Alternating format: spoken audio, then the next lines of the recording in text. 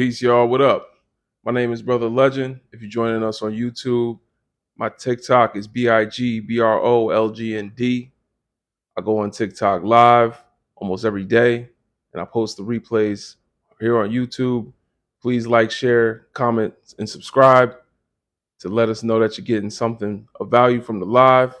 Also, you can go on my TikTok page and click the top right corner where you will see the notification bell to let you know when we go on live. What up, brothers and sisters? What's going on? Peace and power. Today is the fourth day of Kwanzaa Ujama.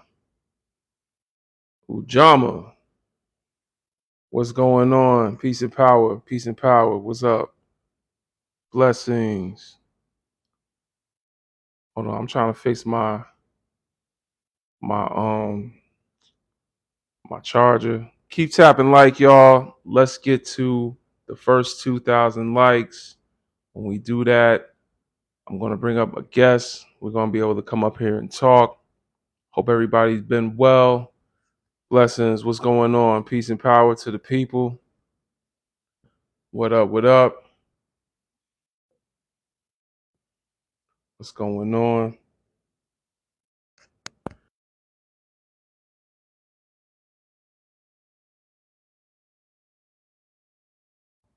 What up? What up?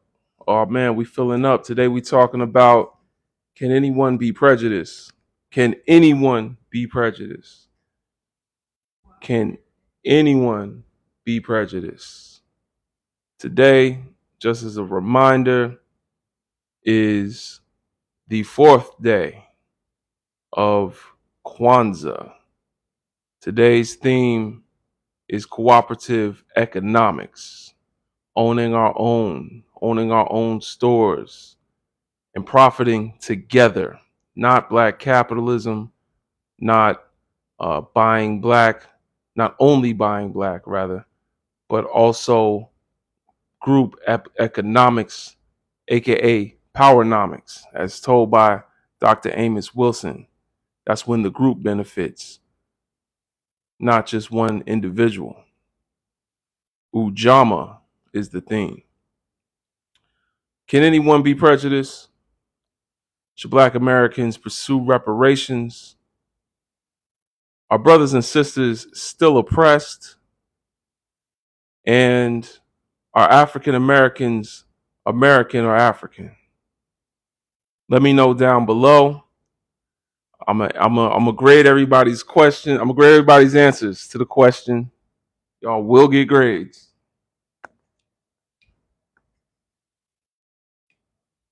Hold on while I adjust my phone. But y'all definitely getting grades. I see some of the answers in there. Throw an answer down there. Let me know. Yes, no. I think the first three are yes and no questions. The last one, American or African.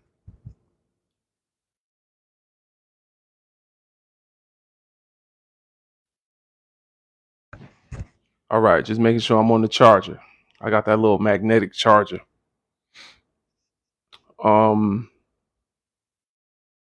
Stop playing with me, Leisha. Leisha play too much. Leisha, you play too much. You know that. King of Kings, peace, sister. What's going on? Good, Ella. What up? Leisha plays too much. All right, so I'm reading some of these answers here. Let me know what you think down below.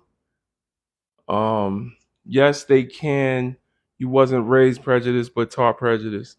I was not raised prejudiced or taught prejudice. I am not prejudiced. I don't have the tools to be prejudiced. Black people are not. Yeah, that's a fact. We do not owe you anything. We don't want nothing you got, your broke ass. You can't pay us nothing. We don't want nothing from you. We don't want nothing from you with peace. We're allowed to worry about from the black people. So you don't gotta worry about that. May I ask if you're currently married? That's all I gotta say. Right Hey, there. But that's an interesting question. Do you want to marry me? Someone said yes, yes, and yes. So I guess that's for the first three questions. Can anyone be prejudiced? Yes. And should Black Americans pursue reparations? Yes. And are Black people still oppressed? Yes. Okay. The third question, you might have got that one. I'm gonna give you a D minus. Someone said oppressed, probably. I don't know how you can be on the fence about that one, but okay. I just feel it's an important question. And why is that? Are you a brother, or a sister? Like, what are you? You look like, Don't do it, Dr. I Umar. don't know, you really light skinned. Is that Krishan Rock in your picture? Come on now. Okay. But it depends on the race of women. Are you a woman or are you a female? You know what I'm saying? A female. White people do owe Black people from not allowing them to study, etc. That's an interesting way to put it. No, yes, yes, African. All right. So someone said no, yes, yes, African. Let me see what I'm gonna give you. Let's see. Mm, all right, yeah, you get a B. You get a B. You get a B minus. You get a B minus. I'm assuming you're melanated for saying that. I'm assuming you're melanated because you said that. Someone said yes, no, yes. No. I would give that one a B. Give that one a B. That's cool. It's all right. I don't know. You said yes to the first one, but I feel like a lot of brothers and sisters would say yes to the first one. Anybody want to come up and talk? You can. We are over 2K likes. Thank y'all so much for tapping like. We're over 2K like.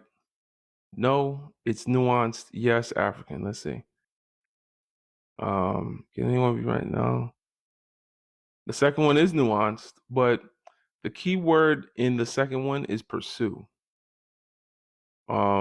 The third one, yes, African. Okay. Hey man. Sahes. I think you on point with that one. Sahes. I think you on point with that one. I ain't mad at you. It is nuanced, but the second question says pursue, and that's where it gets a little interesting. I just realized my volume was down. Mr. Folks, could you give us your age, race, and pronouns, please? Sajes. Okay, I got you, sister. Thank you. 38. I guess I'm Caucasian. Tan though. And what was the third one?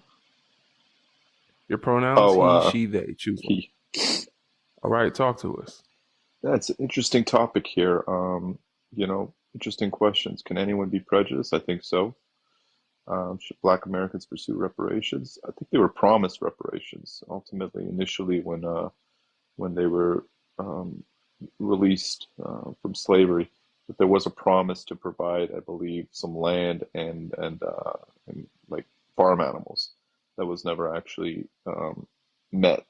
So there could be an argument there for some sort of reparations for sure. Are Black people still oppressed? By and large, I'd say no. I think that there is still elements of systemic racism within the system, um, but I don't think, as a whole, there is a concerted effort for oppression. Maybe that's just me being naive. And the last one, are African Americans American or African? I think American. I don't even like the term African American. I'd rather just call you American, but if you want to be distinguished between, like a Caucasian person, just say black, right? Just like you say man or woman, Asian, Jewish, plenty of ways to Mm. identify. But I mean, I know plenty of people from Africa who are Arab, but they don't call themselves African Americans technically, right? Less What do than you one, mean? meaning like if, You said they're Arab? yeah, like if you're from Morocco or Algeria or Tunisia, it's in Africa. Egypt's in Africa, but they never call themselves African American, right? They call themselves. Um, so there's a lot of stupid you just said out your mouth, and I'm trying to like figure out like how you're so wrong about so many things at one time. Start at the top of the Um, list. oh man, it was a lot,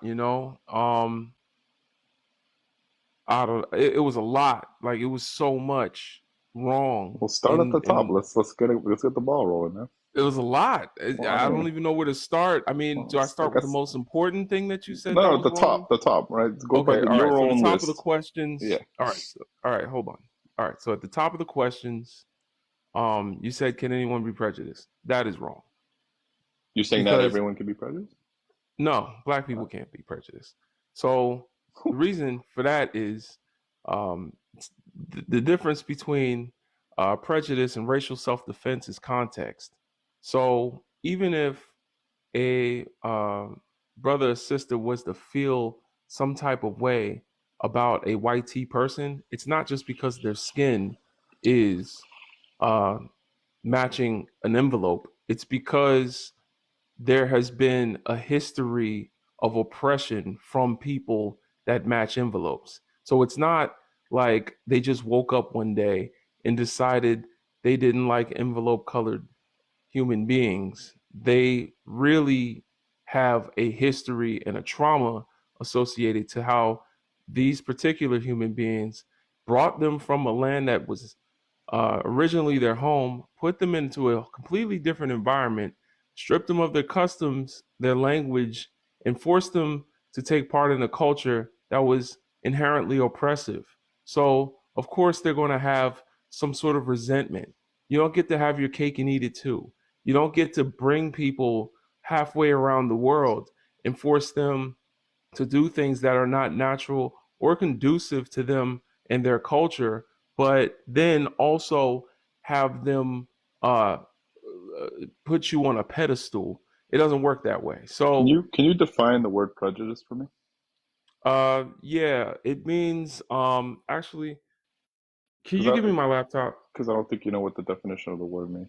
No, I think you don't know what the definition of words I means know because what it means. I never come on my live without looking up something before I do it. I just don't have it committed to memory. Hold on, I because mean, I commit that to memory. it's a It's to word that's prejudge without any reason. But let me see if I can right. give you the Yeah, exact one. that's Because basic preconceived notions about well, somebody based on or what brother something said, without based on any the reason. history and the Hmm. context of what's still happening in this country, black people have every reason to be precautious and in some levels self-preserving when they're in the presence of white people. But no, but all So the question is can anyone be prejudiced? And yes, anyone can be Not prejudiced. anyone. But no, but Not anyone. again, prejudice just simply means that you have preconceived notions, not based on actual experience. So you could be prejudiced towards women based on just anything without actually experiencing anything. So all that means, it has nothing to do with race. The word prejudice just means, Oh, okay. You know what? I see how you were able to dodge that. Every other question up there is about race, and when we're talking about prejudice, we're talking about racial bias. okay, so you can anyone be Yeah. racist is what So you're yeah, it suggesting. just took a little bit of like,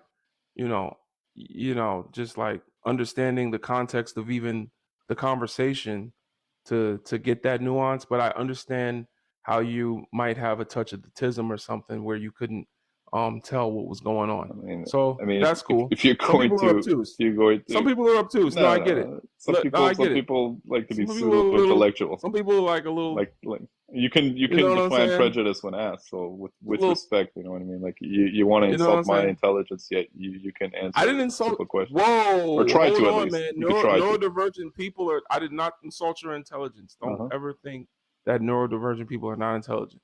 So that's Oh, wild for you to say. oh, Anyway, all right. We can you move know, on. I said a touch. Anyway, so the next topic you got wrong, was saying that uh, I don't even. Actually, I'll skip the reparations one Why? I because think I'm pretty spot I, on about what was promised to free black people. I think it was like 40 acres and a goat or so, 40 acres and a bull or something along those lines. As part of the reparations that was initially promised. I'm pretty sure it I'm spot on does. with the history. have you ever had grape salad? No, I have not. Okay, it's a thing I just saw on TikTok. I thought it might be a cultural dish for certain people, but maybe not. Anyway, are Black people still oppressed? You said no, and I would say you having the audacity to come on a live with Black people and tell us about the current state of affairs in our communities after being a descendant of someone that caused conditions to oppress Black people in the first place is entitlement on such a high, monumentous, like, you must just think the world lives by, do you think you're like, I don't know, like, you ever watch The Boys? Like, you Yeah, think you're like great show. Homelander. Yeah, you're No, like I don't like Homelander. Homelander. I like You're like, nah, you are. You're like Homelander. You're like Homelander, or like, what's that other one with John Cena? Like, I forgot his name. Somebody knows. Peacemaker. Is that his name? You ever see these shows?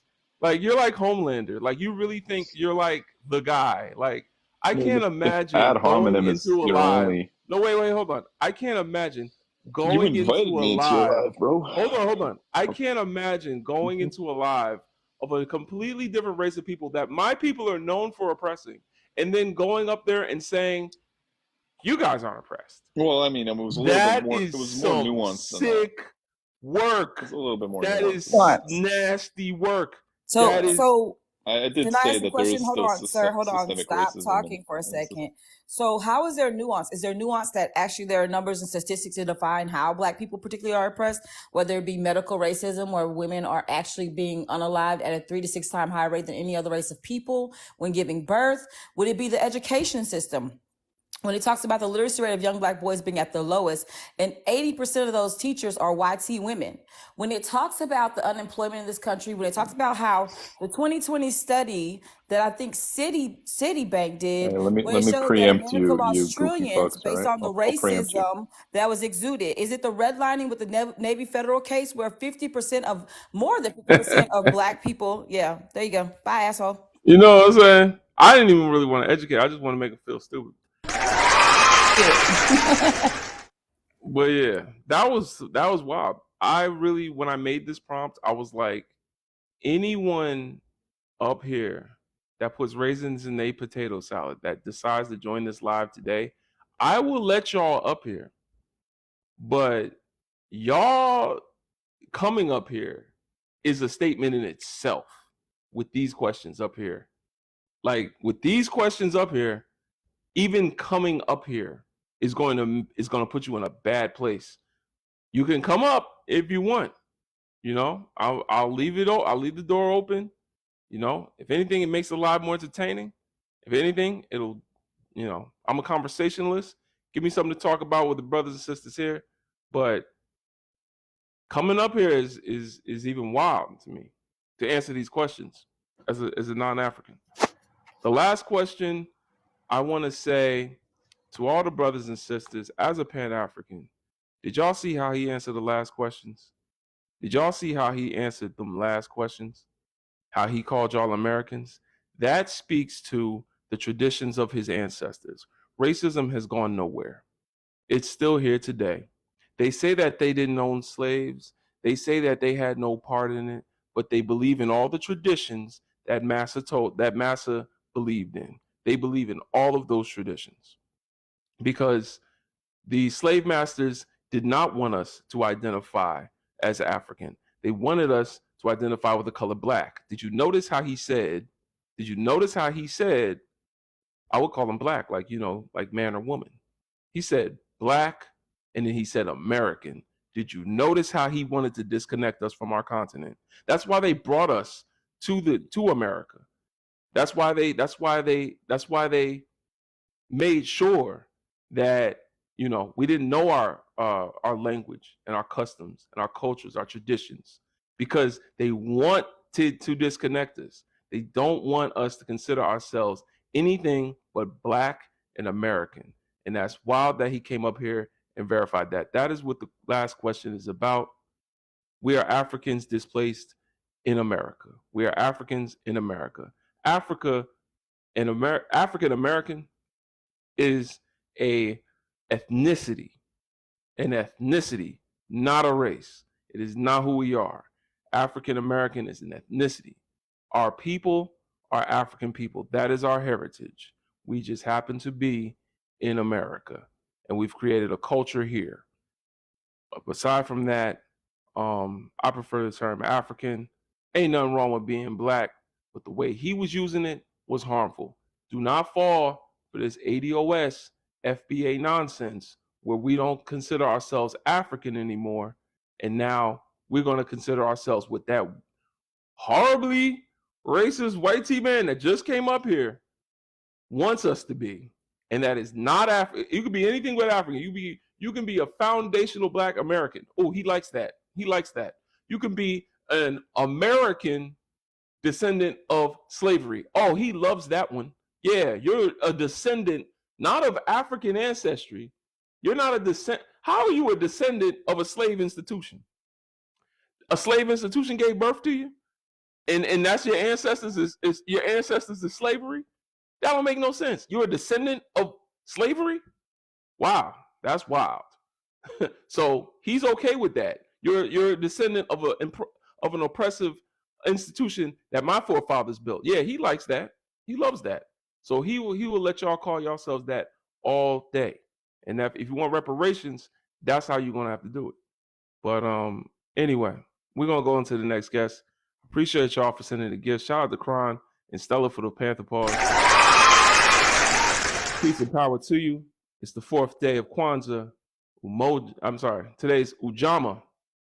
Ujamaa is the 4th day of Kwanzaa, where we focus on powernomics and owning our own businesses, owning our own resources, mixed in with the Kujichagulia, self-determination. But not only that, not just Black capitalism, but a form of wealth in our community that benefits all, not one person exploiting our community, but our entire community benefiting from it. So appreciate y'all. I'm gonna go to the next guest. Candyman, give us your age, race, and pronouns, please. Yeah, 37, Marty, come he, that's fine. I just want to say, man, I don't put raisins or no potato salad or none of that shit, alright? And I respect you. If you want to be whatever you want to be, I respect all that, okay? Okay. I didn't catch your race. What? What was that? What? Okay, talk to us. That's all I wanted to say, brother. All right. Thanks for coming up. Okay. That was interesting. Someone said child anyways. Exactly. All right. D, I think it's time to activate the Holy Spirit.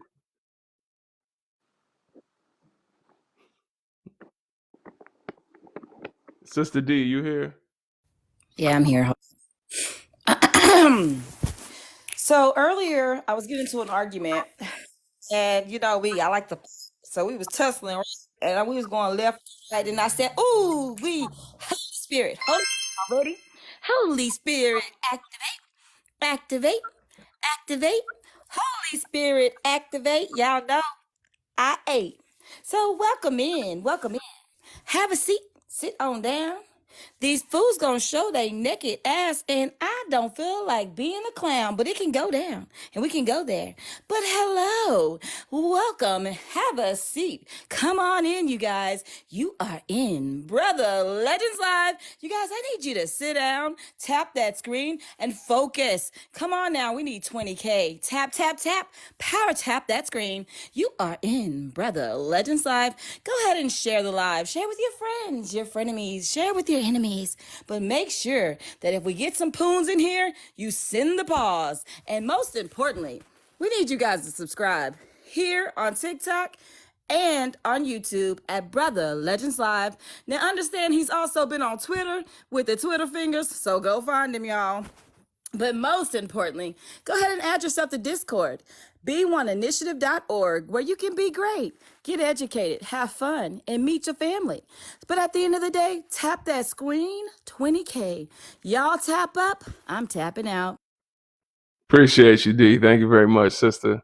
Thanks for resetting the live. Y'all, Twitter has been going crazy. I made it to my favorite, made it to one of my favorite Twitter accounts on Twitter. I was like, me and my wife was geeked about that. I was like, oh snap. But yeah, Twitter's going crazy, man. We on there arguing and meeting with Pan-African brothers and sisters around the world. I love talking to y'all, man, because Twitter, unlike TikTok, we can kind of be a little bit more real. So yeah, I like Twitter. Somebody, how dare somebody asking if my never mind. Look at the comments. Anyway, all right, y'all. Nutishi. I'm sorry, I might be butchering your name. Could you It's give us your it's yes, Nitesh. Natasha. All right. Nitesh.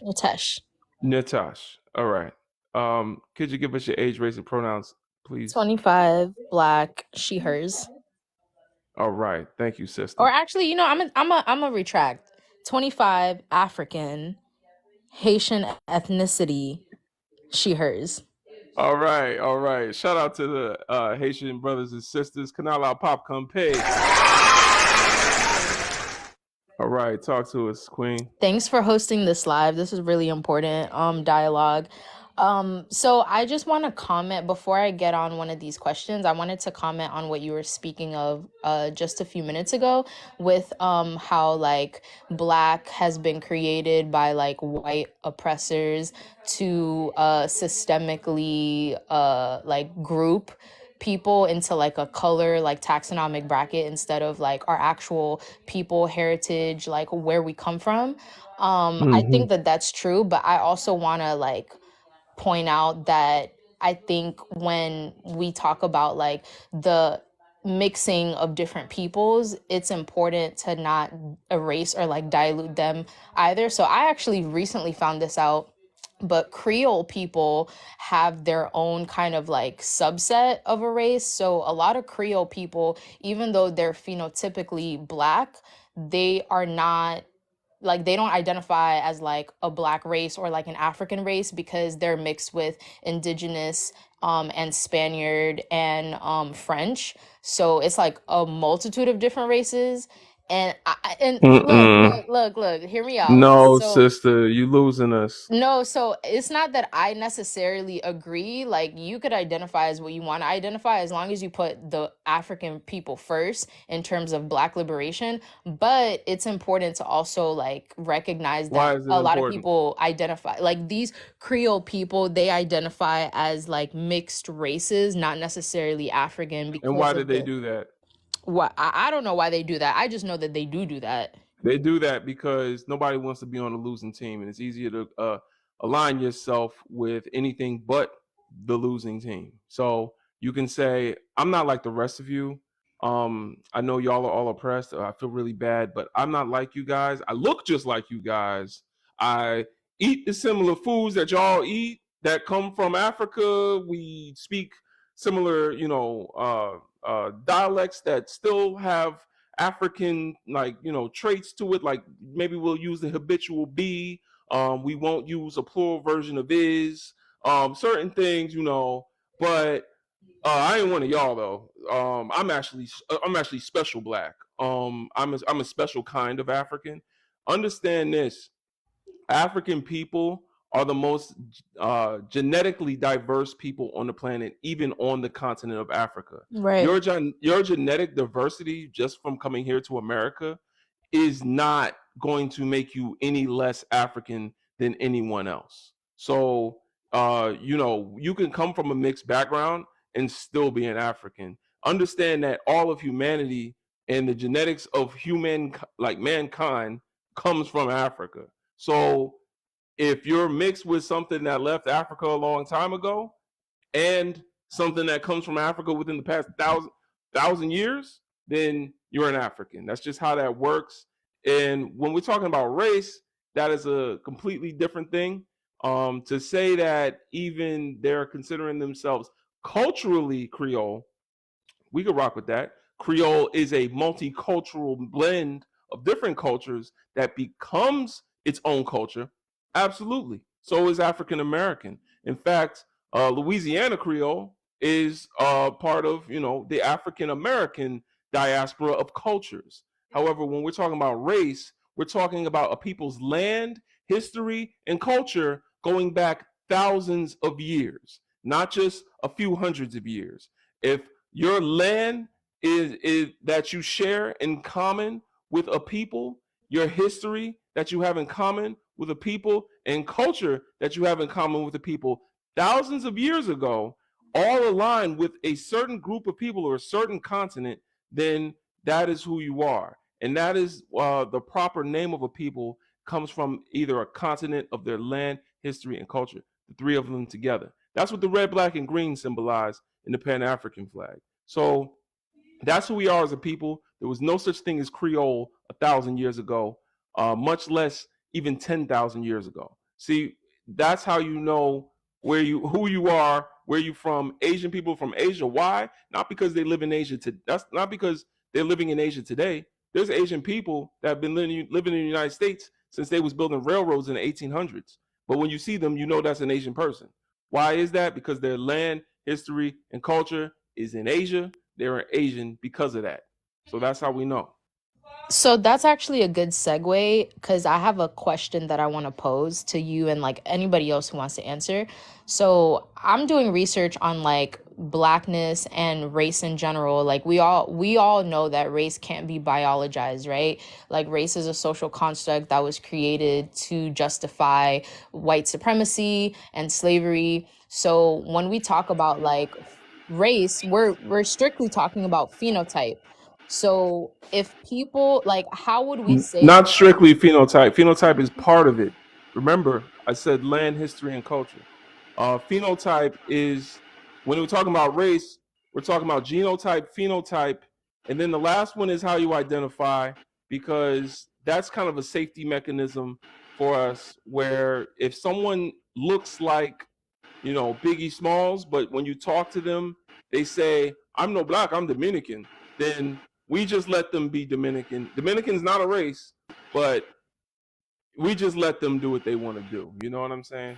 the thing about genotype is that genotype, so like genomic identity is strictly just like the geographic locality that like you come from, but like there are variations in that. So it's not like a strict, like there's no like uniform science to like back that up or like support every single genotype to be consistent with like each like archetype of the genotype and the phenotype. So like a black person, for example, like me, like I'll just use me as an example. I don't want to like offend anybody else, but me, like I know I'm African, I'm Haitian, my skin color is black, I'm phenotypically black. My genotype, I come from parts of Africa, like other things mixed in there, but it like I'm an obvious example. But for example, Oceanians, people who come from, so like Oceanians were considered a race like a couple decades ago. They're not considered a race anymore. Now they're grouped in with Pacific Islanders. These people, they're dark skinned, monochromatic people from the Oceanian continent that could pass as There's no such thing as an Oceanian Indian continent. All continents begin and end with the A. the oceanic like subdivision. I'm not sure what continent that's a part of. I'm pretty sure it's a part of like uh not Asia, but that's besides the point. But like people who were grouped in the oceanic subcategory, there's a lot of them that could pass as monochromatically black or African, and they're not.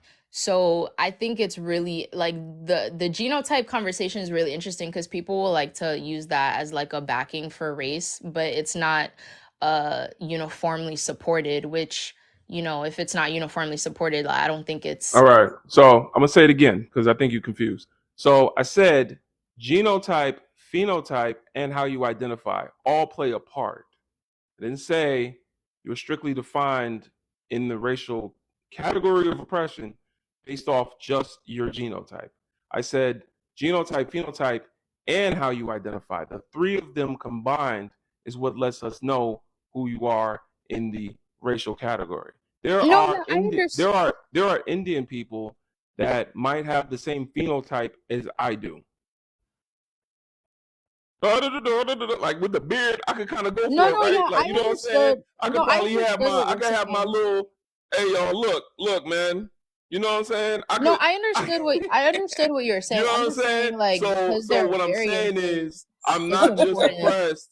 I'm not just oppressed based on my phenotype. When we talk about race and people go straight to phenotype, it lets me know that they need to dig a little deeper because black people are not just oppressed because of their phenotype. It's the phenotype and the genotype. It is that we also come from a continent that is necessary for the survival of people off the continent. No, I get Every what you're saying, but I'm just saying, like, it's important. Like, we need to also keep in mind that, like, race is this social construct. So when we think about who Black people are, this is why, like, the Black discussion is so, like, controversial and invidious because people are like, it's so difficult to pinpoint who is Black and who's not. And it's for reasons like that, because if it was so cut and sharp and it is cut and uniformly dry. to the point, It's cut and dry. it's not though. It's been That's why we have outlined. It discussions is. like who's Black and It who's is. not. I feel like you've made it more subjective, and I feel like maybe you could do a little bit more research. I feel like it is I'll give you some definitely research. subjective. No, You don't think it's subjective? So you've why made do it we subjective in so this if live it's wait, so if it's subjective, why do we have like people who don't know how to racially identify or people who want to because they don't identify as want to Black identify a certain way. or people who Dr. Joy identify as DeGruy talks Black about this and they're not accepted by African people? Like why do we have situations like that if it's so objective? History, racism, colorism, texturism. Self-hate. We Like, actually things don't exist that have completely been the factors that why Black people just don't even want to be Black. Like there's a book written on this. yeah, there's so much more context to that, and even That's when what you I'm talk saying. about I know you haven't studied. Like I feel what you're saying on an intuition level, but I had to learn more, and I could give you those books. That's what my live is No, for. I but could give you those books. I'm not even going into like deep research. I'm just saying at the at the crux of it, people, why do we have these issues in America When where people who are like they identify as Black, they're not accepted as Black, or people who are not accepted as Black identify as Black? Like there it's not like you it don't I can answer that question, but you keep phrasing it as a rhetorical to where to you it's cut and dry that it is subjective, and I can answer those questions. It's just that's a lot of questions to answer. You probably get those answers a little bit easier doing the study and the research yourself. Okay, so do you know who Robin Dixon is? She's on the Housewives of something, Real Housewives of something. So both of her parents are biracial.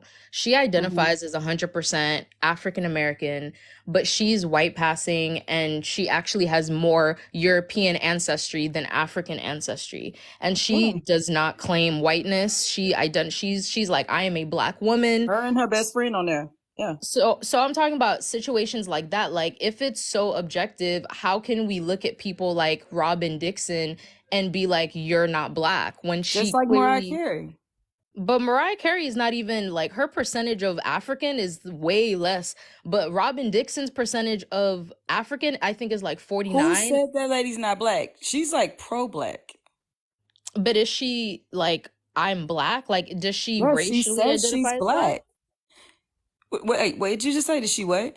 Does she identify as Black? Like Yes, that lady identifies as Black. You must didn't see the episode where they actually got into it with a monoracial Black, no, another Black biracial woman who was darker skinned, married to a, I think, YT man. And she told her, she was like, I'm Blacker than you. And Robin was like, bitch. It went left because she didn't think they were Black. She didn't think Robin and her friend were Black. And she's like, bitch, we Black too. And Robin was like, both my parents are Black. And yeah, that's how I so went it's down the like history of why she was saying she was black. Black isn't just a particular color. Right. You know that. You went to phenotype again, and that's what I'm saying. Because even that person that you said passes as white, which it doesn't sound like she passes as white, it sounds like she presents as white. There's a difference. So this person that presents as white is also going to be subjugated and oppressed or discriminated against, disenfranchised, and still suffer the economic disparities that our families go through because of her lineage coming from black people. So it's not just, oh, she looks white, so she's not one of us. Like, if that's the case, what are we gonna say about Candace Owens? Because she ain't one of us, but she definitely look. She got the look, So it's like we can't just start judging people based on their phenotype. That is a trademark of our oppressor. We black people exist in every color from chalk to charcoal. That's what makes us the most diverse people on the planet. Like Even and if that's they why I have also said even if they have more European ancestry than African ancestry. Well, African the genes are way that dominant. it works is there's no such thing as, and that's the thing, like what you're saying when you say more is kind of Percentage wise. interesting. Yeah, because that's the thing where it gets kind of weird. There are people that look monoracial that technically have more European ancestry than, and then that's the other. All right, so let me explain to you something real quick that a geneticist explained to me. Your genetic makeup comes from 7 to 8 generations on both your mom and your dad's side. So basically, it's not just you get 50% from mom, 50% from dad, and you're just a mix of both. And then you have a brother or a sister who's just also 50% of both, and everyone's 50-50 down the board. No, 7 to 8 generations of people spit into a bucket, you scoop it out, and what you get is what you get. I can have more European ancestry than my sister. So it doesn't mean that I have more European ancestors.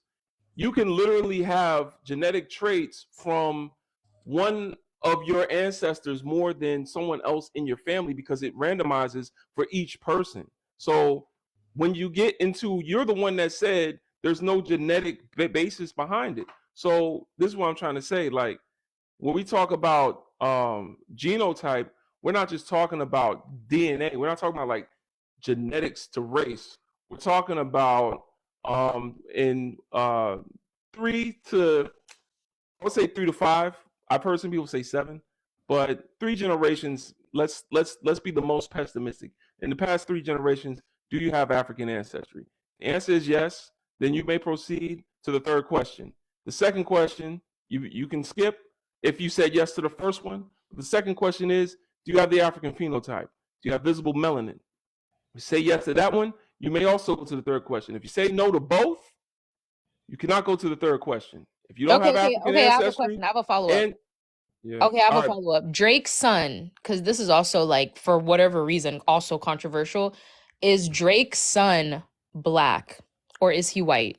Or what would he technically be racially? During the European transatlantic slave trade, like they had multiple different like designations for individuals. So he would be, I think, and these are all like racist terms that were created for the purpose of trying to label enslaved people. Because at the end of the day, if you were the descendant of the mother, and it didn't matter if the mother was a mixed race African, meaning like, she had one African parent and one parent of European ancestry. If she gave birth to a child that was basically the product of her deciding to be or being forced to be in a relationship with a person of European ancestry, then that child still maintained the status of slave. Like, for example, Harriet Jacobs, she wrote her narrative called The Incidents in the Life of a Slave Girl. And she wrote very, very, very specifically about her children's status and how she knew that her children weren't safe because her enslaver was trying to force himself sexually again on her, but her children still maintained the status of slaves. And she specifically chose to basically engage in a romantic relationship with a YT man that was on a different, that was basically a part of a different plantation. He was like the person they kind of grew up together, sort of, but he very much so was not enslaved. Like he was actually like one of the family members of a different plantation, but they had grown up together in that dynamic, I believe. So she had chosen him as her partner but still, her children ended up as his property. He ended up taking responsibility over them, and then for a time, she actually had to basically she actually had to challenge his morals and challenge him through letters and through communication, demanding that he fulfill his word and that he release her children. Release the children, meaning like give them their freedom. So there's like a whole dynamic behind that. Like historically, like I think they were referred to as either quadroons or something like that, but still black. Like there was no ifs, ands, or buts about that. You were black and you were enslaved. Okay, so this is in the past. In our modern day, people are saying that it's offensive to consider. People are literally saying that Drake's son is appropriating black culture because of the fact that he's a technical quadroon. Even though People on the internet say the Earth is flat, right? what? The Earth is flat. It's subjective. Mm-hmm. Do you see what I'm saying? Right.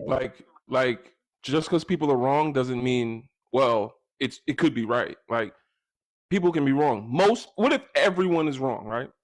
What if everyone said the Earth was flat? Would that mean it's flat? Would that change the shape of the Earth? If most people, I won't say everyone, but let's say most people said the Earth was flat. Well, I see what you're saying, but like I think when a lot of people are saying something, I'm not saying that it has to be right just because a lot of people say it, but I think it's definitely something that we need to like analyze. And I know that the one drop rule is considered like outdated, and it's something that's like no, it's not. It's not even really used. Listen, sister, you have a lot of research to do. This is not a safe space for some of the things you're talking about. No. I'm gonna be honest. You're tearing my live up, sister. And I hate to say that because I'm trying to educate and all that other stuff. You have too much things you need to learn, and it's okay to need to learn that. Again, you have to go somewhere that you can learn it. I will point you to Dr. Chancellor Williams, The Destruction of the Black Civilization. Dr. Chancellor Williams, if you want to take it down, learn you some. Get up out the shade room comments. I'm not in the shade room. There's studies that prove that hypodescent is utilized. The one drop rule is not. No, calm down. There's studies from Harvard in 2019 that still say hypodescent is a big part of what plays into racial identity in the United States and abroad. That's correct. Hypodescent is different. Okay. You're conflating hypodescent and the one drop rule, brother. Hypodescent is the one drop rule. No, it is not. So whereas I agree, like there's a lot for me to learn. There's a lot for all of us black people to learn because there's nuances. No, there's a lot for you to learn because but some of the you're things literally that you conflating. said You're spreading misinformation. You're conflating one drop rule. She's not listening. She's not listening. But you're conflating one drop rule and hypodescent. It is the same thing. It says it in the Harvard study. You think I didn't read it? It's the same thing. It's called the one drop rule. Yes. Because so the one drop rule is when you can use from however many generations ago. Hypodescent is specific to the two parents of that child. If you want to bring up the study, it's not. It's in the graph in the study from Harvard. JSTOR. Like, bruh, I'm gonna post the link in the Discord, y'all, if y'all want to read what I'm talking about. I was just about to read it too. Yeah. Oh, you found it? Yeah. When I got my iPad up. Right there. All you gotta do is type Harvard assignment of children of mixed unions. So it's basically like a subgroup. The opinion, what it says, what is the opposite practice in hypersentence which children are assigned to a race and considered dominant or superior. So it still goes back to almost like saying like phenotypically how someone presents or based on the dominance but that would be black anyway. When you read it that particular way. I don't know. I'm not sure if you. Let me go. Yeah, I'm not sure. It's not two different. It's not two different theories. Hypodescent. It says just read it. Find the part where it says the one drop rule is the same thing. One drop rule. Hold on. It says it in the article. Code. Let me see. Mixed race women fall for the first. Let's see. Slavery becomes racial. Hi guys. See. Anyway. Hi guys. Hold on. Mute up. Anyway. Yeah. Okay. And then there's a graph where it shows, because there's 2 articles on it. Okay. But one of them has a graph that shows like if the grandparent is black and it mixed rate, then the person is still black, and it's talking about hypodescent. Let me look through this and then I'll come back. Hold on. All right, y'all. But anyway, none of that matters because Drake's child is black if they say that they black because they have a black father. But the black father doesn't really identify with us much. So yeah. So the fact that Drake doesn't really identify with us much doesn't give me much hope for that child. And so to some degree, I do agree with some of those Shade Room comments. But at the same time, it's up to that child. Because if that child comes out talking the way Adam Clayton Powell talked as a monoracial black man that could also present as white, yeah, you can be black and present as white. It's like Adam Clayton Powell. Like the list goes on, but to say that we're going to discriminate against who is able to identify parts of our group based on just their phenotype alone is something that white people do. So why are we picking that up? Like, why are we going to do what they do? Like, that don't make no sense. Why are we going to lessen our numbers of people that can work with us and build with us if they identify as us, have a connection to us, have a similar oppression to us, even though they might have less oppression? We understand there's nuance there. If Drake's son wants to consider himself black, he can't speak over his more melanated brothers and sisters when they're talking about their oppression. More melanin, more power. We know that. He can't talk the way we talk. I probably won't even want to hear him say the N-word if he looked like you know what I'm saying? But well, see, at the same time, I found the graph of everything you're talking about. So even in the categories in which they break them down, it's like for the year the racial classification in America was determined for the African Americans on the basis of their hyperdescent or the one-drop rule. The hyperdescent rule meant that any degree of African ancestry was significant to the classification of a person as a Negro or black. See? She said hypodescent or the one-drop rule. It's in the article. Like, how you gonna say that's 2 different things? It's in the article by Harvard. Y'all don't believe Harvard? Then that's the thing. I'm not going to say just because Harvard said it is true. But when we talk about racism, Harvard knows a lot about racism. Our ancestors built those buildings, and they don't even be letting us into that school. Legend. So, please stop doing that. I'm gonna come to you in a minute. Okay, sorry. I got some people before you. All right. Sorry. So we're gonna go to the next guest, y'all. Timothy, what's going on, brother? Hey, what's going on, King? Peace, man. Well,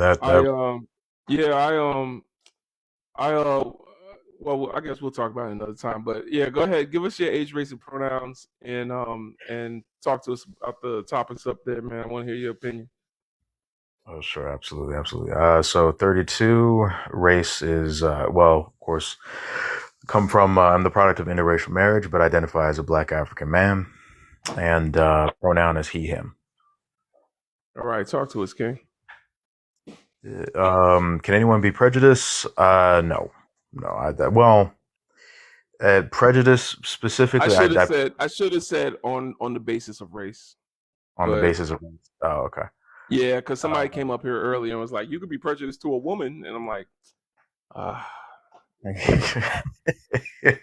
yeah. Because to be perfectly honest, I probably don't know 100%, or at least I probably have to look up a little bit more about prejudice. If prejudice is similar to bias, then I would probably say it depends on unprompted bias, a bias without reason or cause. Okay. No, because people of African ancestry very much so have absolute reasons and causes as to why they would be biased towards specific groups. Like, there's centuries of history that let us know that, okay, do not trust YT people. Like, the people of African ancestry that have trusted YT people have oftentimes either ended up with all of their money taken away from them, their businesses and institutions burned to the ground, or they themselves been unalived. And so it's yeah. Can anyone be prejudiced? Nah, that's a big no. Mm-hmm. Should Black Americans pursue reparations? I think that okay. Personally, they're never going to give. Pursue. Yeah, pursue. I do think that they should. Because I do think that like the individual states that do decide to actually provide reparations may actually help in certain aspects, but do I think that they're actually going to give us reparations that we deserve? Hell no.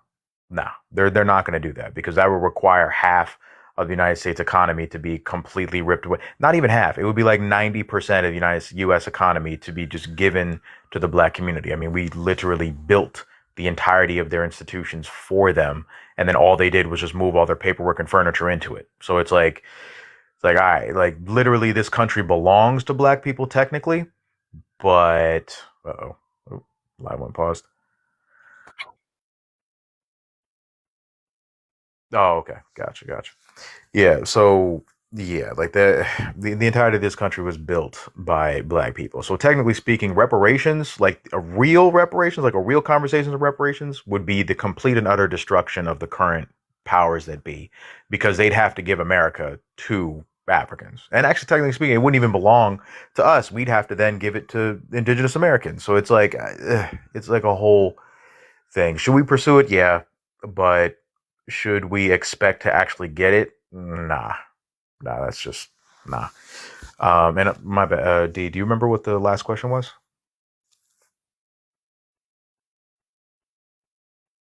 Yeah. Okay.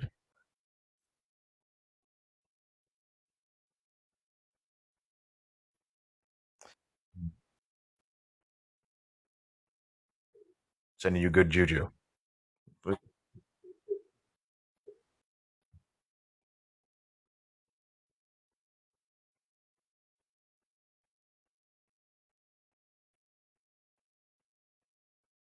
Okay. Yeah. I mean, hey, at the expense of the glass cup that I had sitting next to me because it's broken now, but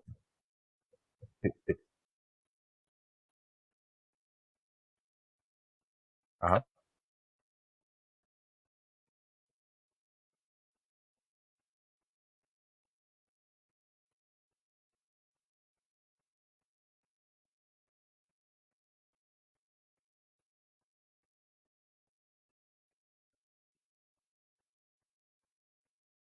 Gotcha. Okay. So yeah. Okay. All right. Personally, I agree with what Dr. Umar Johnson said about. Oh wait, hold up. People in the box are saying they can't hear. And, oh, okay.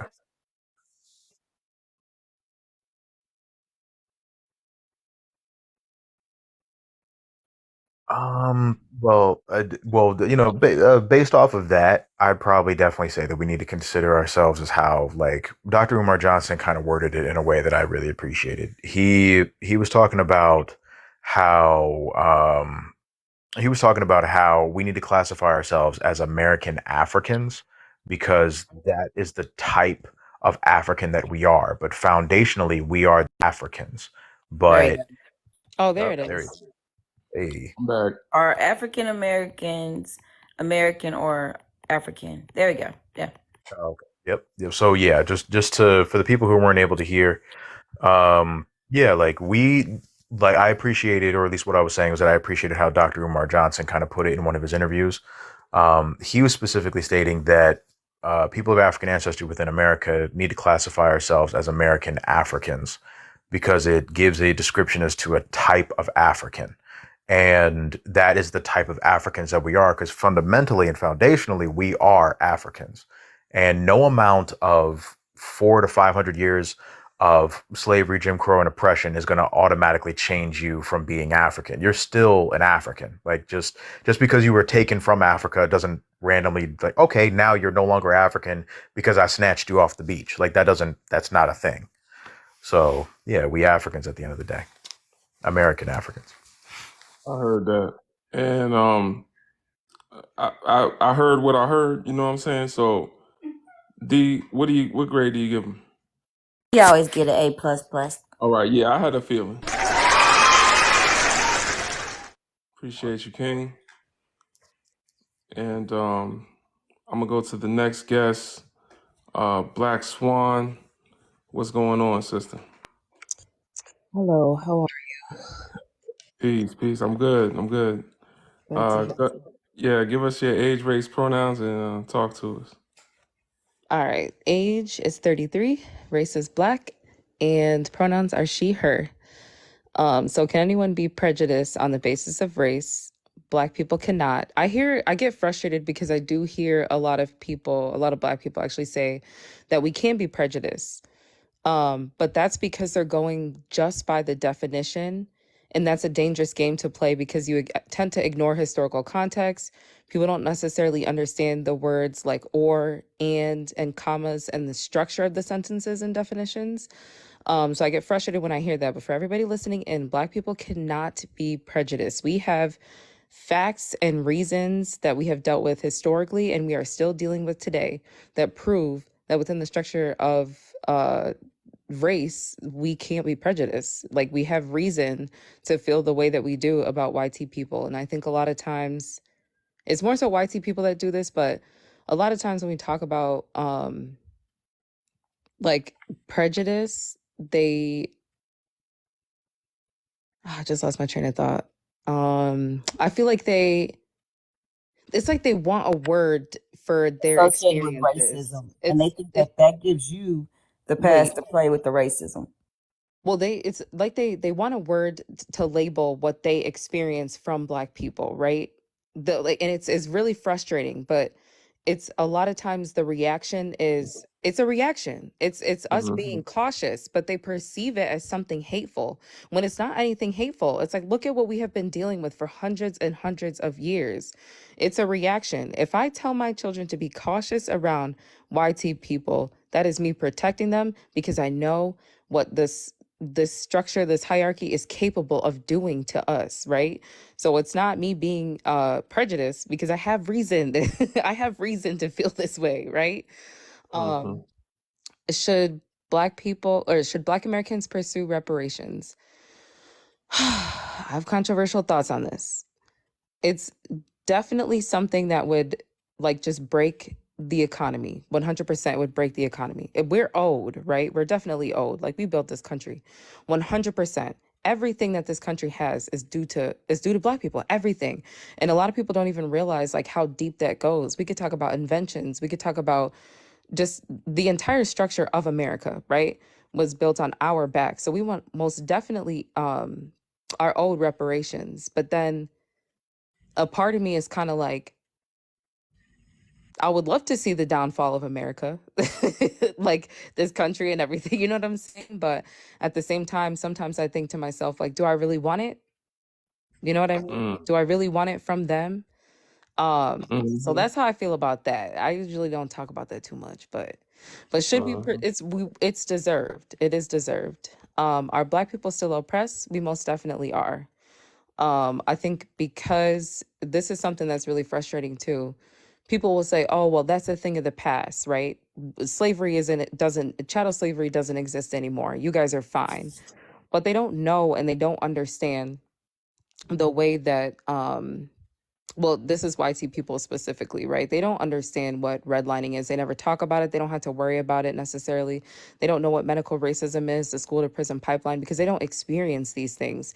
So they feel as though, oh, well, since it's not something that's in your face that we're directly doing to you, or they don't see it or experience it, they think that we aren't. But we most definitely are still oppressed.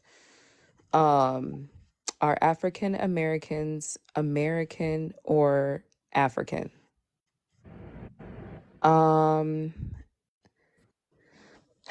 We are here in America, but we're Africans. We were taken. We were stolen from Africa. And we were brought here and forced to stay here, and forced to live here. So, I mean, we're not from Africa, like directly, if that makes sense. Like, you have people that are born in Africa and then they end up moving to America. I feel like I'm confusing myself with this. Like, I'm thinking too deep into it. But I think that we are If we're born here in America, you're American, but we're African, If you're born here in America right? and you wouldn't be in America 1,000 years ago, then you're not American. And that goes for black people, that goes for white people, that goes for everybody. I get what you're saying. White folks are settlers in America. They're settlers. They're colonizers. They came here, and we can call them settlers. They're not really American. And the true Americans, were majority of them unalived from illnesses brought by those colonizers. Africans are who we would be had we not been stolen from our land. So that being the case, I would say we're, like Timothy said, Africans in America makes more sense. African American involves a racial identity, but as you know, Black Swan, I know I'm not really teaching you nothing. I'm just talking for the people. But African American is an ethnicity. So, African Americans is an ethnicity, but it's an ethnicity within our racial group, our racial category. You can't be a white tea African American. It don't work like that. It's tied to our ancestry, our lineage. So that being the case, I would say it'd be a misnomer and the problem is a lot of us want to be American. We want to be a colonizer. Like, that's why I have such an issue with ADOS as a title. People are treating it as a race. I can understand it kind of as a description, but I still don't like it. People would rather say they're the American descendants of an institution built to oppress them. So you're saying you're a colonizer descendant of the colonized? That's wild. You're an American descendant of slaves. You're a colonizer descendant of the colonized. Yeah. How does that make any sense? It doesn't make any sense at all. So, that's what that last question's about. Gotcha. I got into a back and forth recently with somebody who considers himself FBA, and I just kept on saying to them, I'm like, listen, everything that you're saying and discussing right now is like what the colonizer would want to hear, right? Like, it was in a live, and I'm like, look at who's agreeing with you in the comments. Look at who's agreeing. It's the YT people that are so proud that raise their American flags up. Like, they're kind of agreeing with you in the comments. Like, and the worst part about the conversation was that this person had said we need to delineate from Africa, which is impossible. It's literally impossible. It doesn't make any sense whatsoever. How can you deny what you are? It's anti-Black and it's anti-African. And I was like, okay, so what is the purpose of all of this? And they're saying their frustration is wanting to be recognized for everything that we have done. And I was like, well, you can do that without not acknowledging you don't have to discount who you truly are in order to do that. You should bring into the context, right, of the conversation and how you feel, who you are, right? Include the fact that we were stolen from Africa. Why in the hell would you want to delineate yourself from Africa? And the other part to that too that I kept saying is that we had this discussion this morning on Kron's Live, right?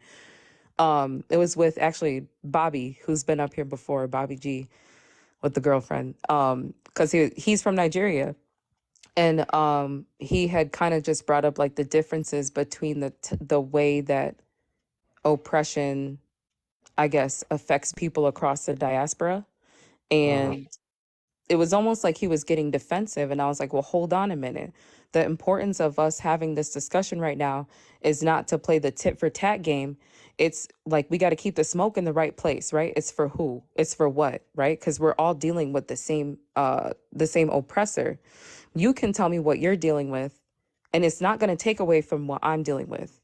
And then I can tell you what I'm dealing with, and it doesn't have to take away from what you're dealing with. In fact, we can learn a lot from each other by including each other, right? Because we're affected by the same thing. So he got it by the end of the conversation. Thank goodness. The crazy thing is that, like, there's this one conversation where some of them actually collectively think that just because we live in a country that's considered to be one of the wealthiest, or at least one of the, like, you have access to the most like, items that you really just don't need. Like, oh, okay, I can have Amazon Prime deliver something to my front doorstep in a day. Like, they think that just because of our proximity to that somehow that all the other oppressive measures aren't significant, and that, like, oh, all you guys have to do is just pull your money together, and all that wealth that you guys have, like, y'all have 1.5 trillion. They know all the facts about how much we have and how much we consume, but they know absolutely zero about all the additional methods of psychological, like, attacks that we have to also, like, separate, and the brainwashing that happens on a regular basis. Like, like, there's whole groups of them that really think that we just out here, like, just deciding, even though we know all this stuff, that we just deciding to, like, yeah, we're just not going to do anything. Like, the brainwashing has been happening both ways. It's crazy. We got into, in that same live, we got into a back and forth with two people. And the girl came into the live and said, I can't remember where she said she was from. She had to move because of, oh yeah. That's what it was. So she was like, well, I'm talking about Americans, but Black people are included in Americans, and you pay taxes and you vote and you pay into the structures that are oppressing my country. And I was like, that a lot of that is done. Like, if we don't pay taxes, we'll end up in jail. That's number one, right? Like, and those same things that we're paying into are literally oppressing us. Like, we've had explosions dropped on us as well. Like, we're not getting what is owed to us in this country either, through the taxes that we're paying, through the votes that we're, you know what I'm saying? Like, we're affected by those things in this country as well. You're seeing America in its totality, but you have to also understand that we are not included in that privilege. Like, we're not included in that privilege that America gives off, as, you know what I'm saying? And if anything, like, not to take away from what she's experienced in Africa, but I would much rather be in Africa than I would in America. I would much rather be in Africa than America, if that makes any sense. Like, it's a different type of oppression, right? Like, we're living with them constantly. We're seeing them every single where we go. Like, we have to walk around these people all the time. It was a very difficult conversation to have because she couldn't understand that, but I was trying to get her to understand, like, we have the same enemy. We have the same enemy. Like, all of your frustration, I can 100% understand it, because we pay into these things that you're talking about. We do these, but we participate in these things that you're talking about by force while being oppressed. But it was hard for her to understand. Yeah, well, grass is greener, I get it. I would prefer, based on the trauma that I've received here, to be in Africa. But I know a lot of Africans that, think we have it better. So that's the thing. I'm gonna go to the next guest. Appreciate you, Black Swan. And the next guest, Sub Wizzy. Give us your age, race, and pronouns, please. On her grade. I am 25. I'm a man. Okay. And your race? I'm black, no more Nigerian. Okay. Talk to it. So I'll look at the first one. You say, sorry, I'm not as intellectual or anything like you guys here, but I could just give what I feel, right? So the first one, you say, can anyone be prejudiced? I would say it's just based on the experience, because prejudice deals with the experience that you had, right? And if it's based on race, I would say more of blacks and more of the area the person lives in, because I'll just say yes, anyone can be. It's just the condition and situation of that area you live in. Do you believe Black people can be prejudiced to white people? Nah, Oh, here we go. not completely. The reason why I say so is like a lot of, like, black people are, how will I say it? Like, we reason in different ways, right? Some might be, some might not. So that's why I can't say 100%, right? But I'll say most won't. Yeah, that's interesting. I would say the answer is no. Yeah. Um, No, yeah, but yes, yes. I hear you. I mean, I understand that, we all gotta come to our understanding on our own. So, keep going. Yeah, and then should Black Americans pursue reparations? Reparation. Uh,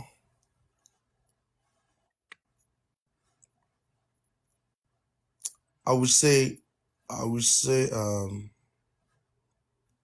I would just say there should be at least a kind of percentage or benefit towards them. But I will not say total reparation, because you can't say total because they are not like the main owners of the land, because the main owners of the land are like the native Indians and stuff. So I won't say, you understand? I'll just say there should be a percentage of benefits they get for being one of the builders of the land. So not, there should just be benefits, some benefits. Um, that's a very interesting way you answered that. Yeah. I'm trying to understand that answer. All right, so you said they should get partial reparations because they're the builders of the land, but it's not their land. Yes.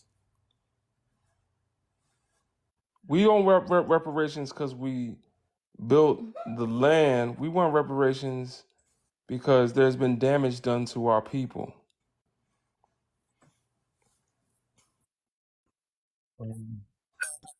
That's why I said something. I say like I wouldn't know much because I'm a Nigerian, right? You have Black Americans have a whole different Yeah, but I'm not Nigerian. I still think if Nigerian people have been colonized, that they deserve some level of reparations. I'm not gonna say they get half of shit because they deserve everything that these people inquired on them, everything that they benefited and built on them. Y'all gotta have empathy for all our people. Somebody's tapping. Don't tap on the I'm tapping on my iPad, brother. my bad. I have same person because I know that like Black Americans have faced a lot, like a lot. It's not like, that's why I say they should have like benefits to them for the harm and everything, right? But You think Nigerians should get reparations? Nigeria is not controlled by anybody, by them. No, I won't say by them. I won't say totally.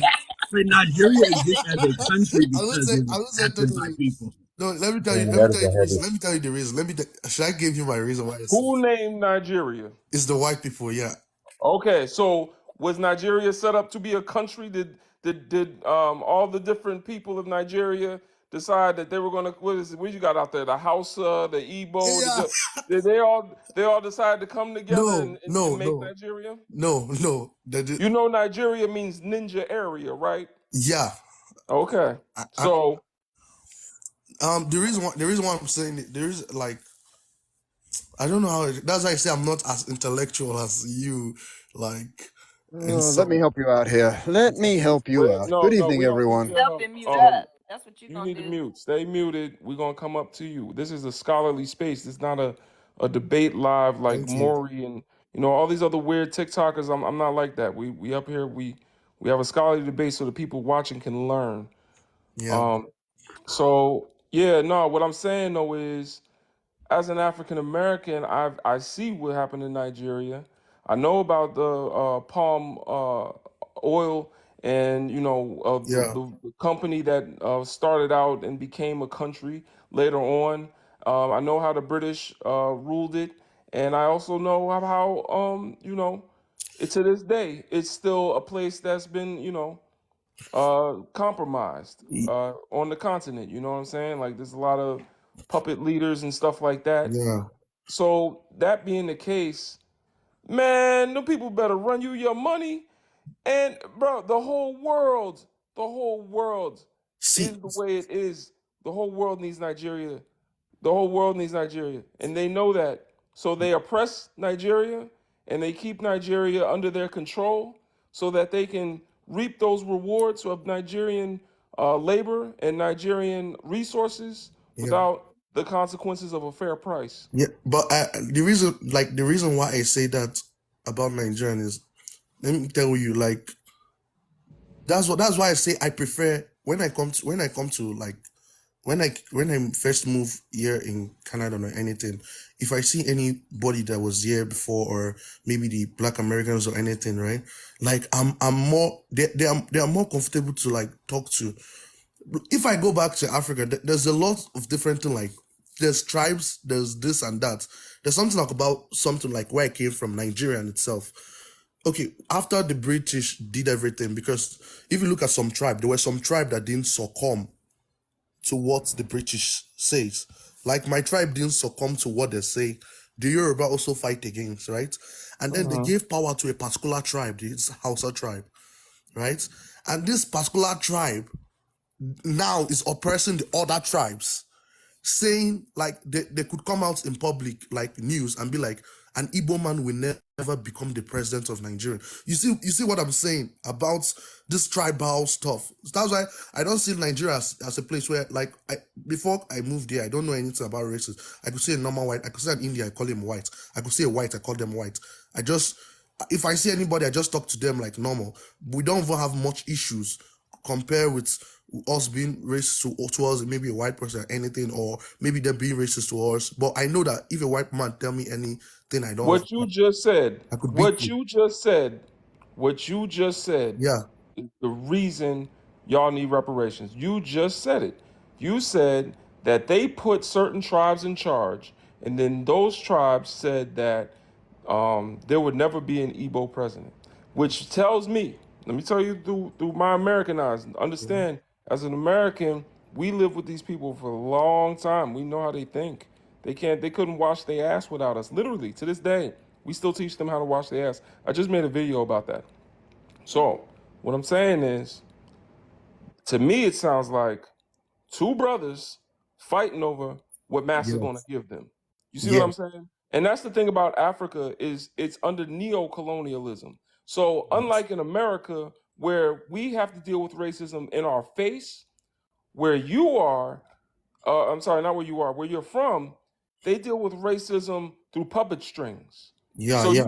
you don't see the puppet master. You just see two brothers and sisters fighting each It's other. each other.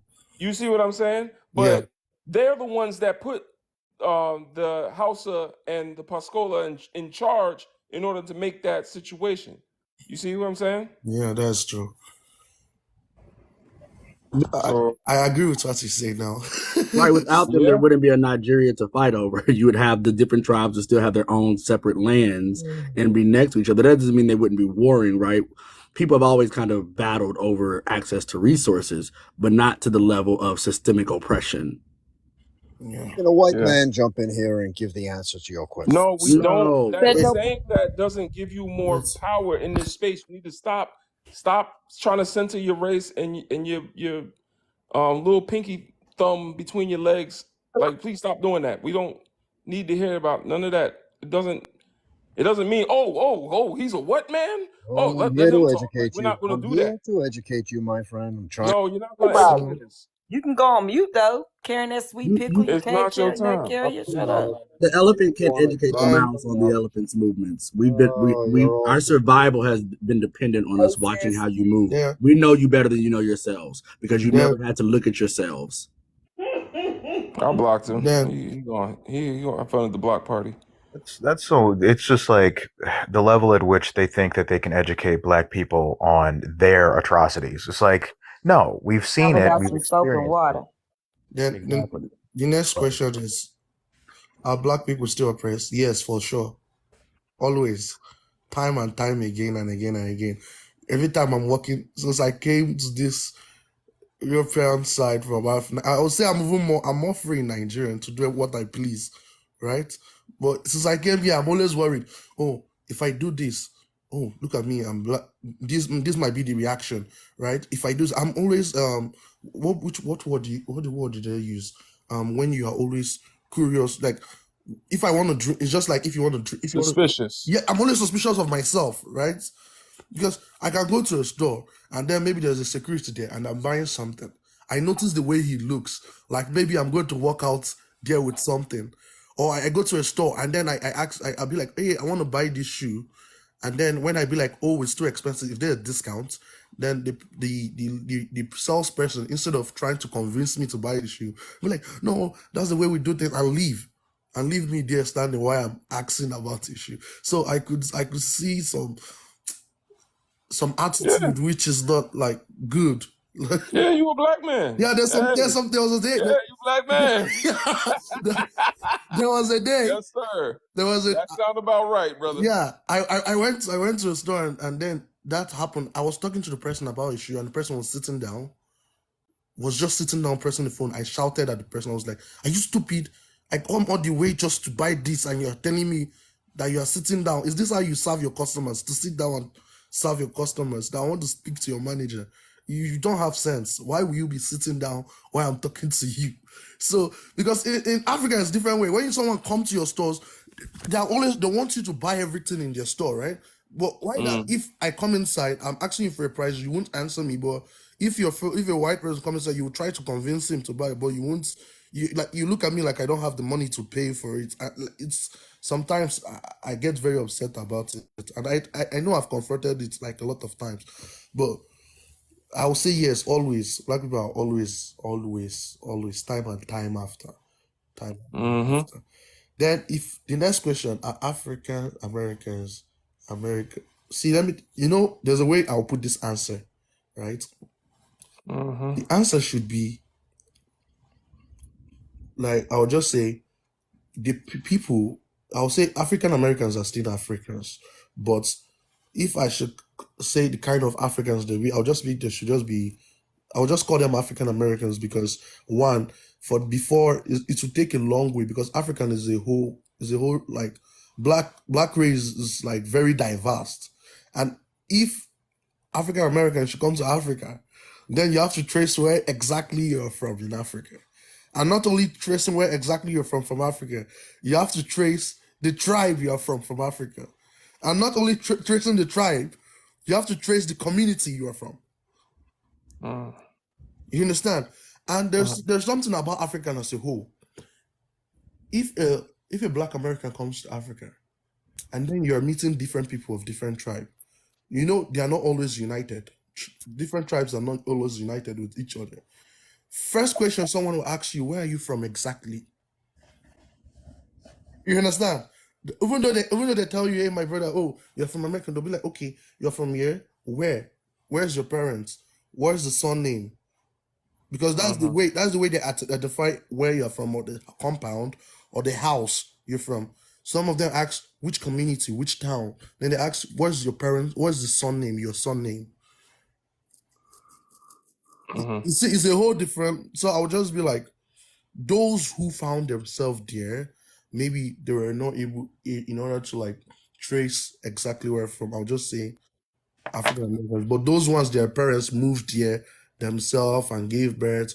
I don't know how to just put it, but you understand. I don't know if you understand what I mean. Well, the ones that whose parents came here and then gave birth to a child in America, that would be like if they're from Nigeria, they would be Nigerian Yes, American. yeah, So the exactly. country is the country and then American. But if they're Yes, African American, that means that you have the tribes of Africa all mixed up in you. all mixed up. Yeah, We and don't. it's very hard to like know exactly where you are from, because sometimes if I don't even believe in all this DNA something, that someone will be like, oh, I did a DNA, I'm 70% this, 80%. All those things is just fixed something. I don't think I think the best way to look at it is we are a tribe of Africans in yeah, America. So we are a tribe of Africa, but we're in America. And we have that's our own tribe here in America. We have our own culture, we have our own way of speaking, we have yes, our own food, but it comes from Africa. We still eat yams, we yeah, still vegetable, speak. fufu, Yeah, like right. We still love our round brown women. You know what I'm saying? We still shake our hips when we dance. You know what I'm saying? yeah. Like we still African people at the end of the day. With I It's just, I wanted I to mean, ask. we even still create names with very hard sounds, right? Even our our quote unquote, what they call here, they'll say our ghetto names or our black names have very hard consonant sounds. Yeah. True. Legend, I wanted to ask you a question, right? Sorry, don't be offended. When I first moved here, right? I saw someone, like, some people get offended, like, how will I put it? I see, like, when somebody use the N-word, right? Like, I see, like, people that have lived here or raised for a long time get offended by it. But when I first came here, my first experience was I was working at McDonald's, and then I don't know, I was complimenting different people. So there was this white guy and this girl. Then I like complimented the girl and complimented himself. Then they went to the car. He came back and he was like, why are you complimenting my girl? I was like, and that's what I do to everybody. I compliment everybody that walks in here to get something. Then he was like, let us meet outside. He then called me, you black nigga. I say, yes, I'm a nigga. You're also a nigga too. You're a nigga. Don't say that word too much, but yeah. So, yeah, sorry. But like you understand what I mean, right? But I did not easily get offended by it, right? Until my fellow black person tells me that I'm supposed to get offended by it. You understand, right? When someone called me, I was like, yeah, because in Nigeria, sometimes there was Nigeria, I have this Asian person. I used to call him the N-word. Asian person, even any white, even Indian, sometimes they'll be like, hey, my N, how you doing? How you doing? You understand? As my friend, I just call him the same thing, and he answers. So when I came here, I'm not offended by it, but it was someone that have to make me to be offended by it. Like, you have to tell me, hey, you are supposed to be offended by this whenever they call you this. You're supposed to react this way. That's wild. So I wanted to know, like, why, what is behind the word that's making, I don't know the meaning of the word, but I just say it always, because I do watch movies, right? So when it's like, hey, you doing? How you doing? So what is it means you're not human. Is that the meaning? It means you're not human, yeah. Oh. It means you are not a human being. It means I don't recognize your humanity. That's what it means. It means I don't have to treat you with empathy. I don't have to treat you with respect. Yeah. You are beneath me, and I don't reckon. Yeah, like I don't see you as human. Oh, now I understand the meaning. I was like, what's this? I say to everybody, even a white person I say in Nigeria, I call him the same thing. And like, normal, we're like, and he answers like, oh no, they love that. They love that coming from you because they already don't see you as human. So they're looking at you when you're saying, I don't see you as human. They're like, oh, really? Oh, well, I'm like you then. We're both not human. Oh, that's cool. It's cool that you see me as the same as you. But when it comes from a brother or a sister and they say it to each other, they're saying, we both know that we are not seen as human. So that's more of a term of endearment, or it can be used that way. I don't use it that way, but that's what they mean when they say it's a term of endearment is, hey, you know what we have in common? They don't see us as human. So when I say you're my N-word, I'm letting you know, hey, you know what? We both get seen the same way. When we walk into a store, they follow us around. You see what I'm saying? Yeah, and I was Hold on, wait. I got a question because I was meeting the police officer. I called him that. Sir. I have a question for you. Yeah. So you calling people the N-word? What they call you? They call me my guy. I'll be like, hey, and how are you doing? Then you'll be like, hey, I'm good, though. I'm good and other stuff. You understand? Or they call me, or they say the same thing to me, but I didn't feel the pain. I won't say I didn't feel it because I don't know. I just think like normal. I do watch movies and even the black people say it to each other and all those stuff. So I was like, I thought maybe it's like a normal, like maybe instead of using, because in Nigeria we use more of my guy, how you doing? Or you understand? Instead of using my guy, I thought maybe like the N word is like kind of similar if you want to tell someone something. That's what the N-word is. It's just like you calling somebody Nakata. Do you understand now? Yeah. Yeah, it's disrespectful. There's the reason why we have had to like normalize the N-word is because over centuries of we have basically attempted to take that word from our oppressors and tried to turn it into a term of endearment with each other. So we get very offended when people outside of the black community use it. And me specifically, like when I was younger and less conscious, I would use it.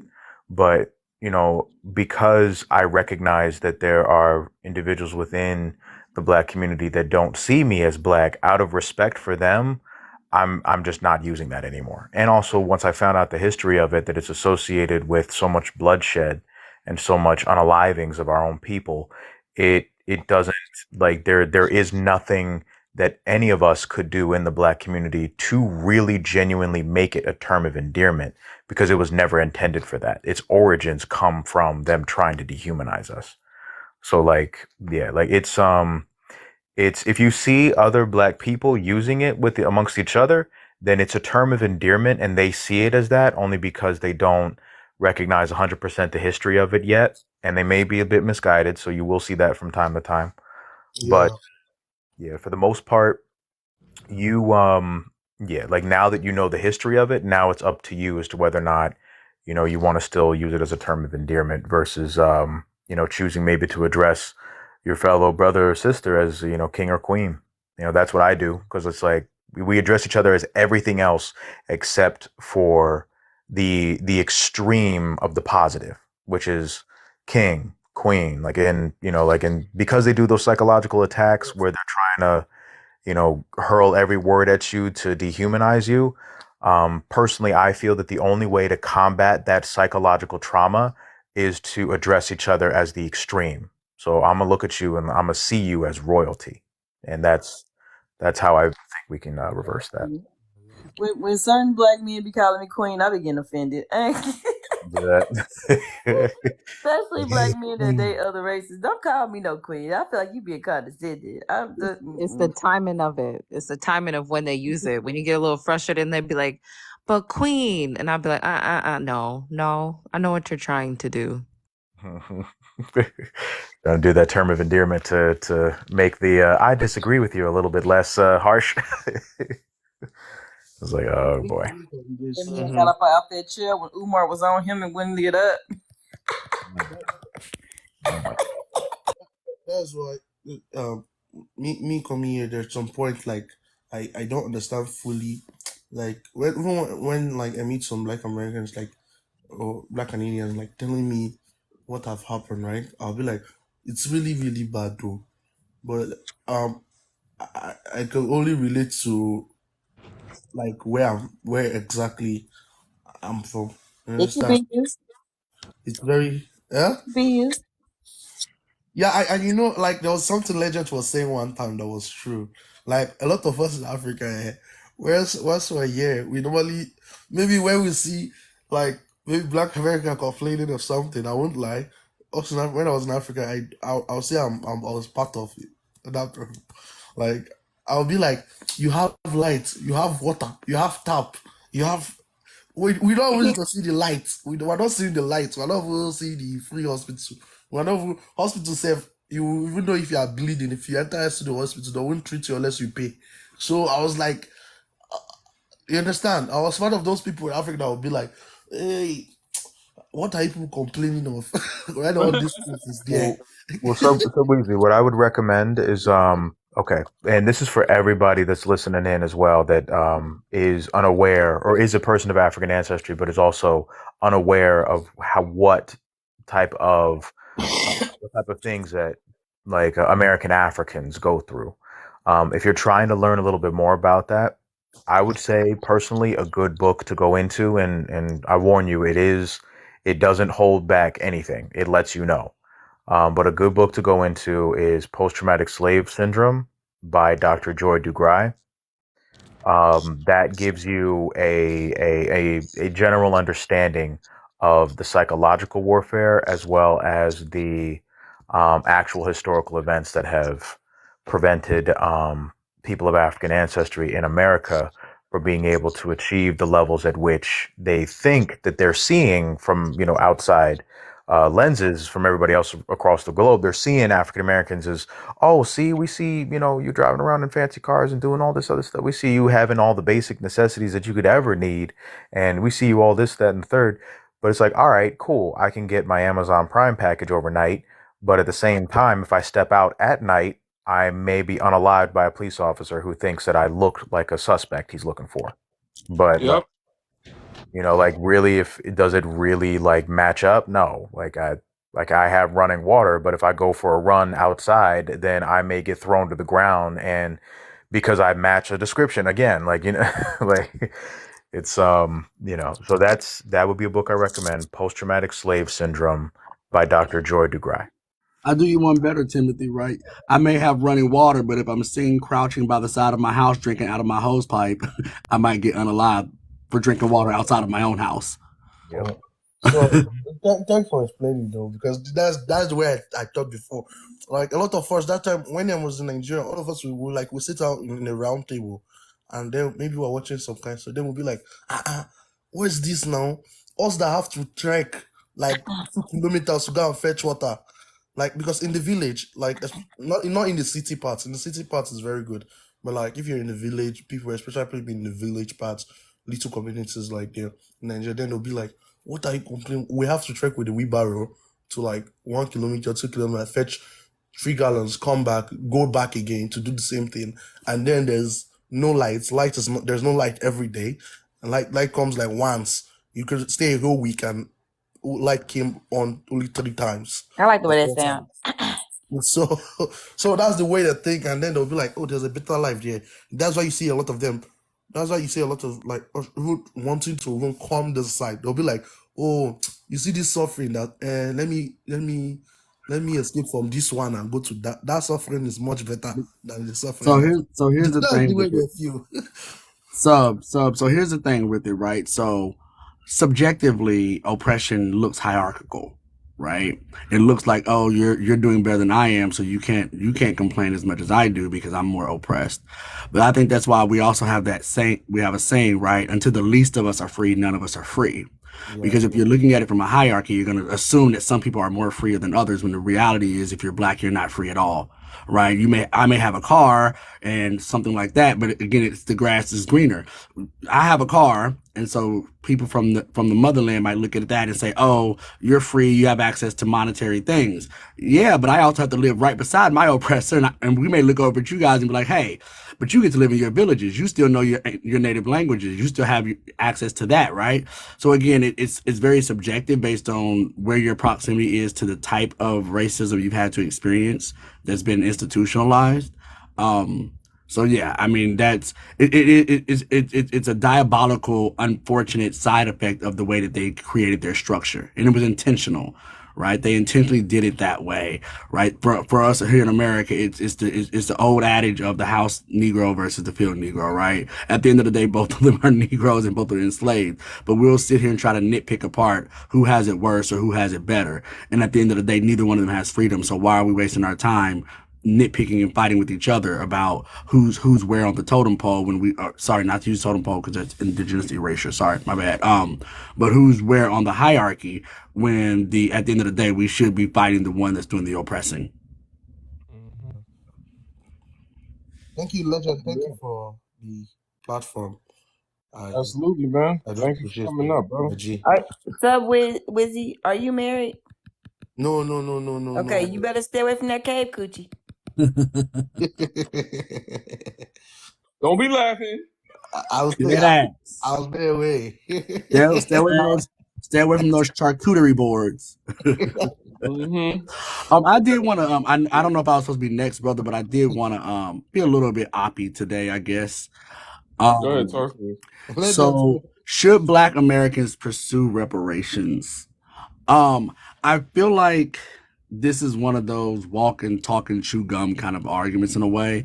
Like, I feel like it's when we pursue by pursuing. So follow me here again. I've been a little oppy, right? So I'm trying to work through this logically. By pursuing reparations, and depending on the type of reparations that we're pursuing, right, it acknowledges and upholds the systems that they created, right, such as Western capitalism, right? So if we're saying give us your U.S. dollar, it's giving credence that the U.S. dollar should and does have value. Right. So then we're inadvertently trying to get reparations, but still holding up the same system that's still going to oppress us after the reparations are given. right? Because we know them giving us reparations isn't going to instantaneously change how westernized Nigerians are capitalism oppressed. works, right? So we're still going to be oppressed under taxation and all the different things that comes from that, right? So Mm-hmm. so it's like I think it's almost like and listen to your lives for the past year or so. I've kind of learned, I have learned some things about, like, especially the difference between like pro-black agenda versus anti-racist agenda. I feel like reparations should be an anti-racist agenda for white people to reconcile what they've done to us, but our pursuit should still be creating black community in spite of whether we get reparations for them or not. I feel like that's a better agenda for us, in a way, right? Us focusing on us and building our community versus saying, okay, we're not going to get started until you give us what we're owed, right? Because then we're still sitting out here. The other part of that, and this is what I think, maybe the young man that just left was hitting on, right, is if we take reparations in said land, America, right? Let's say reparations is them giving us a third of the country and saying, okay, you get to now have this land. They're still giving us land that we shouldn't have either because it should belong to the indigenous people, right? Mm-hmm. So reparations in itself upholds the systems that it's supposed to be correcting. Dang. That is a different way to look at it, honestly. And that is facts. I've thought that myself. Why would I want reparations on stolen land? Why would I want that?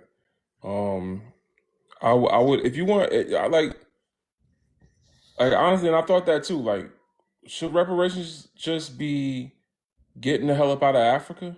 Like, if they could just leave Africa, then that's a lot of reparations, y'all. That's a lot of That's a That's a lot. hundred. I say That's that they could leave trillions of Africa dollars and worth leave of here resources. and let us deal with the natives, right? I think we would have a better chance negotiating with the indigenous of this land. Hey, we didn't mean to come here and encroach on you, right? We were stolen and brought here. Hey, can we work out something amongst us in absence of YT presence, right? Mm-hmm. Reparations is you getting the hell up out of the Western Hemisphere and getting the hell up out of Africa, right? Go to Yeah. your land and do your thing there, right? You're not giving us anything, but what you're doing is removing yourself from our day-to-day affairs. Now we can fix the rest. Yeah. Man, that sounds beautiful, man. That sounds beautiful. I would be in Africa in a heartbeat. You know what I'm saying? That sounds beautiful. Like, yeah, that's the only issue I have with, going to Africa to this day. Is kind of like I'm gonna deal with anti-blackness when I get there. Of course, from brothers and sisters. This brother that was just up here didn't even know the N word was a bad word. You know what I'm saying? That's wild. And I'm pretty sure he said that some of them thin lips was calling him the N word too. So Yeah. you know what I'm saying. So And I think that's I don't want to just say that only we bear it. I think we bear it across the diaspora, but I do think that there's something to be said about us being African American and our particular journey with this process. That it's almost unfortunate, but we bear the burden of having to be understanding that our some of the brothers and sisters across the diaspora don't quite yeah, comprehend how it works, right? So when they're being quote unquote rude to us or something like that, it's almost like we bear the burden of having to recognize that that's not their innate state, that they're operating off of the indoctrination of their colonialism and their imperialism, and that is not truly personal, right? yeah, It's a effed up burden to bear. You know what I'm saying? It's kind of like that moment we know once you start to become woke to things, right? You can't unwoke yourself. Now you notice everything and you see everything and everything feels calculated, and you kind of have to bear that burden where you can't. I don't know about you guys, but I can't even watch TV, just old regular TV shows, the same way anymore, right? Because now I yeah. see everything. So that's the burden that I have to bear because now I don't even get to have my fun time where I just kick back my shoes, roll up one, and just watch TV and laugh. Everything is always seen through this kind of enlightened lens. And so I I feel like know. that's kind of like the burden we have because we live so close in proximity to our oppressor for so long, and the way that we have particularly fought against it Yeah, puts us in a place where we, have to love on our brothers and sisters across the diaspora a little bit differently, even to the point where we may not feel it coming back to us. But we have to understand that where we are in our journey is probably a little bit further along the unpacking of colonialism than where they are. yeah, that's true. Yeah, are we a little bit further along? I mean, a lot of them got free in this freedom from colonization. Well, not colonization, but free from segregation, apartheid, stuff like that in the past, 30, some of them, a lot of them, the 60s, like, Yeah, the Ghana. countries were getting liberated in the 60s, right? They were still Yeah, unpacking stuff well into the 90s, right? right. I mean, look at Rwanda, right? That was genocide going on in the 90s as an effect to colonialism and imperialism, right? And Mhm. they're still dealing with that and unpacking that and how that works in their country as far as gender and bringing those families back together that were divided as Hutu and Tutsi, right? So Mhm. so I feel like in some ways we are a little bit further, right? That doesn't mean that I guess as human to human, we ain't got to just take no blatant disrespect. You don't have to do that from anybody. But at the same time, I think it does require for us to love a little differently. Sure. And the reason I got that question up there is because pursuing reparations, I've seen, is something that is usually done by FBA and ADOS. People have made that a race instead of a description, instead of even an ethnicity. They've made that their race. Which I say, you can't bring anti-blackness to the conscious cookout, but some people do it, and they end up looking But very anti-black. but how does that even work though? Like how Yeah, well, I mean, they I, say that I they're understand the not premise African. of it, but like, I mean, I understand the premise of the structure, and they're saying that they're the direct descendants of the transatlantic slave trade Africans that were brought here, and so that makes them different.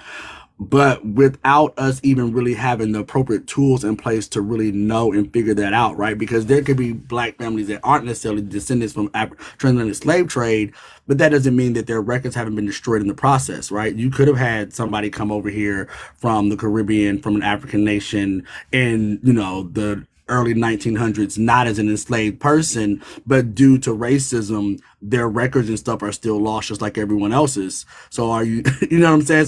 So how are they? Like, that just seems really weird to try to subdivide us up in that way. Well, the reason they do it is because Master said, in order for you to get these reparations from us, you're going to have to show us some patriotism. You can't come over here as an African and try to get reparations from us. You're not African no more. You're foundational Black American, or you're an American descendant of a slave institution that I built. And it's just funny that, both of those organizations have tried, the hardest to distance themselves from African, and Pan Africans specifically. They, like, more than any other group, they attack Pan Africans. I haven't seen them speak about, uh, white nationalists. I'm trying to rhyme there. White nationalists, the way that they speak about Pan Africans.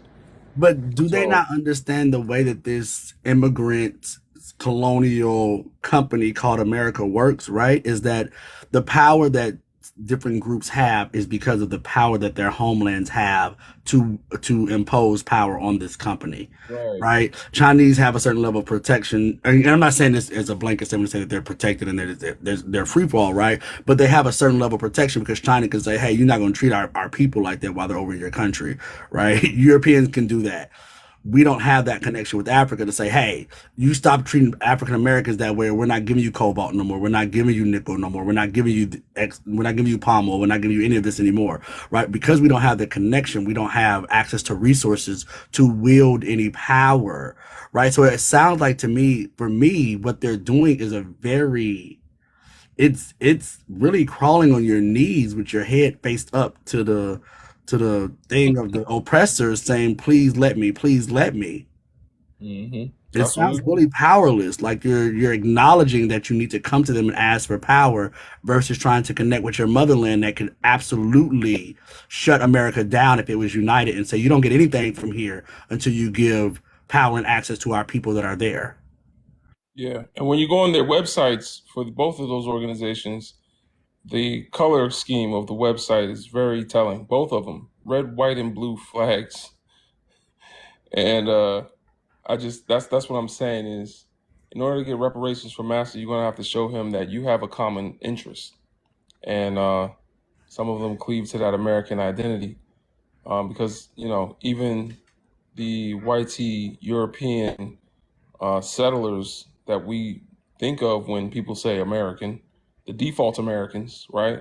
They're not American, they're settlers. So that being the case, saying that we're American means that we're basically signaling to them we're colonizers too. We're here to We're fight with for you. your cause of this country or this company.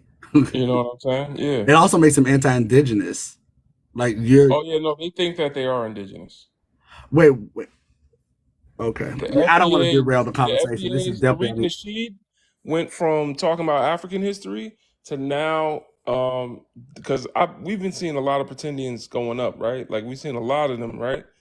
Now I know where they're coming from. They're coming from Tariq Nasheed. Wow, he's up. It's him. It's him. It's him. Now that I've been on Twitter, I see where it's coming from, and I was surprised to find out because I remember when him and Umar was on the same page, but that was a long time ago. They are now beefing, and he keeps calling anyone non-American a tether, and just saying they look like us, but they're not us, and saying that they were here first and they're indigenous to America. It's him. So like there's evidence that suggests that ancient Africans came over to America. So there's partial truth in it, but Of we course. were not indigenous to America ever. Like that's not like we were still Africans thousands of years ago. Like for example, Ramesses II, they found traces of coca leaves in his intestinal tissue, and coca leaves are only indigenous to South America. And Yeah. also, the Olmec civilization is believed to have existed around the same time period that Kemet was still up and running and thriving. So, Uh-huh. it's like, and they found other mummies with the same type of traces of coca leaves in their intestinal tissue. And mind you, this is like years of them using coca leaves. So there had to be trade networks going on. I'm sure that there were probably Africans that decided to stay in South America, but to say that we're indigenous to the Americas when we literally have the oldest roots in the world, right smack dab in Africa, and people like the amount of nonsense that they be spewing, like about how Egypt is actually in the Grand Canyon and da, da, da, da, it's like that, yo. I mean, for them to claim indigeneity would be like YT Afrikaners. I guess I don't know if that's a racist term or not. Correct me if I'm wrong. Them trying No, to claim indigeneity to South Africa to like and say, well, our ancestors have been here for a few hundred years, so we're indigenous here. No. right. There's And always even truth. Africans traveling across the globe, we know there's evidence that we've traveled, right? We know that we've been traveling forever, but that doesn't make us indigenous to a land. Even if some of our people decided to stay and integrate themselves into a community and mate with the indigenous that were here, that would make their bloodlines partially indigenous or African or however you want to break that down. But you don't just get to claim indigeneity to a land because we visited here and did some trade Exactly. and some exchange of knowledge. I would even say indigeneity doesn't work the same way Africanness does, but I hear what you're saying. And I wouldn't say it works the same way because we have all of them. We have everything everyone else has, but they don't have what we have. Correct. So when we mix with an indigenous person, that person, the child, still is African because they have what the indigenous parent doesn't have. But the African parent has everything the indigenous parent has. Got And the child has that too. You see what I'm saying? yeah, got you. So yeah, but yeah, I think I've been doing a little bit of studying, and from what I've found, they have said that Amazonian people are actually like when they DNA test them, they have a haplogroup or a DNA that traces them back to indigenous Australians. I think that's wild. I don't know how the hell that happened. I couldn't find a way that happened, but there's numerous studies that have come out to say that indigenous Australians and people in the Amazon, the dark-skinned Amazonians, have what's it called? Shared ancestry. So That yeah, lets I us would know that encourage the y'all to look Pacific that up. Ocean. Oh, sorry. Go ahead, King. Yeah, no, I was just going to say I encourage y'all to look that up. There's quite a few articles. All you gotta do is Google it. So That to me is interesting because it's always been kind of an interesting conversation to ask, are indigenous Australians African? Are they black? They did hold on to some traditions. They did, they do have the phenotype. Are they Africans on another continent? You know what I'm saying? And so even with that, like I've always wondered this, or had this kind of like question in my mind is like to the point of, us knowing that, like you said, Africans, we have everything, every phenotype descends from from Africa. So how far back is back far enough to say, okay, this is the separation, right? So do we Right. go back to when the theory says that all the lands were connected? So at that point, right, all of Earth is kind of like Africa, right? All the land masses are connected, so they're all coming from us genetically. So once things start to split up, right, it's African DNA, but how long to that new native space environment, right? Because we know a lot of it has to do with environmental factors that take place and play on the genes over time. How long is considered long enough to say, okay, now these are separate from the origin, right? So let's say for the Yeah. theory, Australia, all of that is connected at one point. We're there, we're all on the land, and then now you have this landmass separation. How long does the indigenous Africans that are now find themselves in this new landmass that has shifted away from this breakup, how long before they can now say, no, we're something other than African? I mean, They would have to land history culture. They would have to lose sense of their culture, different history, and they're already off the land. So it's a social construct and it's a colonial construct because Asian, African, South American, all of these indigenous, whatever you want to call it, these are all colonial terms that were used. You're basically associating yourself with whatever continent your ancestors was on when Columbus sailed the ocean blue. Right. So Because I feel wherever your ancestors were then that's what you are. Because I feel like, in truth, there's no black or brown land that we can't travel to, even in modern day 2023, where we can't find someone that phenotypically looks like what we consider African or black, right?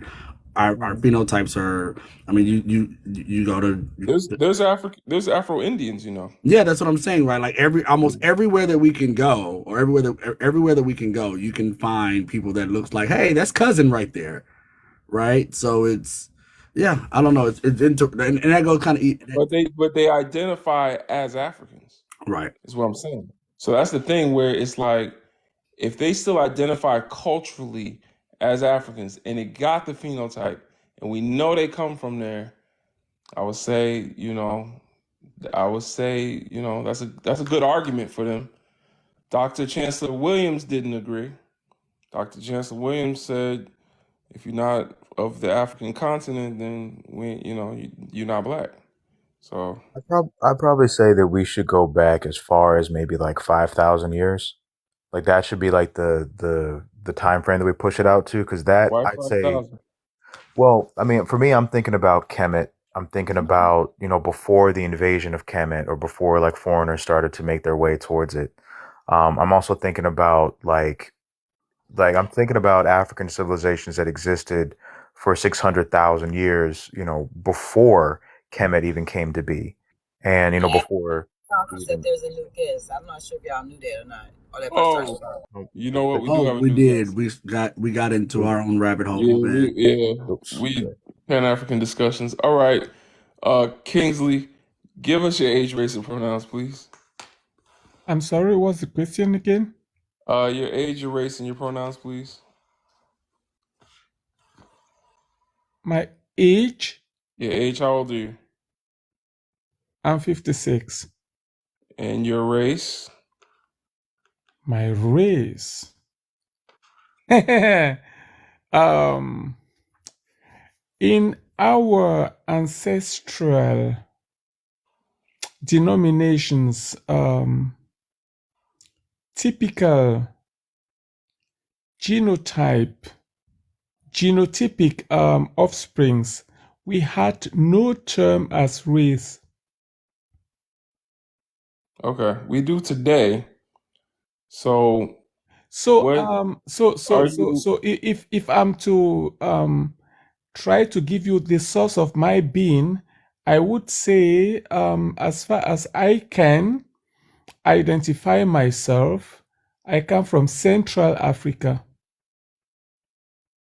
I mean, Africa as a word is not even from us, but I come from the mother continent, just a little bit above the equator, in a so-called country called Cameroon. Even the name Cameroon is fake. Do you know? Do you know the name I Cameroon? know it means shrimp. We know you're in a place with other black Africans. Are you a black man? Are you an African? Yeah, I'm an African. So Okay. in modern in a modern point of view, Okay. All very right. Cool. black, deeply melanated, deep in my pineal gland, melanin, All right. deep and very deep. Okay. That's great. Yeah. Appreciate that. And give us your pronouns. Do you prefer he, she, or they? What do I prefer? Are you a man? I'm a man. All Oh, right. I get this trend in the United States and here in Europe where I live. Um, people getting confused with these gender issues. Hmm. Um, Mm-hmm. like the modern way of reasoning can't differentiate anymore between the male and the female. Although our ancestors had no problem with it because the source was clean and all of us, the main energy came from the female, and the female could um, could produce the male energy and to complement itself. So there there couldn't be any difference between identifying the male energy and the female energy, although the male energy came from the female energy. You understand? I just feel like the Holy Spirit needs to come through and touch some people. So Okay. it's like some new people trying to get us confused Hmm. and undermining our power. Okay. But for many of us who remained in the nuclear melanated ancestral power, they can't even shake us. Never shake you. No. Yeah, they can't shake us. They Shake, can't shake, even shake. they can't even touch our they can't touch our nuclear being. Hmm. Hmm. Superior being. We don't classify ourselves as superior, but we are just original. Originator. Original from the original source. Original. The real I'm, real. so- I'm sorry? Why are you The playing real with him, real. dude? It's like when I see my brothers and sisters from all the Americas, right? I don't Uh-huh. need to ask myself the question because I feel the frequency. I understand. Superpowers. Yeah, it's like when I see my brothers and sisters um, from the Melanesia, like Australia, Tonga, Papua New Guinea, I don't need to ask myself questions. I feel the energy. Do you?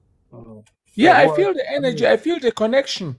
Do you Why but feel are you like that's you can playing with fly? him like you I white, D? believe I can fly.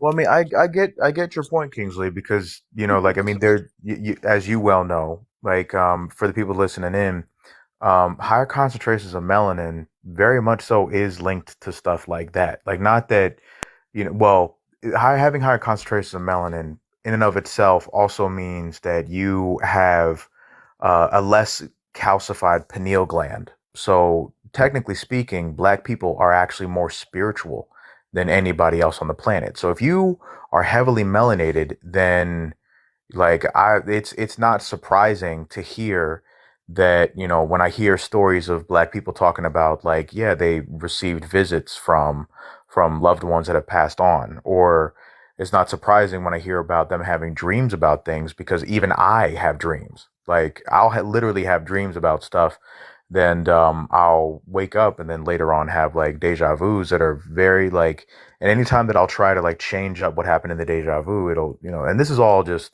there's that. But at the end of the day, yeah, Kingsley, there's truth in what you're saying. Like, I hear what you're saying. It's just yeah, the delivery, but there's truth in it.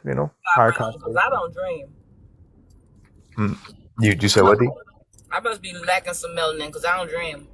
Oh no, we just got to get you with some chaga mushrooms to I boost don't up know. that. That's okay. I'm good. I Oh don't no, need none of them spirits nah, coming we got to me. to. Nope, I we got activate the to. Holy Spirit You every gotta day. meditate. I don't need no surprises. You gotta meditate. Okay, who is this up here? Mr. Walton? Are you there? Do you believe you can fly? Yes, I'm here. Good night. Oh, how are you? Can we get your age, race, and pronouns? Okay, my age is 31. I'm a male from Jamaica. You said your age Uh, is what? 31. Oh, 31. Age is 31. 31. Gotcha. I'm 31. You're male and your race? African, Jamaican, African, African black. Jamaican. Let's go. Bumba clock. Okay, I guess you know some of the culture. Since brother is taking a pause, can you just mute up for me real quick? I gotta activate the Holy Spirit. Hold on. Okay. Y'all ready? Yeah, I'm ready. Holy Spirit. I got my hot tea, y'all. Oh, uh, uh, uh. Holy Spirit, activate, activate, activate. Holy Spirit, activate. Ooh, I almost choked myself with my own seatbelt. Hello, hello, and welcome in, you guys. Welcome in. You are in Brother Legends Live. You guys, you are in Brother Legends Live. We need to get to 100K, so I need you to get active on the tapping. You guys need to tap, tap, tap, tap that screen until you can't tap no more. Power tap that screen like you was pouncing on that last night. Anyways, you guys, make sure you actively tap, tap, and tap. Make sure you share the live with your friends, your frenemies, and your enemies. I need you guys to make sure that you subscribe here and on YouTube for Brother Legends Live, and follow him on Twitter. He's been getting active on Twitter, y'all. Like gang gang, gang gang. But anyways, make sure that you also go and join him on Discord at b1initiative.org. So I have a public service announcement. Let me fix and adjust myself. Let me get a little classy for y'all. We are currently raising funds, and we need you guys to make sure that you're donating to the See Bring Down Babylon. We need $1,000, you guys, and currently we've raised 50, but we need 950 more gosh darn dollars. So if you take the time, if you want to pause someone, send some cash. We would greatly appreciate it. Because at this time, we're trying to get things off the ground, and we need to do it quickly. If you're ready to be free and be liberated, donate to Bring Down Babylon. But until then, you guys tap up. I'm tapping out. Appreciate you, D. All right. So let's get back to it. Do you want to talk about the Pause. questions up there? What? I'm paused. Can y'all see the screen? Because I can't. Y'all see me? I'm not seeing you. Why are you paused? Okay, yeah, it's showing you. There you go. Oh, you went back out. There we go. Thank you, lovely. There you go. Y'all see Yeah, me yeah. now? Yeah, you're there. All right. With respect to this question, can anyone be prejudiced? I would say yes. Anyone can be prejudiced. Like, even in my family, in my direct family in Africa. I don't live with my family anymore because I'm in Europe, in Germany now. I experienced from my childhood to my adulthood prejudice without end. A lot of prejudice. All right. Just even within the family. I'm upset that I even put that question up there, and this is why I don't rush my prompts, because that was meant to be in the context of race, but I see now that it wasn't just the first guest. Let's skip the first question for now. Should Black Americans pursue reparations? Okay. Reparations is like getting something right again or on the right track, which means something extremely wrong had been done by somebody or a group of persons, and the victims want to get it right again. So, taking into consideration the immensity of the fault that was done, for us to be brought back to the right track, it has to be evaluated. There has to be sincere, honest, equitable evaluation. And for damages which are more than one can evaluate, which are so deep than one can even use the human mind to evaluate, like what had been done to our brothers and sisters in the Americas.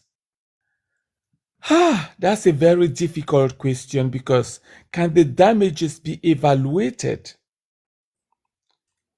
And who does the evaluation? Are the evaluations done by the offsprings of the victims or by the offsprings of the oppressors? If the evaluation and the sincere assessment is done by the offsprings of the oppressors, it can never be equitable. Never. And if the evaluation is done by the offsprings of the victims, then they have to be very careful, because it could occur juridically with human conscience. It could occur that damage could never be equitably assessed, evaluated, and given some kind of a substantiation. So that's a very difficult question, which means if I were to be an offspring of the oppressor, I would have to live with this guilt into generations, because it won't be easy for me to get an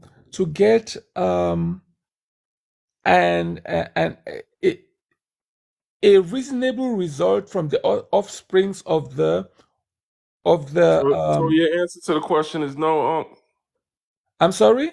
The answer to the question is no.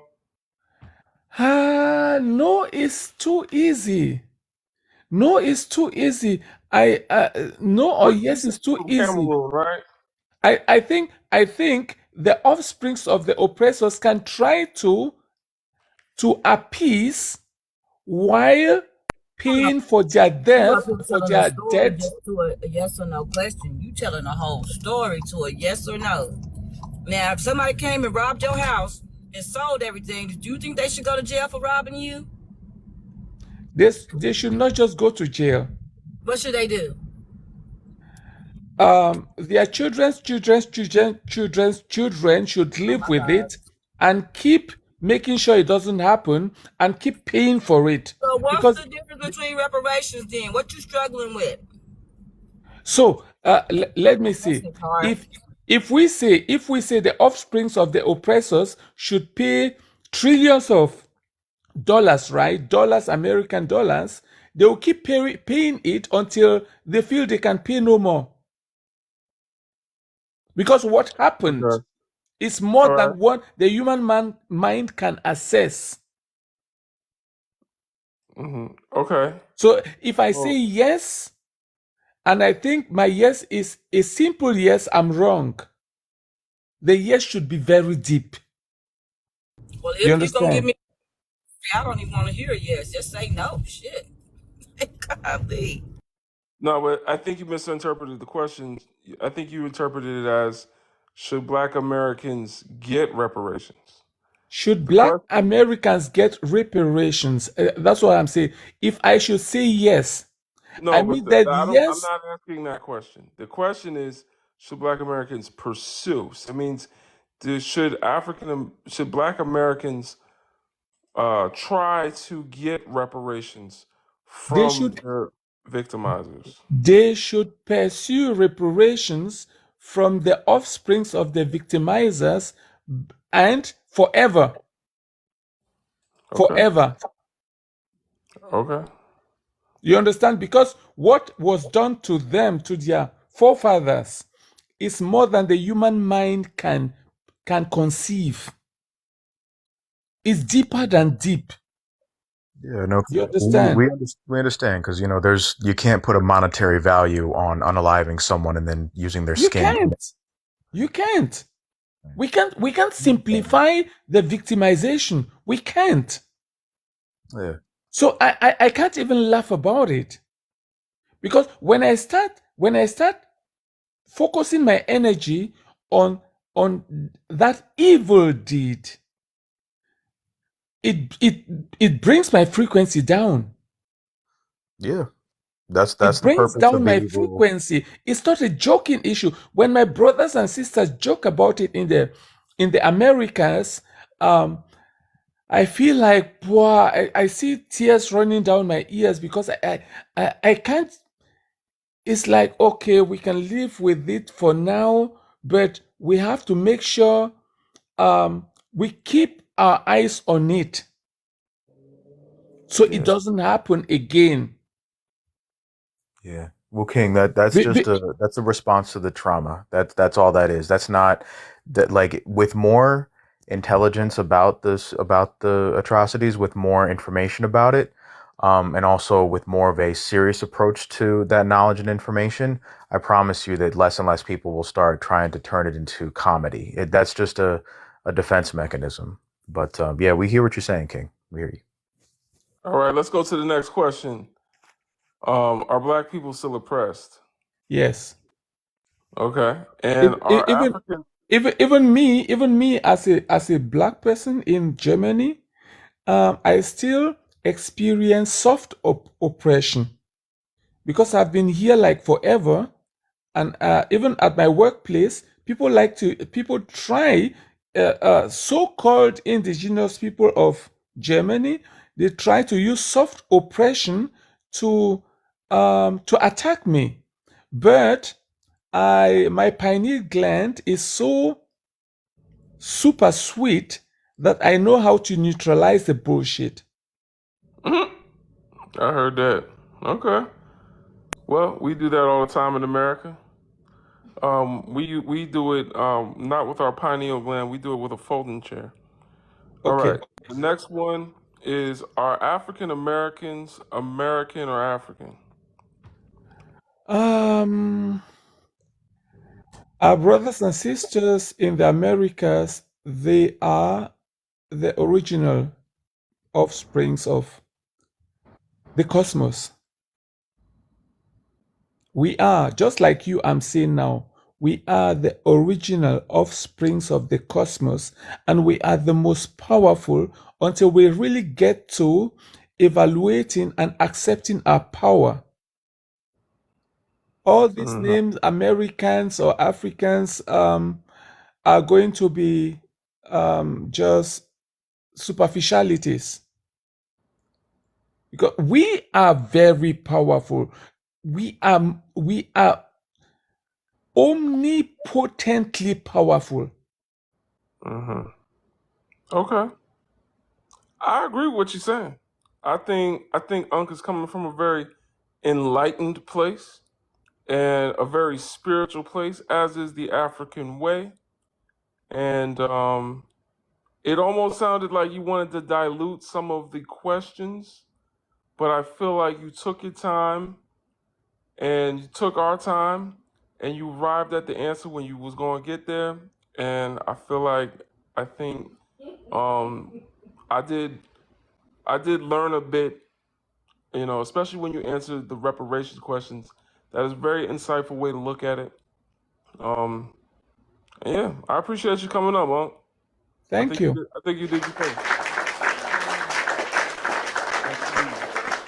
And I love that you've been able to use, even spiritual terms, because a lot of people will use those terms in a form of New Age spirituality, but it ain't new to us. That ain't new to us. Our ancestors taught them that spirituality. So, as you said, the original. Like I say, if you take an original copy and place it side by side, the photocopy, you just leave it there on the all weather conditions. Come after 5 years, look at the documents. You realize the photocopy is fading away, even without anybody touching it. Mm-hmm. Yeah. Which means in our terms, we are immortal. We are immortal, even when we are compromised by some. Let me try to be clean here with my words. By some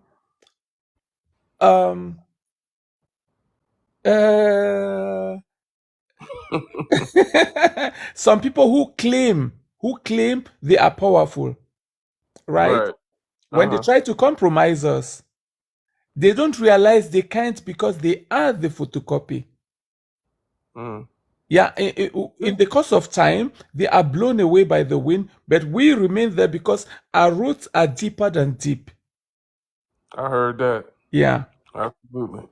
Appreciate you, Unc. Thanks for coming up. You're welcome.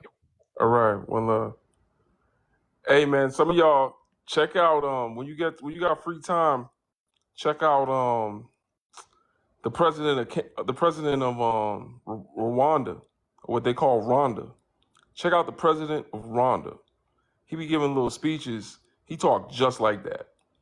I'm not even kidding. It's like, you know me, I love geopolitics. I love what's going on in different parts of the world. The president of Rwanda, if you look him up right now, I don't even have to direct you towards a particular speech.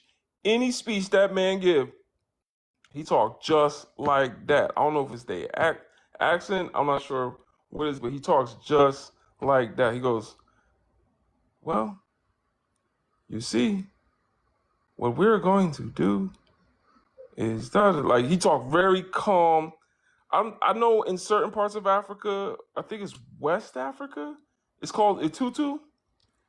I don't know if that's where that brother was from, where it's called. I know there's another name for it in different societies in Africa, but Itutu is when you have inner calm. You know what I'm saying? You're very calm inside, because they believe that when you're emotional, you're trying to control things outside of your control.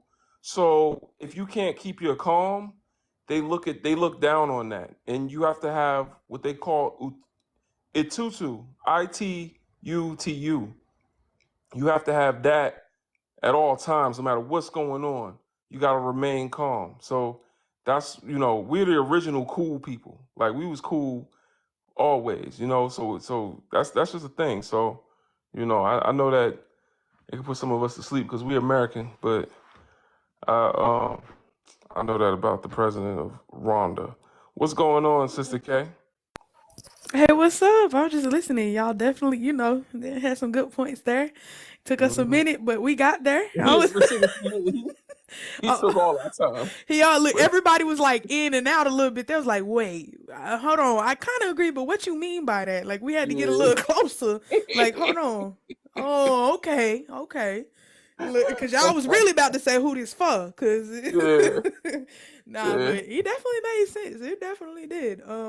I was gonna say that he said he had soft depression in Germany, and I was gonna say when he was up there, I was like, nah, baby, that's hard depression over there. Yeah. Y'all still got swastika over there. Y'all still want to have Uh-huh. blackface. I said, nah, baby, that's hard depression. He just did. Yeah. I mean, I understand he trying to be optimistic, but baby, it's even worse over there. Y'all got a whole holiday for blackface. I said, nah, Mhm. nah, Yeah, they mm-mm. sure do. They be marching all up and down the street with that the stuff on. Yeah, that's why I said ain't no Mhm. way. And then the fact of how, in colonial times when they did have the very strong apartheid and the unalivings of mass people in Africa, I think about the things they used to do to the Congolese and in Sudan where they would, have the currency of cutting off a hand and they made chocolates resembling that. And it Right. just doesn't make sense to me. And the words that they use, like there's also this food that's like a marshmallow dipped in chocolate, right? But the Arabic word for it, and I'm gonna butcher it because I don't really Oh yeah, say I them know that well. about it. You saw I that? do know about And that. then in Yeah. every single language, it meant stuff like, Negro Yeah. head, Negro kisses, Negro. I was like, Yeah. what? What is wrong with y'all? Like, we That's can't why even. that's why they give us that's why chocolate is given on Valentine's Day, according to Mm-hmm. Dr. Francis Cress Wilson. Because chocolate is an aphrodisiac to them Mm-hmm. because it reminds them of us. So Yeah, I'm like that's just strange, but I didn't even think about, I do think about the etymology of language, but I never just looked at it, from the other stance of all the different languages that there are because they're all demeaning to us. Like how is American language coming out on the better side of that, like English? Because they didn't have a word for it over there, but I was like, how for once y'all ain't doing that is crazy to me. But still, he's saying that soft depression, baby. I think that's hard over there, if not harder. But yeah, it was crazy. It was crazy. But also too, I'm like, I like these new questions up here. These is getting a little thinky. Okay, like these yeah. questions. It's my Kwanzaa questions. Yeah, I like these. We might have to bring Kwanzaa out every day of the year. Look, no, just Uh-huh. look. Hey, they don't even know what The only thing I Ubuntu don't is. Like, hey. listen, the only thing I don't like about these questions is, first of all, the first question I said, can anyone be prejudiced? And people are taking it from a not racial perspective. They're taking it like, yeah, you could be prejudiced towards another football team. What? But you see what I'm saying? Like Yeah, they they. taking it anywhere. But then the other issue that I'm having is with these questions, and I always learn. That's why I try a prompt out. But the other issue that I'm having is except I knew this when I came up here. I already knew this. I already learned this lesson, y'all. I knew when I put these questions up here that any H Onky that wanted to come up here today is going to be one of them. Like, Mm-hmm. just look at these questions.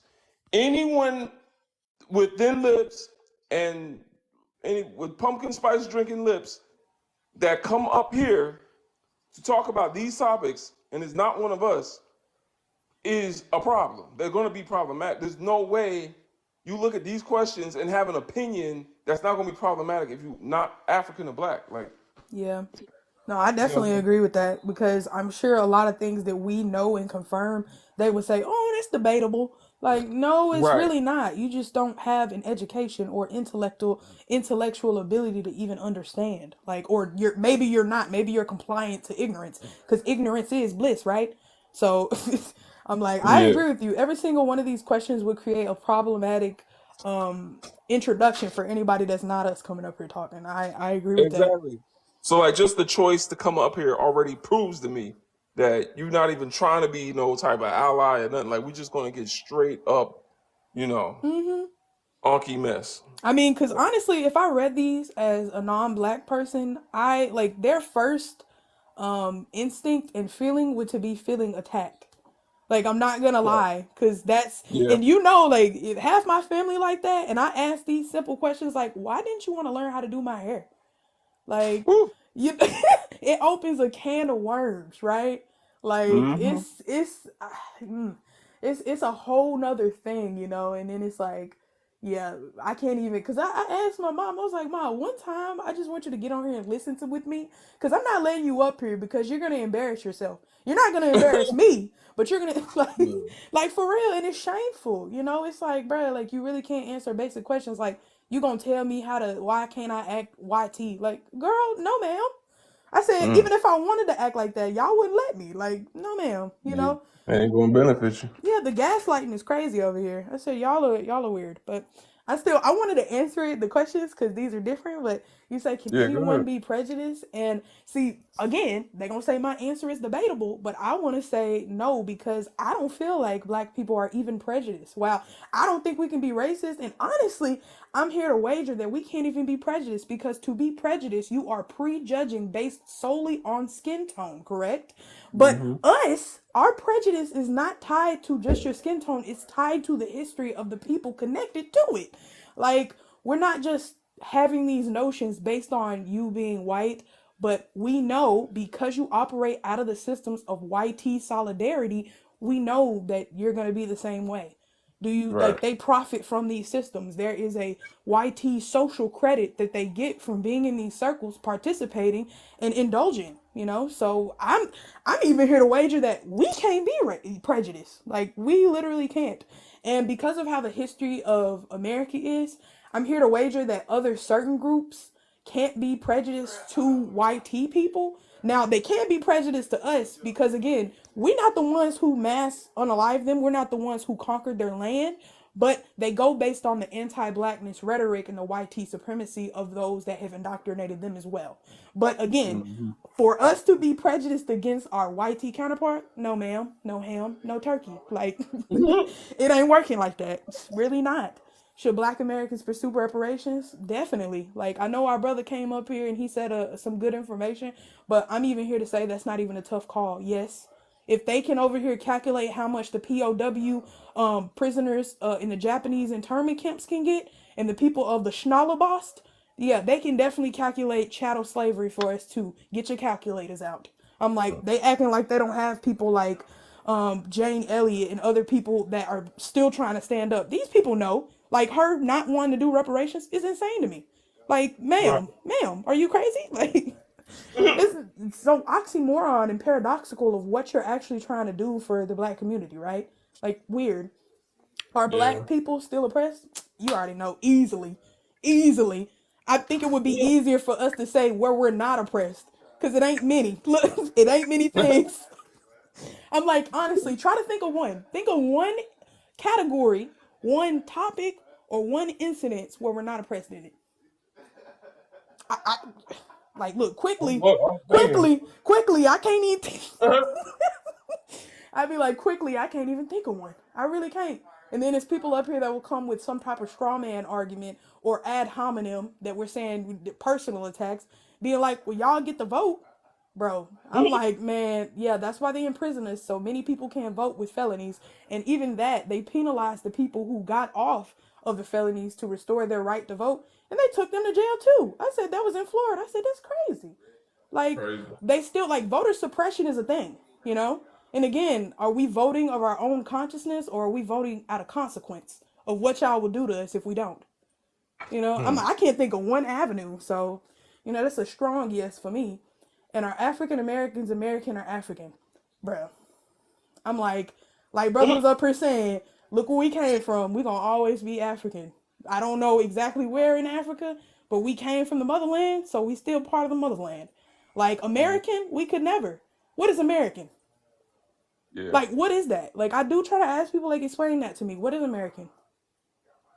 Because Yeah. even then, I'm thinking, like, what nationality?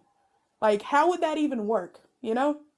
Because Mm-hmm. nationality has to come from the place that you're residing, but how do you get that nationality if it's discounted even though you were born in that place? Like, you know, when people be like, so where are you from? Denver. No, but like, where are you from? Like, I'd be like, bro, what?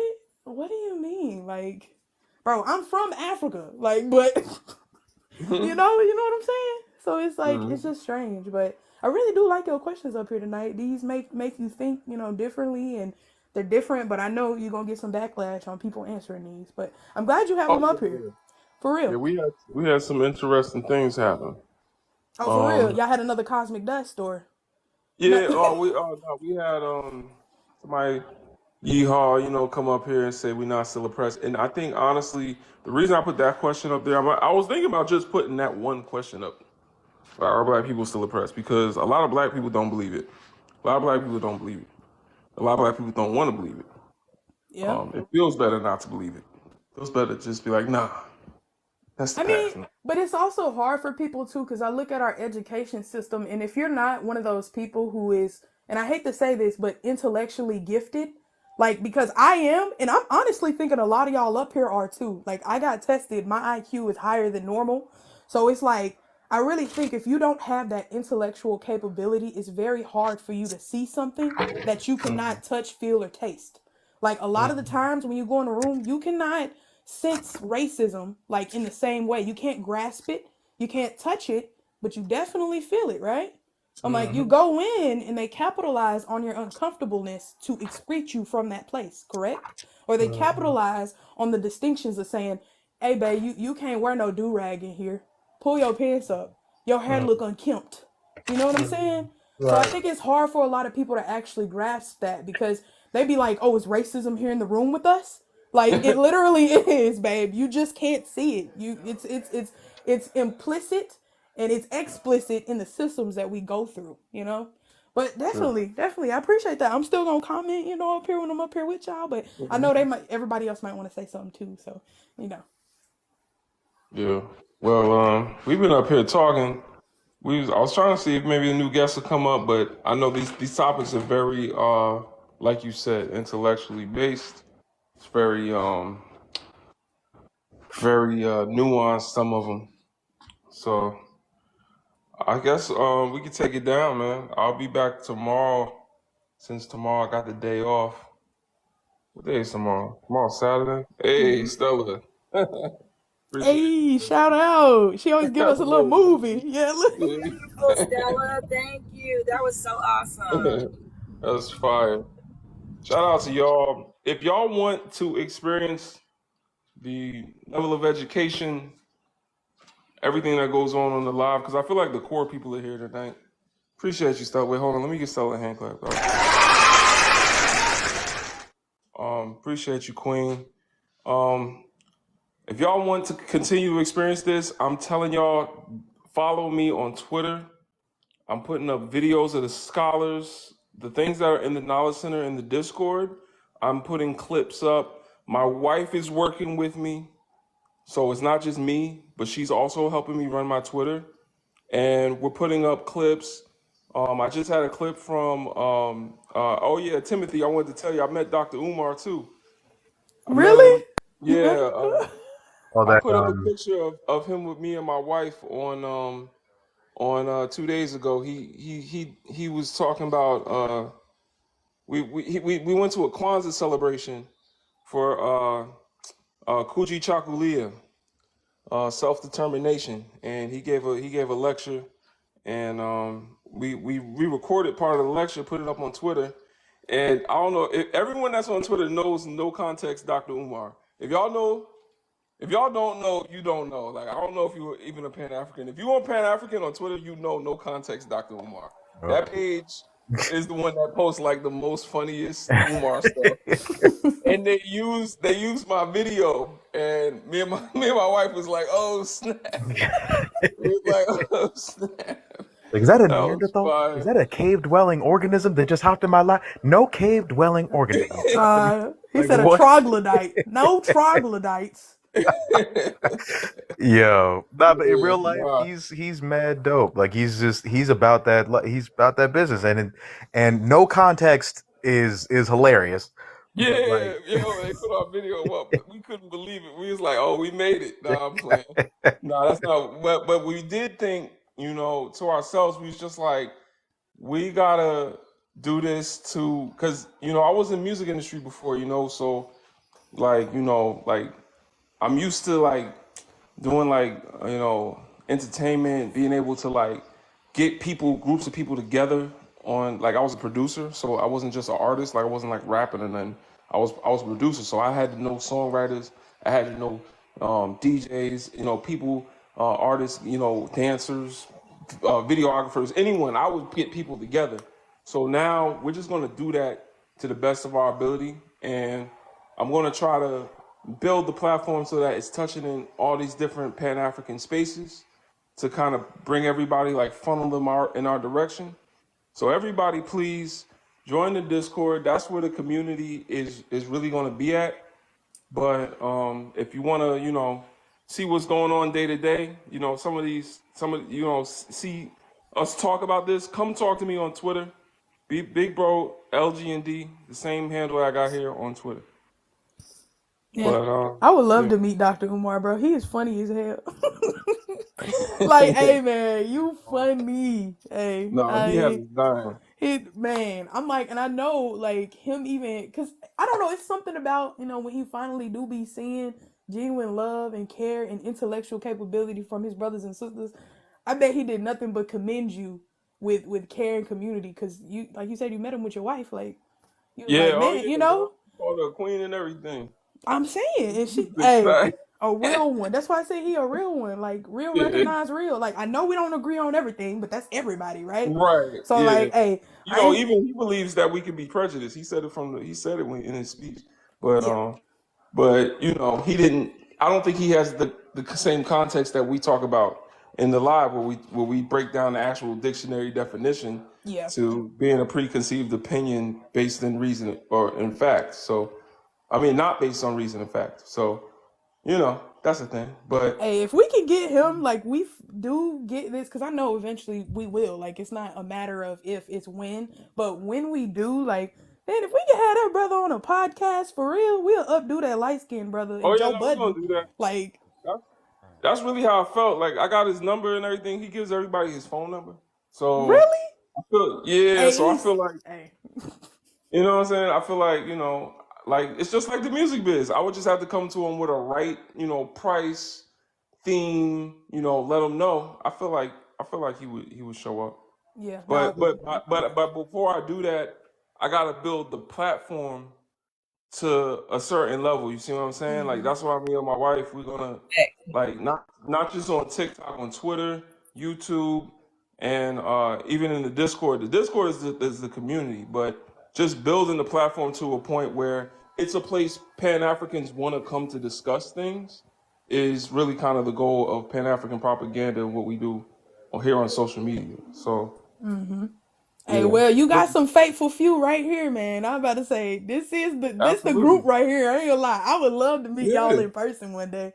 Like if we could absolutely, actually have some, I think that would be dope. Like I'm not gonna lie, yeah. Oh, and cause y'all are like a real community. Like I really do be wanting to thank y'all because I I'm need so to grateful tell that you. I have been navigated to this space because in life you be feeling so lost when you don't feel validated in your thoughts and what you think. Cause people be like, oh, you just think it's always about racism. It is, bruh. It It is. is. I'm like, I might have a little bit of some ADHD or autism or something because I'm like, I hyper fixate on this because it affects me so much, but people don't understand, But Mm-hmm. y'all really the people within understand. your own spaces. It's really the people within your own spaces too. That be the one that's like the most difficult part when you have to be the one that's like you did the work to break everything down, but then you got your own family members coming at you talking about, well, why can't you just go to church? Well, Yeah. why can't you just, let's just disregard all that history stuff. I'm like, unfortunately, you know, Mm-hmm. my spirit won't allow me to ignore the cries of 60 million people, millions of people. Like I can't, nah, we ain't Nah. Hey, even the cry myself, because you be feeling like you don't belong. Like you in a room full of sheep and you're the wolf. And I don't like to Mm-hmm. say black sheep because I feel even further outcasted from being a sheep. At this point, I am a wolf because they think that I'm coming to condemn and to destroy when that's not Mm-hmm. it. I'm trying to build us back up. I'm gonna destroy the mindset we have now so we can get to something better because this is not right. But I'm Mm-hmm. like so thankful that I've been able to be navigated to this place and space with my people who understand. Cause it's like you feel Mm-hmm. lost. You do. I You should mean, join.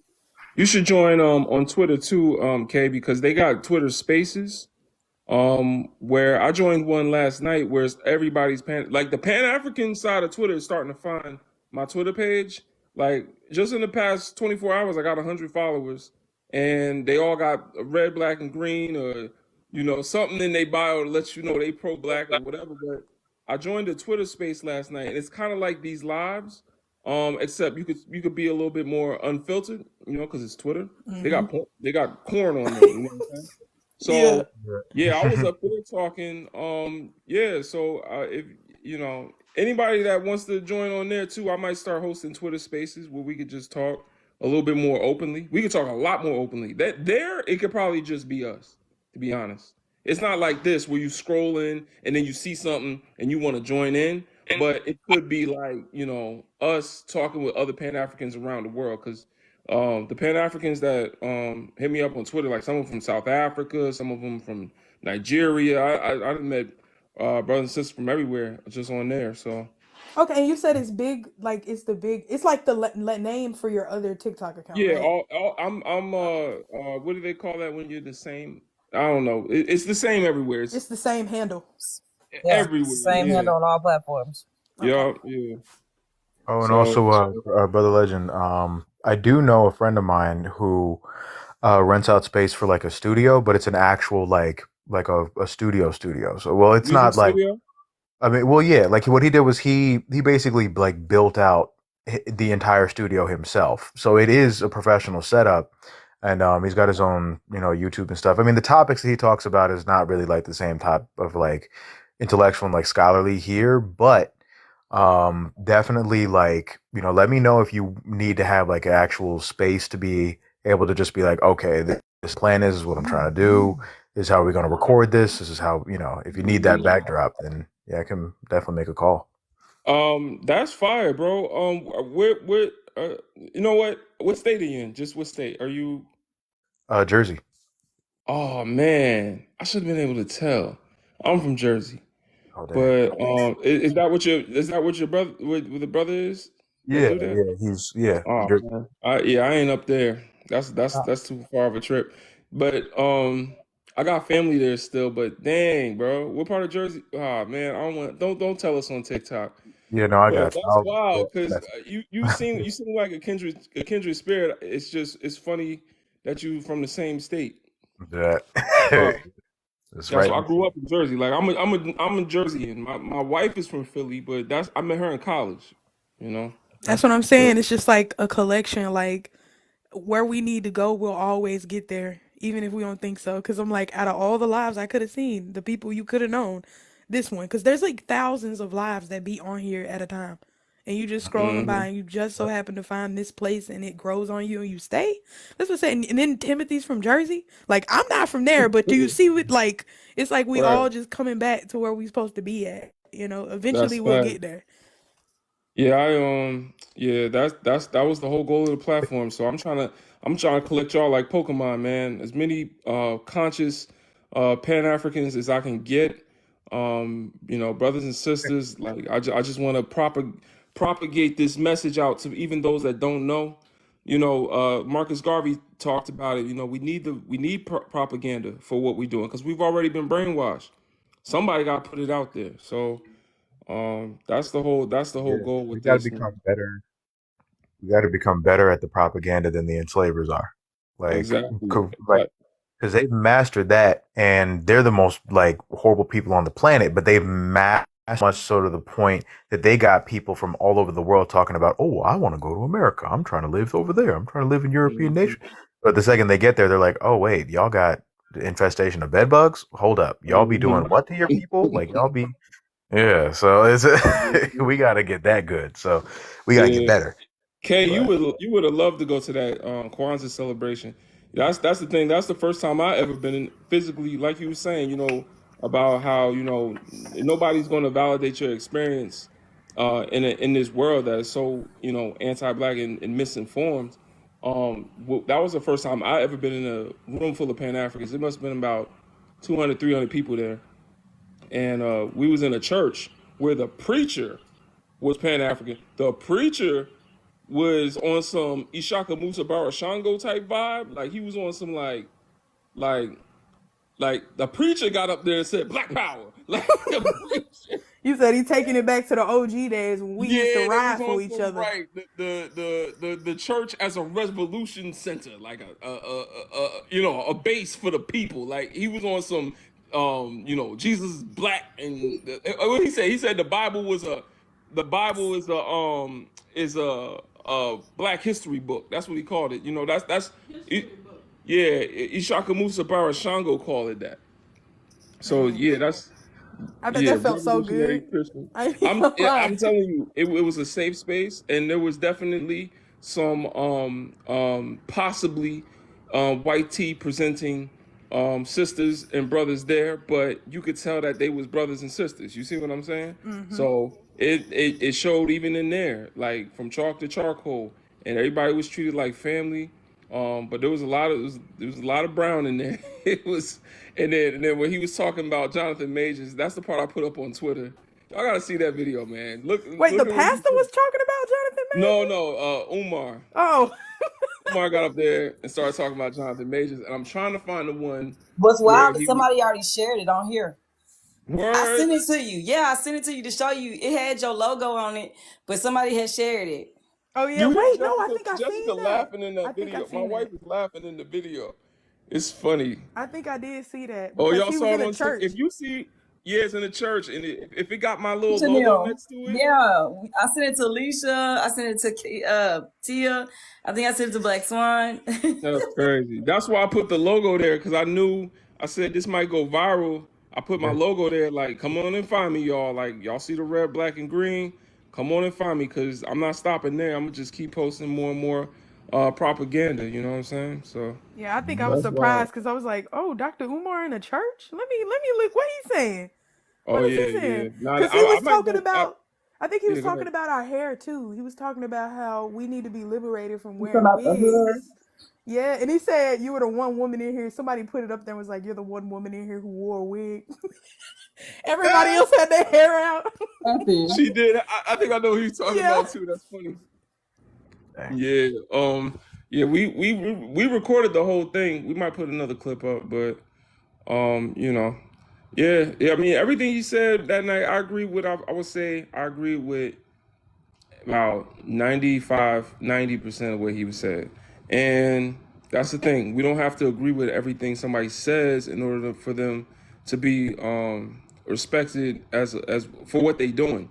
You don't gotta always judge people by what they saying, judge them by what they doing. Even if people say, "Oh, he ain't finished building that school," when do you see him? That they be mad. They be saying, "Oh, people done sent him money for over a decade. He ain't finished that school yet." All right, but when do you see Umar riding around in a Bugatti with expensive clothes on, $1 million watch like Jay-Z does, drinking 100, 200? There's video of not video, a picture on Instagram of Beyonce drinking $245,000 wine. $245,000 wine. These people took your money and they flexing on Instagram. Dr. Umar may not have finished his school yet. He did talk about it, and he talks about he have his opening coming, but he's been saying that for a minute. You know what I'm saying? But I you see on the outside there was paint. But even if you don't believe that he's actually working on the school, cool. That's one thing. But when do you ever see him flexing with that money?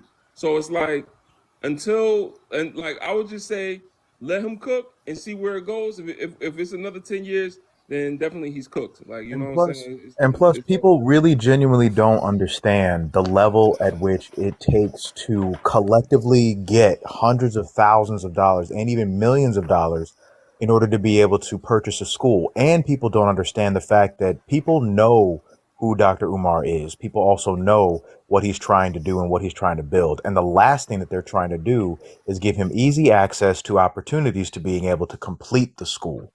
Like that's a whole mm-hmm. thing. So of course it's going to take 10 years because guess what? It took Martin Luther King just as much time to earn up enough money for whatever plans he was planning. Like Mm-hmm. this is like the people just don't understand that part of it. Like that's the part that He got up takes there. the time. Well, He it got up there and he said, "It's just him." Like it's just him. Yeah. Like that's what he said. He said That's like what I did. When it's just you doing everything. it is him doing everything. And then not only that, he was explaining to us how he was in Texas that night, and then another night he was going to what he said? He said Colorado, and then another night, the next night he was going to like somewhere else. Like this man probably done hit. This was 2 nights ago. This man probably done hit 2 states in those past 2 nights. And I'm just saying, like, the man is moving crazy, moving all over the place, doing what he got to do. And then, oh yeah, he said he going to Florida. You know that little boy? You know the boy with autism that boxed his teacher because the teacher took a video game away? I think so. I think I've seen that. Yeah, Yeah, I heard like about he got physical with her. She took his video game. He going down there to protest with them. He said that Ben Crump turned him down. He said that who else turned him down, baby? Jeff. Who else? Jeff, she not listening. Who else turned him down? It was Ben Crump and who else? I forgot. It was another one of them black leaders. I forgot his name. I forgot who it was. But anyway, people done turned him down because they think that they can't win the case. And I mean the case is already done. He's already convicted. It's just that now they're going to do the sentencing. They're talking about giving him 30 years. 30 years. Yeah, they're talking about giving him 30 years. And 30 years just is for the same boxing the amount of teacher. time. Yeah. Wait, but they have documented disabilities. That's why I'm like, that's also bro, that's crazy, bro. But that's why But they 30 years but I was about to is the say, same yeah. amount of time that they about to give that white tea woman that pow-powed AJ Owens through the door. Well, she deserved that, but to No, compare no, that, no. But do you understand what I'm saying?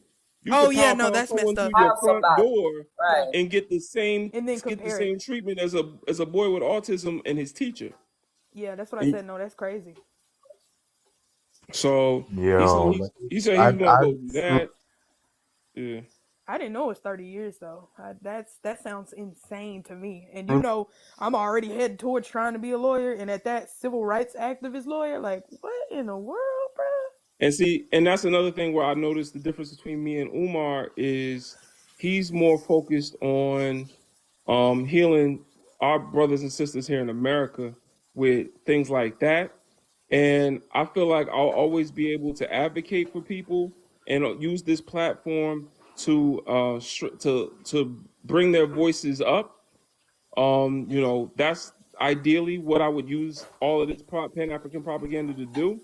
But also, I feel like my calling has been mostly to reconnect brothers and sisters back to the continent.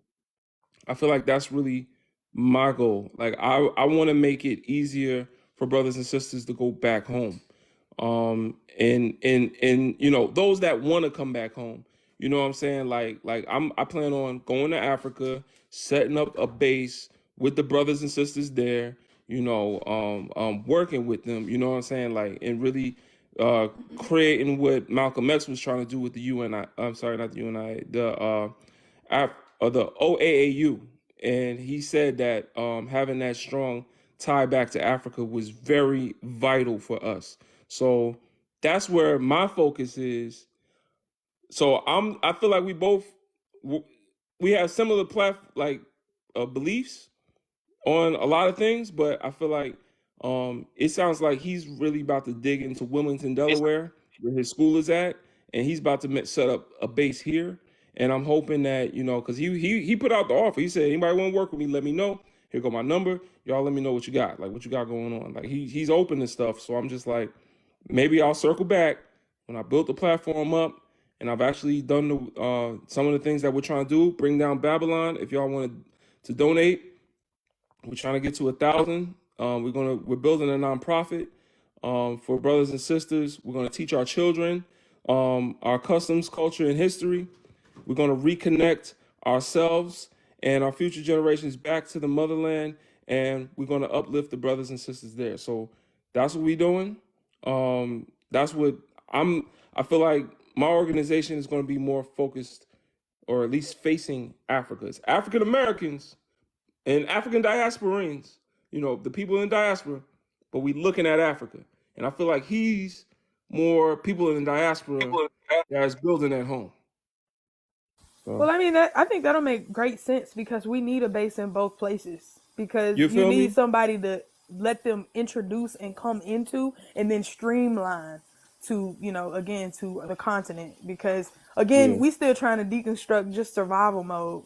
Like even with this, is what I think is very funny. They're so critical of Dr. Umar doing something that no one in history of Black history in Americas had been able to do successfully in its totality, but yet they don't look at all these other institutions and said the same thing. Because I can't tell you how many times people have said they were going to do something for us and never do it. Look at all of our presidents. Look at the Democratic Mm-hmm. Party. You're not critical, like you're critical, but you're not as critical of those people that you are of a man just trying to get a school together. And like you said, he's doing everything on his own and he wants to go through his people to do it, right? But think about how hard that is to do. Like Black That's construction hard. workers, Black electricians. Like we don't know how to fall through on our word a lot of the time. Like it's sad, but a lot of us don't have accountability of actually helping our own. We looking at it as dollar signs and they look at him as that's not promised. That's why all the people Yeah. who are poor, like we're literally paying more to be poor than the people who have generational wealth and income. And that's sad to Yeah. me. Like we can't be soft to ourselves and to those that are actually trying to help us. Like we're truly lost at that point. But I see why Dr. Umar is focusing on that first, because it's like if we don't break that barrier first, we can't even get them through the door. We've lost Mm-hmm. cause altogether. But Exactly. definitely. So, I mean, that's the pipeline, right? Is to build us up at home and then connect them back to the continent. So that's why I'm like, my and also another thing that's a difference I feel like in between me and what I'm trying to build and what he's building, but it still works to the same purpose. I'm not saying it's different, like better. I'm just saying it's different. Well, you're a different I'm cog in this machine. We all You see what can't I'm do the saying? same Right. thing. Yeah. Right. And so I'm also more focused on um technology in the future. One of the things that I think is important for kids to learn, he brings up the skills to pay the bills, being an electrician, a carpenter, certain jobs that, you can make a lot of money, but it's been taken out of our schools. One of those skills to pay the bills is teaching children how to code. And even he brought up that we need to have Black engineers making AI, and that's where my focus is at. Is me and my organization, we're working more in technology in the digital space. So that I don't underestimate the power of technology. I just think it's being used by our oppressor better than it's being used by us. So that's another thing I've noticed. Yeah, because one thing that I find always hilarious is that every time that I ask ChatGPT, or I ask one of those like other AI platforms some questions about Pan Africanism or Black African history, yeah, you'll see that like they'll You be gonna see it. stumped. Like it was the funniest thing. I forget what question it was that I asked, but I was just no. I asked very specific. I was like, okay, so based off of this history in this region of the world, based off of this in this region of the world, and based off of the fact that this and this happened, what would you say would be like like is this the case or something? Like I forget what the exact question was, and the Hmm. whole chat thing was just like we're sorry, but like we acknowledge the fact that those are facts, but we don't know how to address the question. Right. How you stump AI from asking about Black history? That just Yup. that in and of itself was crazy to me. Or it'll tell you one of our scholars is controversial, Yeah. or it'll tell you like if you go to some of the image generators, if you go to an image generator, where it makes like you type in a prompt and AI will make the image for you. If you do that and say a woman in a red dress, I bet you it ain't a sister. I bet you who can guess No, who the default woman is. you know it's whitey. A You see what I'm whitey. A saying? whitey. Yep. Yeah. Oh. Clever.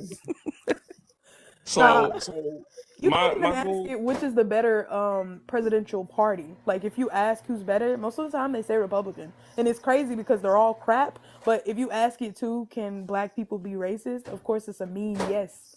Of course. That's crazy.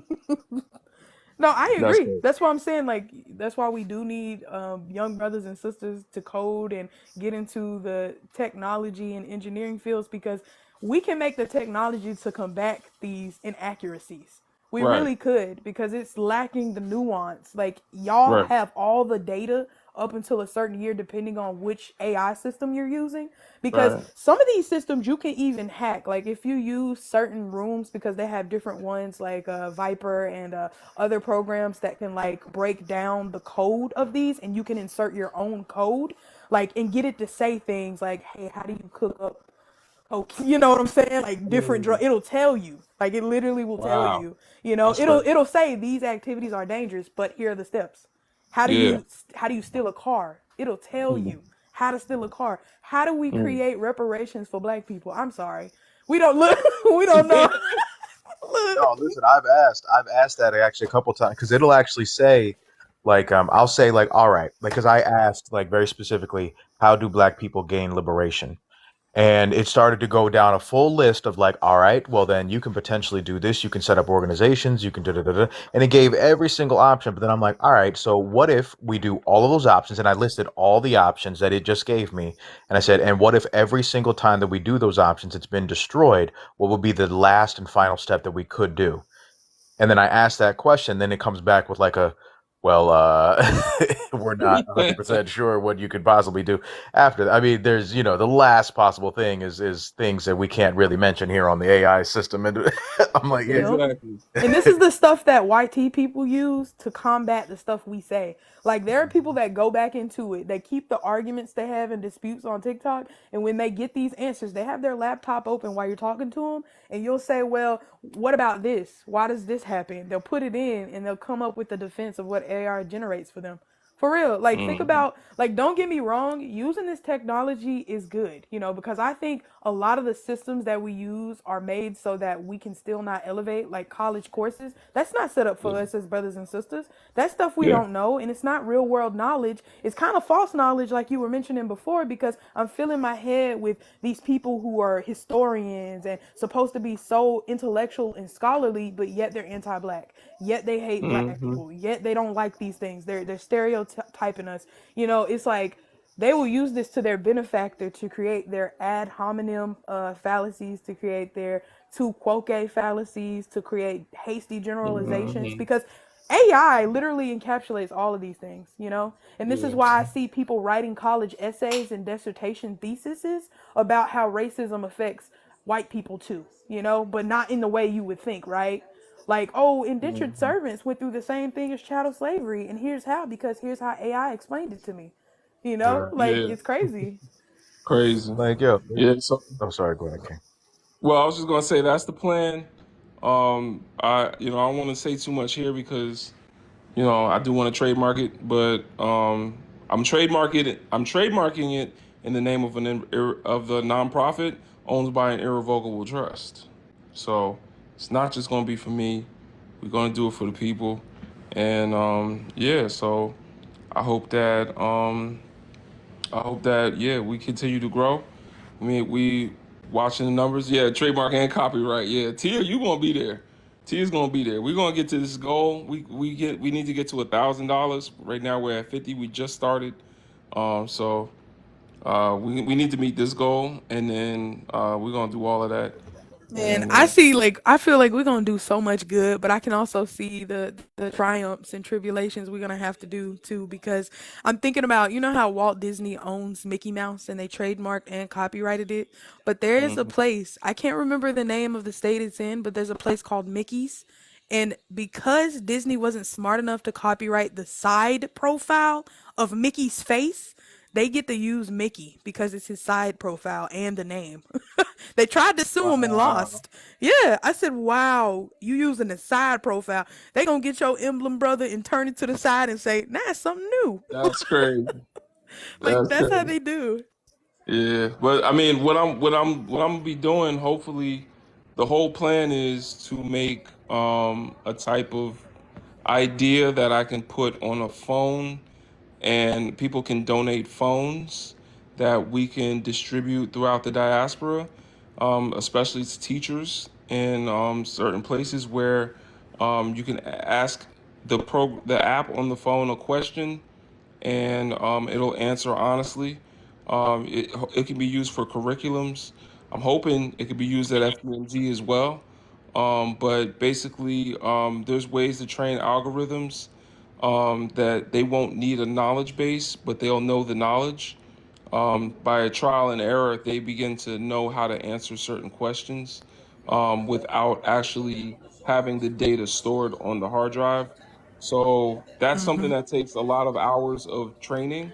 So that's going to be pretty expensive. So that's later down the line. But in the meantime, I'm building a website that can be used as a resource, and then a chat bot that will be able to use that resource to make answers easier, more accessible to people. So we're doing all that, and yeah. Well, if Oh, Soldier it's Boy going to be can, biased. It's well, I going was to be gonna say, nah, I was gonna say if Soldier Boy can have us calling 678-999-8212, I can guarantee, get Dr. Omar to repeat it in a catchy scheme, baby, we dialing it up too. I can hear it. Look, yeah. you know? But no, someone asked in the comments, how is it trained without bias? It will be biased. It will be Afrocentric. So it's going to have an Afrocentric bias, and that is just fine because the current AI that we have has a Eurocentric bias. As I just stated, when you ask an image generator to generate a woman in a red dress, it makes a woman that looks like Anne Hathaway. Yeah. So. And you would think with all the options that they deliver, because they deliver multiple images at one time for you to select from, multiple, Mhm. those women still look the same. You would think, well, let me give them the different race, of different people. But no, they just the same Mm-mm. YT woman in a different tinted red dress. Like, Yeah. So, that being the case, we're going to make an Afrocentric algorithm and Afrocentric doesn't mean, it's going to be blind to the truth.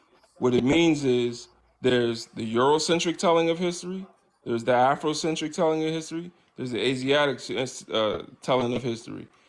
The Afrocentric telling of history is often the most overlooked, despite them having the most history. You can't understand world history if you don't know where the world came from, Africa. So why do we overlook Africa's version of what happened to Africa, but we listen to Europeans' version of who African people are and what happened to Africa? No, Exactly. we're going to make an AI. We're going to make a database that's going to tell y'all Africa's version of what went down, and that's all. That it's going to be biased in only that regard. Exactly. What's it called? And let me know if I pronounce his name wrong because I've been saying it. I think I've been saying it wrong the whole time. Cheek, or is it Cheek Antidio?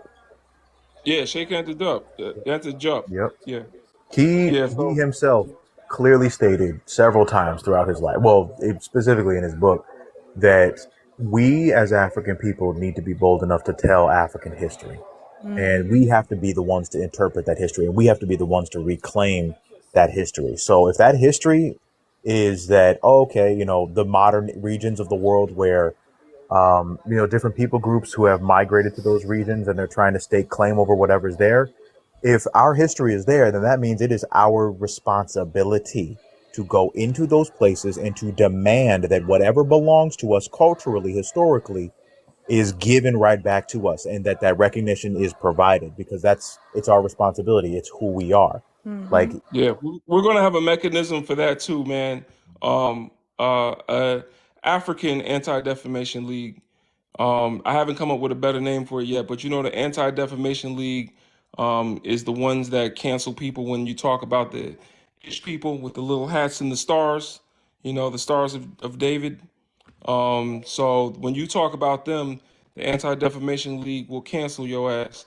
And we're going to have an African version of that because we don't have anyone. Kanye West gets canceled when he says something about them, but he don't get canceled when he says something about us.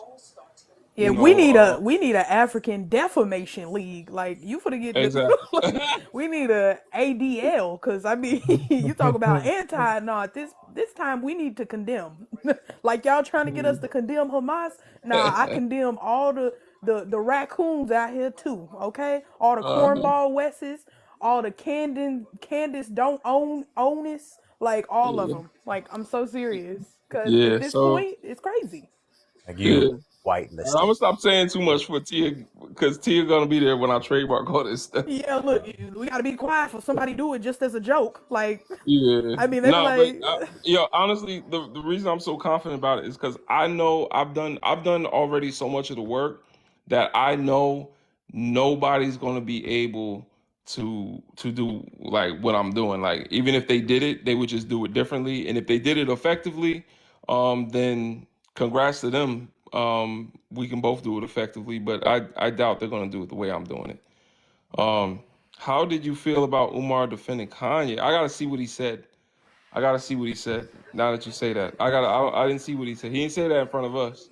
yeah, I'm about to Um, say, I don't know. It depends. If he defended him in a way to say that he has also been highly indoctrinated and some of the things he has done is in trauma response, because there's a lot of black people that still think, again, we aren't oppressed. And I try not to blame them in the same way because it's indoctrination, bro. Like, if you get swept off your feet from it, yeah. But if he's trying to say, well, this is an excuse to lack accountability, oh, no. That's the what he 10% say? we don't agree with. She Look, right here. yeah, what What do he you say to say? you? This was on the podcast. I was up late. There's a account on here that is basically putting all the clips from the podcast episode on TikTok. So I was watching a bunch of them, and on one of them, I don't remember how Kanye came up, but he basically was saying that he feels like all of his acting out is because he's still grieving over losing his mother, which is nothing new. But then there was one, basically like one celebrity that he had to reclaim, or that he could reclaim or take back or whatever. It would be him, because he proved that he's not, I forget exactly how he worded it, but he proved that he's not like, I guess basically like a lost cause, because he's the only one that's been outspoken against the little hat people. And he was like unashamed about it. And I was like, he didn't address at all the very anti-black things that he said over the years. And I was like, I find that very interesting, because he said a lot of things that have undermined black people and their plight. And even though he may have like gone against them, so to speak, I don't know why that makes him so much more redeemable than anybody else. And then I don't know if he saw the recent apology that he gave, um that I forget what organization like acknowledged and was like, basically, we appreciate the apology, but we'll see, like, seeing is better than believing, is basically how they responded. So I he feel like essentially kind of walked back everything he said. yeah, I think Dr. Umar he's had a history of like, giving a lot of grace to Kanye and not and like it's just because like Kanye was one of the first to really like blatantly call out the industry, blatantly call out the system. Like well, I mean, obviously there's have been others plenty, but very specifically, like the old Kanye, he was just go on TV and just say like, "Hey, yo, like George Bush doesn't care about black people." Like he just like out of nowhere, like just flat No, live that was TV. on the Katrine commercial to raise money Yeah, exactly. Like he just with like Michael it's so Myers. yeah, so I mean, stuff like that is admirable and it's appreciated. It's appreciated, but at the same time, it's like okay, but what you're actually doing is that you're marrying outside of the community, you're uplifting that, and then also you're taking pictures with Candace Owens wearing like YT Lives Matter shirts, and then Yeah. you're wearing Make America Great Again hats with, and then having conversations with Donald Trump, and none of those people in that room looked like they even acknowledged you as being a human being. You were just talking, and there were cameras in your face and they were just like, all right, let's keep it going because we got the next person to come through. This is just some uppity N word that's in this room that, hey, we got to get the black vote. So let's go ahead, like, see, like that. So it's just, Mm. it's Yeah. just like, I mean, I understand where Dr. Umar is coming from with his defense of Kanye. And there is some stuff that does pop up that Kanye be saying that is valuable. But when you got to take too much with a grain of salt that comes out of his mouth, that's when it's like, all right, you can't even be like fully trusted to say the right message when we need it. Like, let's move on to Who somebody who can. who who has Dr. Umar been? Who in the community, just not conscious, but just brother or sister, has Dr. Umar been heavily critical toward? Mm, man. I'm not an Umar fan, so I'm pretty sure though he did speak kind of, well, he doesn't. This is the thing. I He don't. speaks about Deion Yeah, that's what Sanders. I'm about to say. I don't think he directly calls out a lot of people, but he definitely calls out some of the systems because I've seen where he talks about the cornballs that are in the political stance that a lot of them are, and they don't go and help their community. But that's also my kind of feel when he's talking about Kanye and giving him redemption because we got to hold him accountable at some But point see, that's too. the thing. You know. I'm not sure if that's redemption.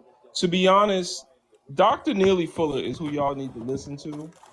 Cause then y'all can understand.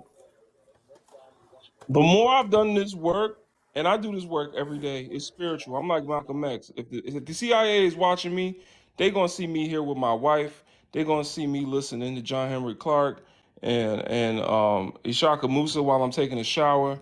They're gonna see me listening to Julia Hare and Dr. Francis Cress Wilson.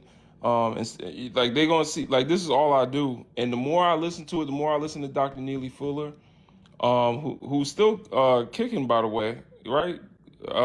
I only hear recordings of him calling in the radio stations, but the more I listen to his teachings, I, it's like a lot of brothers are COONs. I kind of honestly assume it. I assume it when I meet people now. I assume it Yeah. so it becomes invisible to you, but not like in a way that's harmful. Like I could defend myself because I see it plain as day. But it's like because other people can't see it, they just think, oh, I'm gonna go with what feels right. But when I think about Kanye, I'm like, he's a COON just like every other COON in Hollywood. He was a little bit more outspoken with it, and technically, he did stand up to the ish people, which is something no other COON in Hollywood will ever do.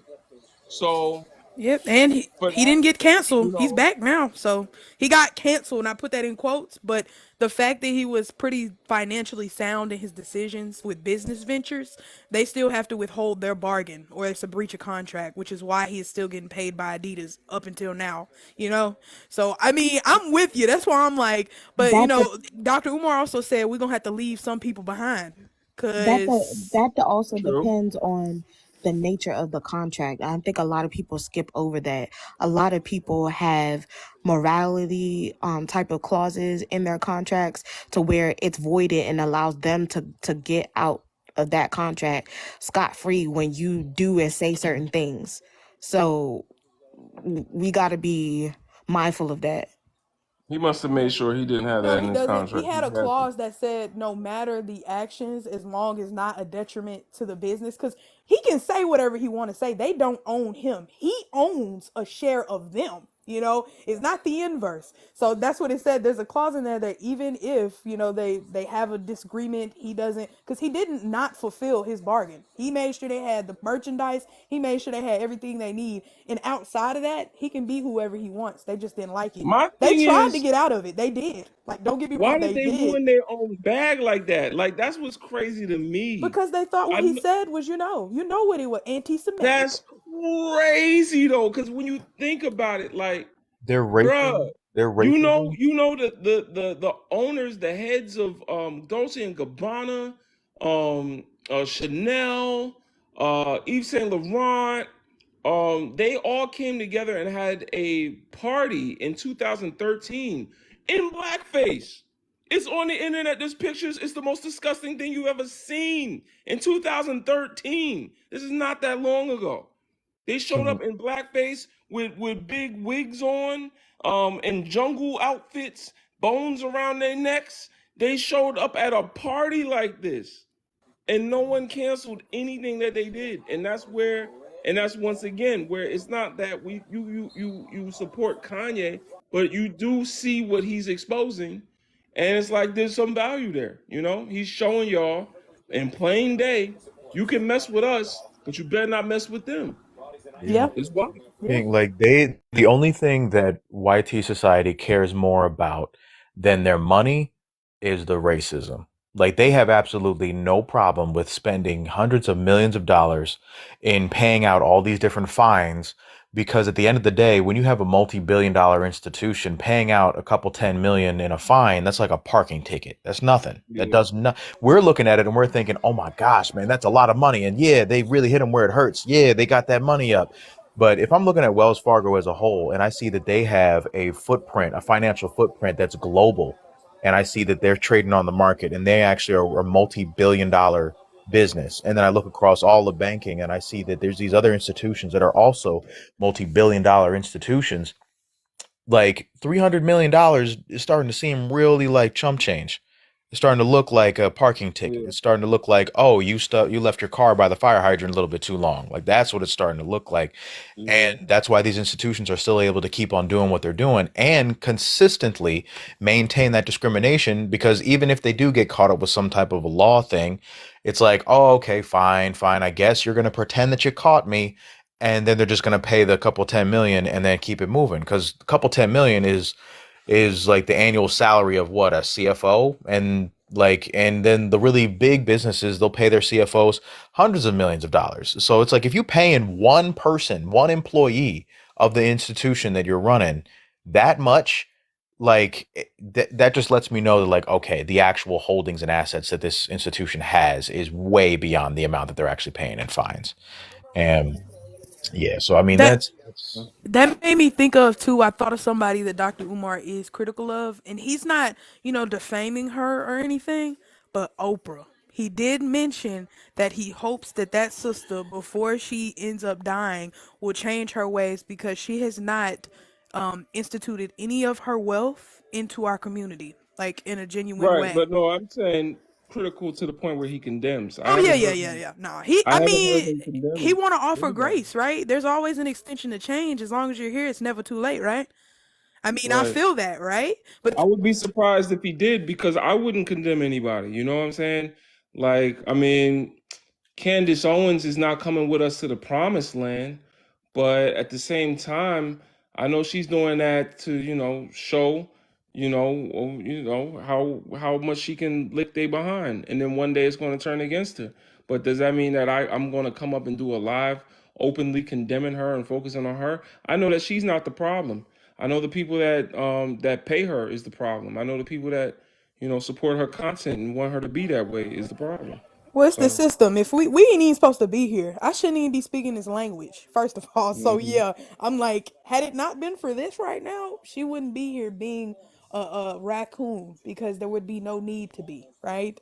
So Yeah, I'm with you. I mean, I have an extension of grace, but then I also have an extension of accountability. If you're being a right. detriment to us, I'm not gonna condemn you, We're but gonna I call can't you out allow though. you. Yeah, I Yeah, can't we're gonna allow you call to you be out. here. Like, And Africa the what's good, brother? hey, bro, you know what? I think Candace Owens is the symptom of the disease, not necessarily disease. And as you said, I don't Yeah. think it's any meaningful. I don't think it's meaningful to concentrate on people like Candace Owens, because what we should really be concentrating on is that is a viable career path. And all of us know it's a viable career path. If you're young and you're pretty and like you're willing to dress up nice and say whatever you need to say about black people, that's a viable career path, because right wingers and Republicans will pay you through the nose. Like they will give you a good, well funded life if you're willing to throw black. If you're good looking, well spoken, and young, oh yeah, white people are willing to pay you like in and make you a millionaire if you're willing to throw black people under the bus. If you're willing to go behind every single anti-black bandwagon. And for me, you know what? I don't give Kanye West a lot of grace on, if I'm being honest, man. Because if I'm being honest, because like there's only so many times that somebody can show you who they are, and like you're like, hey man, I'm a fool now if I don't adjust. And like, cause like at some point, like you have to see like, hey man, whatever Kanye West you thought you loved in the 2000s, that guy's dead. This new Kanye, Yo, yeah, whoever you fell in love with in the 2000s is gone and has been gone for a while. Like, and I think Kanye West has bipolar disorder very clearly, and I think Kanye West does not take his medication very clearly, and like you can see like the mania in what he's saying is an escalation of his feelings from years ago. So when you remember, yeah, like I remember like 10, 15 years ago, Kanye West was just like, oh yeah, my house is too nice to play hip hop in, I was like, what the fuck does that mean? Sorry, I shouldn't swear. I was like, what does that mean? But you can see the escalation over the years. Oh, to White Lives Matter, and like when he would, and for years and years, like for Kanye West, for me, yeah, I think observing Kanye West, his problem is his inaccess to white privilege, and it infuriates him. I think that is because if you look over the years, what he's been saying, he's saying, "You guys won't let me in. Let me into fashion. Let me into fashion. Why won't you let me into fashion? I've had the success in hip hop. Why won't you let me be a fashion mogul?" And people are just like, "Fashion doesn't work like that, my bro." And like, I think his inaccess has infuriated him over the years. And if you look at what he's been saying out of his mouth for the last 10, 15 years, he's been saying, my idols are Tom Ford, my idols are Ralph Lauren, my idols are Walt Disney. He's been clearly saying to you, like, and Steve like Jobs. he's been clearly saying the same message. And like, if he was for our people, like, he wouldn't like get behind Trump at the height of Trump's racism, when Trump was telling people like, we need to get these people out to S-hole countries, like we need to like Mexicans are grapists. Like, these are the things he was saying. And Kanye West said, "Yeah, you know what? I like, let me get behind that." At Candace Owens, who shucks and jives at every opportunity, like, and then Kanye West said, "Yeah, you know what? I want to get behind that." I think Kanye West, through his actions, has told us who he is. Like, I don't mean even to get into his personal life, but like, his partnerships reflect like who he is. Like, why don't you see this man? Like, this man hasn't been with a woman of color for over 10 years. And like, even when he left Kim Kardashian, every woman he's been with since has been a white woman. Like, it's really important to see like where this man's mind is at, and to not give him undue grace. I love Kanye West's music, but I can call a spade a spade. And do you know what? I think even with like Kanye West's like criticism of the small hat people, even when it shows, even when there's some relevance to it, like, he comes at it in such an incoherent kind of like toxic manner, that it defeats the whole purpose, and then it becomes anti-Semitism, because like it's not coherent what you're saying. Like, what he could have made a real cohesive point about what the truth is, rather than talking about small hat people in dungeons controlling the world. He could have Right. really gone into like, no. There is actually a history here of the small hat people and black music. There is a long-standing history of like of the small hat mob, and like through up like from the 30s, where like Yeah, they were from jazz. like where they were Yep. Oh, you still there? Going back to jazz musicians. After yeah, go ahead. Yeah, these are look up the Levi brothers. Like, look up how the kind of contracts that these people had jazz musicians under, that they owned the jazz musicians' masters, that they made them pay for pennies, that they had them up in mob clubs. Like, these are Yeah. like, how because the rap hip hop in the 70s and 80s was mostly social commentary, and then you had in the late 80s and the early 90s this explosion of well-funded violent gangster rap. And then you look at who were the first like Leo popular, Cohen, Juice nationwide popular WRLD. like gangster. It was NWA. And who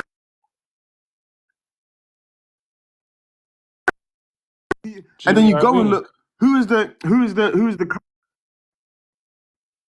Oh who's man, the your phone messing up. there's only 3 major record labels. Who is the head of Universal Music? And then who's the head of Lucian Grange. You got Leo Cohen running YouTube now. I'm trying to think. I forgot who Atlantic is.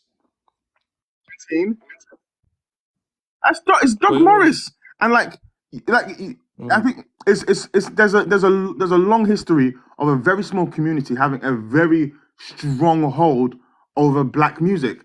And you can make a concisive, factual point with names, with dates, and with like and with a clear points made. But Kanye West approaches it with his bipolar incoherency, and like he muddies the whole conversation, and he makes it Yeah. easy for people on the other side to rebut and say, "You're just being anti-Semitic. You're just being incoherent." Whereas there is a real point to be made, but like Kanye West isn't the person to make it, man. In my opinion. Nah, Kanye West reminds me of a Clarence Thomas, but he doesn't have the same political platform or pull.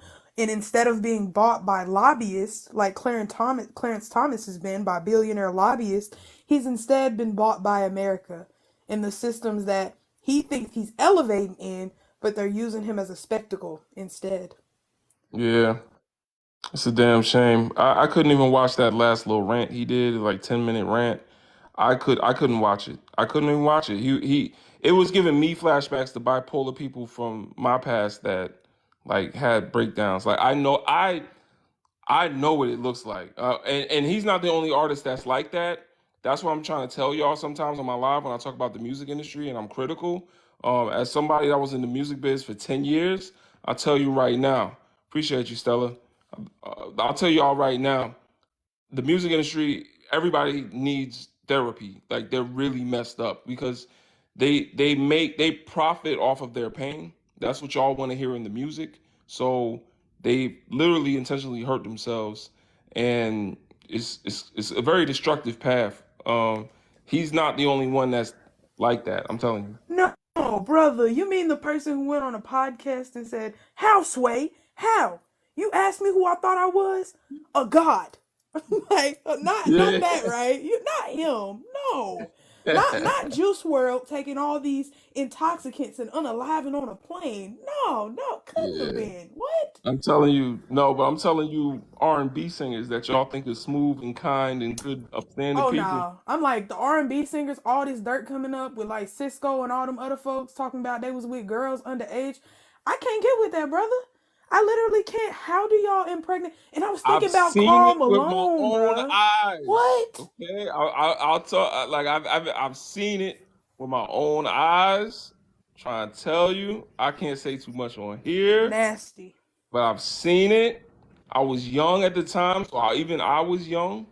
And she's 15. I can't even get over Karl Wait, Malone. wait, how old was she? Right. And dude's 40. R&B singer from back in the day. Dude's 40. And parents be She pimps. 15. How old is she? Yeah. Parents are Parents, pimps. don't get me started on parents. Parents tried to throw daughters at me. On not on like literally that, but are you serious? Like, no, dead ass. And no, dead ass. Like, parents will know that I'm a producer, see that I had a little song out or whatever, and parents will be, oh, I'm sending my daughter out to LA to come work with you. I'm gonna get y'all a hotel room. I'm a parents of young sisters. I'm talking about black children, parents. And I'm like, and so when I seen the R. Kelly documentary thing, I'm like, you know, yeah, he's a sick dude for, all that type of mess. But I have seen it. Parents will throw their children at you. I never thought for a second of accepting being in a hotel room with nobody's little daughter because we out here to make music. Like, you don't even know me like that. Are you serious? You know, that's a setup right there. But the legend, I think that's something that always confused me because whenever like, because the documents are out there about Aaliyah getting married at 15, and then you ask like, wait, there is no way in blue hell my daughter can go to another state and be married to a grown ass man at You the age of right. 15, and I don't know about it. That means I've co-signed it. There's no, It was red hell, and not blue. You But right. didn't one of her uncles set that up? Like Yeah. he's the Yeah. one who knew him and like made the introduction. Like it's a lot of adults And then he tried to act that like he didn't were know. Oh, I complicit. didn't know Y'all, they I've were doing seen that. it. Y'all don't even know. Y'all, I've seen it. I've seen it myself. Parents, I've seen it with like that situation I just told you about that happened to me once. But I've seen parents throw their daughters at other dudes that was more elevated than me. And I'm telling you, I've been to the studio and she got, grown woman clothes on. And later on, you find out after the session, like, oh yeah, and they brag about it Ew. because that's part of the music industry is bragging about how young the artist is. They want them young. You understand? They want them young because even think capitalism, right? A 15-year-old girl could take 10 years before she get hot. 10 years, and she's still only 25. After being in the game for 10 years, she might not only have one hit single on her ninth year. But now she's only 25, she's only 24, she's still young. She could still do like a whole career after that. So that's why they want them as young as possible, capitalism wise. But the thing is, y'all are giving y'all daughters to these creeps and weirdos. They ain't no degree in the music industry, ain't no board or council to hold them accountable.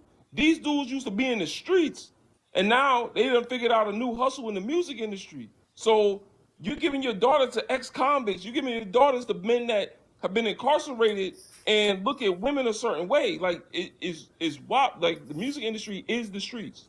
So that's what a lot of people don't know. That's what no one told me before I got involved in all of that. I was around some dudes where I look back and I'm like, yo, I'm lucky to be alive right now. Like I got stories for days. I wish I could tell y'all. I got stories for days. I look at the music industry. It is the streets, and those dudes. Keep your children away from the music industry dudes, and keep your sons. Keep I your was just sons about to too. say that. The Yep. sons. Keep your sons. Oh my goodness. I had a mother that came to me with her son, and it was the weirdest session ever. But that mother was on point, and I commend her. But I already knew that boy wasn't gonna go nowhere because she was following her son around everywhere, like how Kanye and his mom was. Like she would go to the studio session. She would smoke with us. We had big reefer. You know what I'm saying? We you know what I'm saying? What? We You get you lit. you was smoking? Hold on, wait. With, Well, hold on. listen, This y'all don't this know how I about that. know Y'all y'all don't are know my about that. people. Okay, This okay, is how I know we y'all ain't are my gonna talk. people, bro. We ain't gonna talk about it, but wink, Look, wink. Yeah, this you is know how I what I'm know saying? y'all are my people, man. That just Those, solidified it forever for me. You yeah, know, those, not those not the devil's lettuce. those days are over. My wife is laughing because she know. She said she could like, bruh, every day, all day. You don't understand, like. But I had to chill because I started to realize it was a distraction for me. But and I've been super focused ever since. Look at this platform I'm building. Like, look at what we doing. My focus has been crystal clear ever since.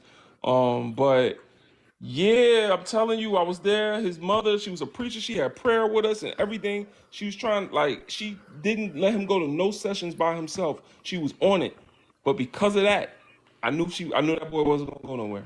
It kind of reminds me of, and I know this isn't the greatest example, but two examples. It reminds me of Roxanne. You remember her in that movie? And it also reminds me of Tyler Perry. I can't remember. It's not Diary of a Mad Black Woman, but it's about that woman who got married to an abuser. And come to find out, her mother let her husband R word her sister. Remember? Oh yeah. That, Oh like, yeah, yeah. That but like the Tyler Perry movies like perpetuating and like just uplifting black trauma is really it's really a bad thing. Like yo, like how you build an entire empire, the only thing you want to build from that empire is more depictions of black trauma. It's just like come on, bro. and Like stereotypes and for real. colorism. Colorism, Do you know, stereotypes. Like guys? I also think oh, sorry, go ahead. not to take the not to take not to use an example that's outside of the community, but I think one of the examples of like how the music industry can drain and abuse people is Britney Spears, because Britney Spears like it's and I have a younger brother, and it's hard for me to articulate how big Britney Spears was in the 2000s. Like I tell him, like, imagine like Taylor Swift times five. It's like she was the big she there's no way this woman did not generate like $1 billion throughout her prime. But like if you look at what's happened to her now, she's clearly like she's a woman who's been ravaged by mental health issues, and is nowhere near as wealthy as she should be, because her father, in cooperation with the record company, absolutely have looted her, and like now she's a shell of her former self. Now she's Brittany, and you can see like once and now that she's like what, she must be 40 now. Nobody cares, and they've used her up. They must have stolen hundreds of millions from that woman, and like there's so many examples of like even with TLC, like the TLC situation is insane to me. Do you know like TLC throughout their music career made like less than $2 million between the three of them oh yeah, yeah, from yeah. record sales those ladies, between the three of them, made less than $2 million. So that's Yeah, about what six? That's about 600,000 each. Some of us are yeah. making more than 600,000 this year. Like it's insane.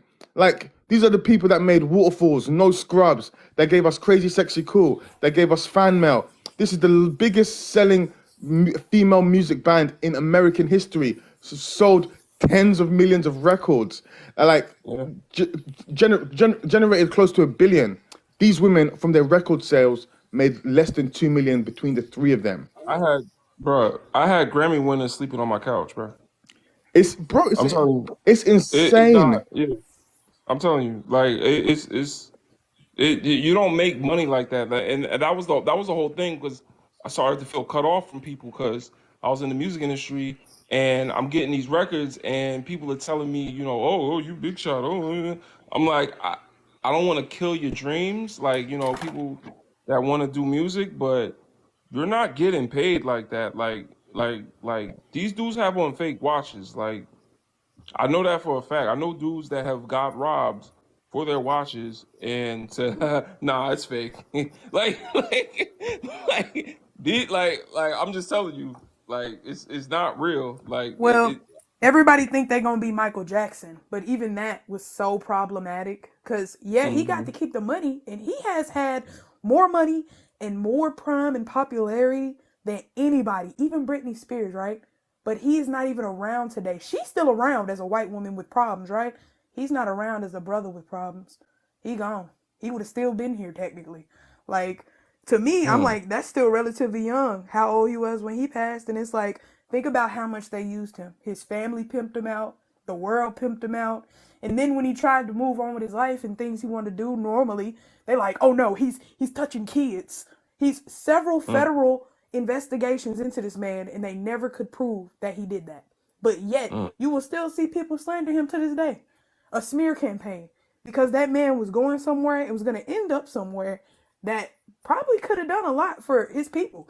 Even his music. Like, he tried Mhm. to, incorporate it as much as they would, but like, it's like you still like, hey, damned if you do, damned if you I'm don't. gonna tell you, out of the All artists I've been around, Britney Spears and Kanye West are normal. Like they're not that. Like that's normal. That's normal. You will go in the studio with an artist that you look up to, and they will have a breakdown like Kanye did because something's going on with a girl. I done seen dudes cry.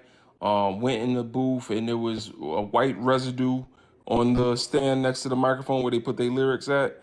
Like, like I done seen all type of like I got mad. My wife has been there for a few of these stories, but she wasn't in the room. But she's been around enough to verify. Like I'm telling you, these people like they gone. They a lot of them are really dealing with some stuff. They got famous really young.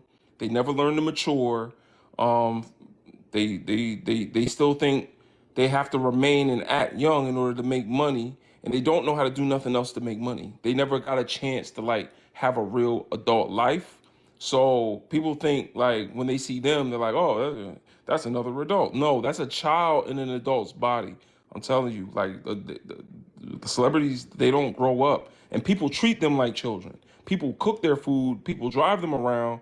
Like people treat them like children because they think that they gonna get on one day. Man, it's all fake. I'm telling you. Hey, once upon a time in Hollywood. I'm telling you, You know it's that brother to all be fake. making them videos? You ever seen those? Nah, I never seen Man, it's that. a brother who be making them about a lot of different people, and the stuff that he says that they do or have done, like they get away with unaliving. Like for real. Yeah, Just yeah. terrible to work with. People be like, "Oh, he was terrible to work with." And then you got the goons. Like then don't forget, you got the goon ones that they just think like they still in the streets. Like they might be big and famous, but when you around them, it's really like you were in like I told my wife, I said the vibe in here is like jail. Like I got that from Atlanta, but like that was the vibe. Tell me why a dude that was in that room ended up getting unalived and then another dude got all right. I'm trying not to say their names, but one of them got unalived. One of them is currently in jail. Um, One of them is currently in jail. I'm trying to think if I can give like a teaser. Man, I I don't want slick to. get that vibe from like Dirk. I ain't even You gonna know the lie. one I'm talking about that's in jail right now. Think of who went to jail this past year, okay? Past year. Ain't You know what I'm Pooh saying? Shiesty, is it? Let me see. But he Nah. in I'm there talking too. about he pew-pewed women.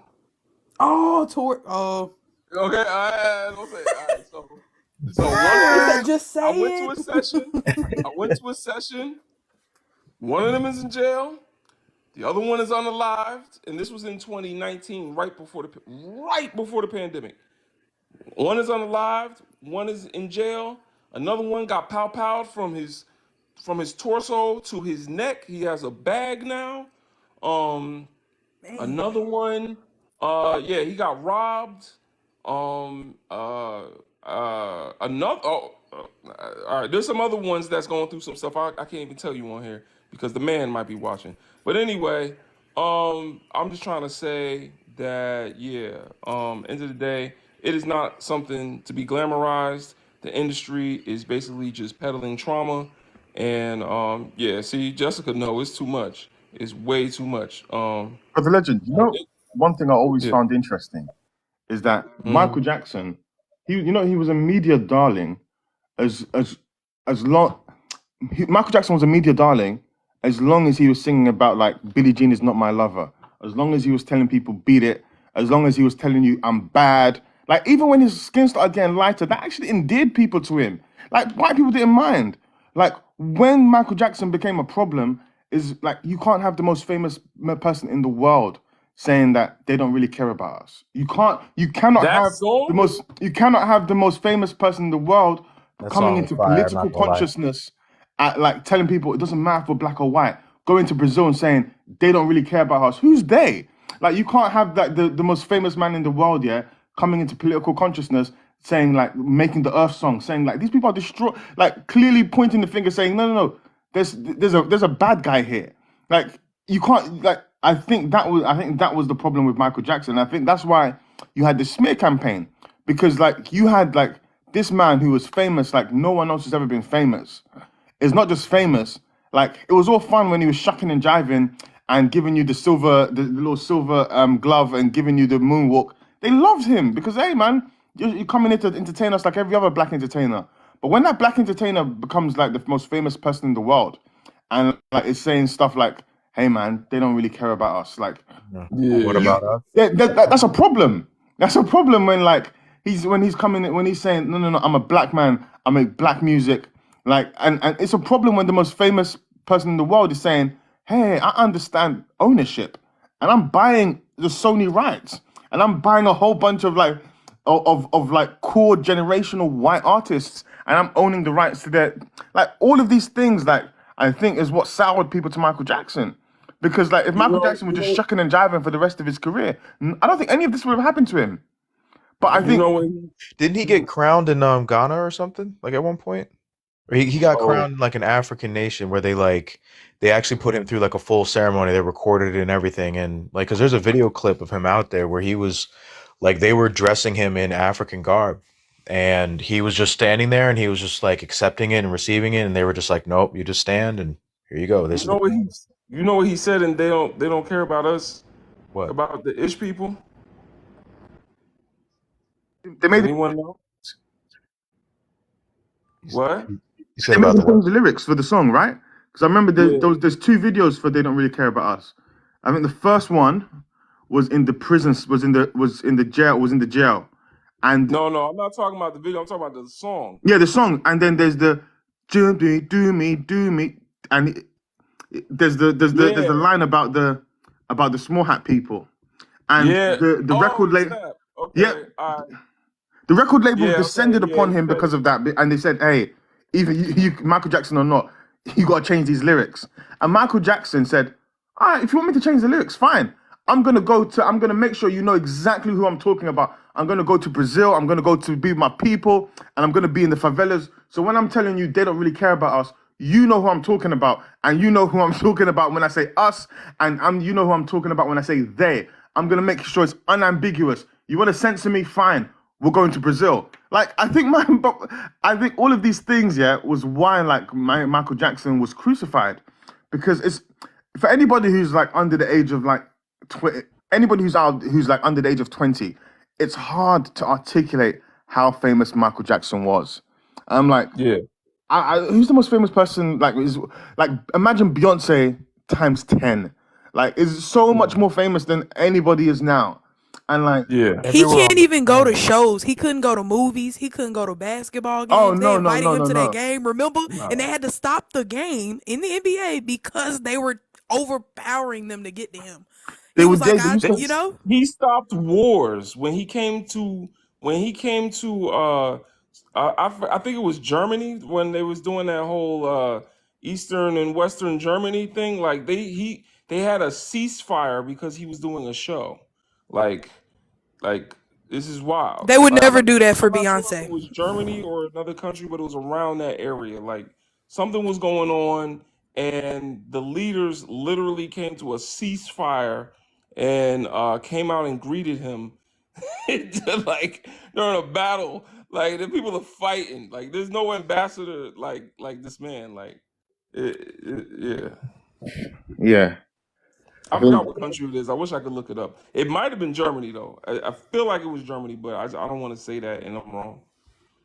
Michael Jackson was my cousin's. My cousin passed away, but he was my cousin's favorite artist. Every single I remember growing up, there being like at least anytime that my cousin would be home, there would always be some form of Michael Jackson song playing in the background, or there would be some form of like his newest music video that was playing on the TV screen, like the cassette tapes back in the day. Mm-hmm. Yep. Yeah, They still Michael. making a lot of money for him even right now. He's actually more valuable unalived, right? Which is Mhm. sad, but the reality is his catalog became even more priceless because of that. Think about his jackets and his gloves and stuff. Think about how much they sell for.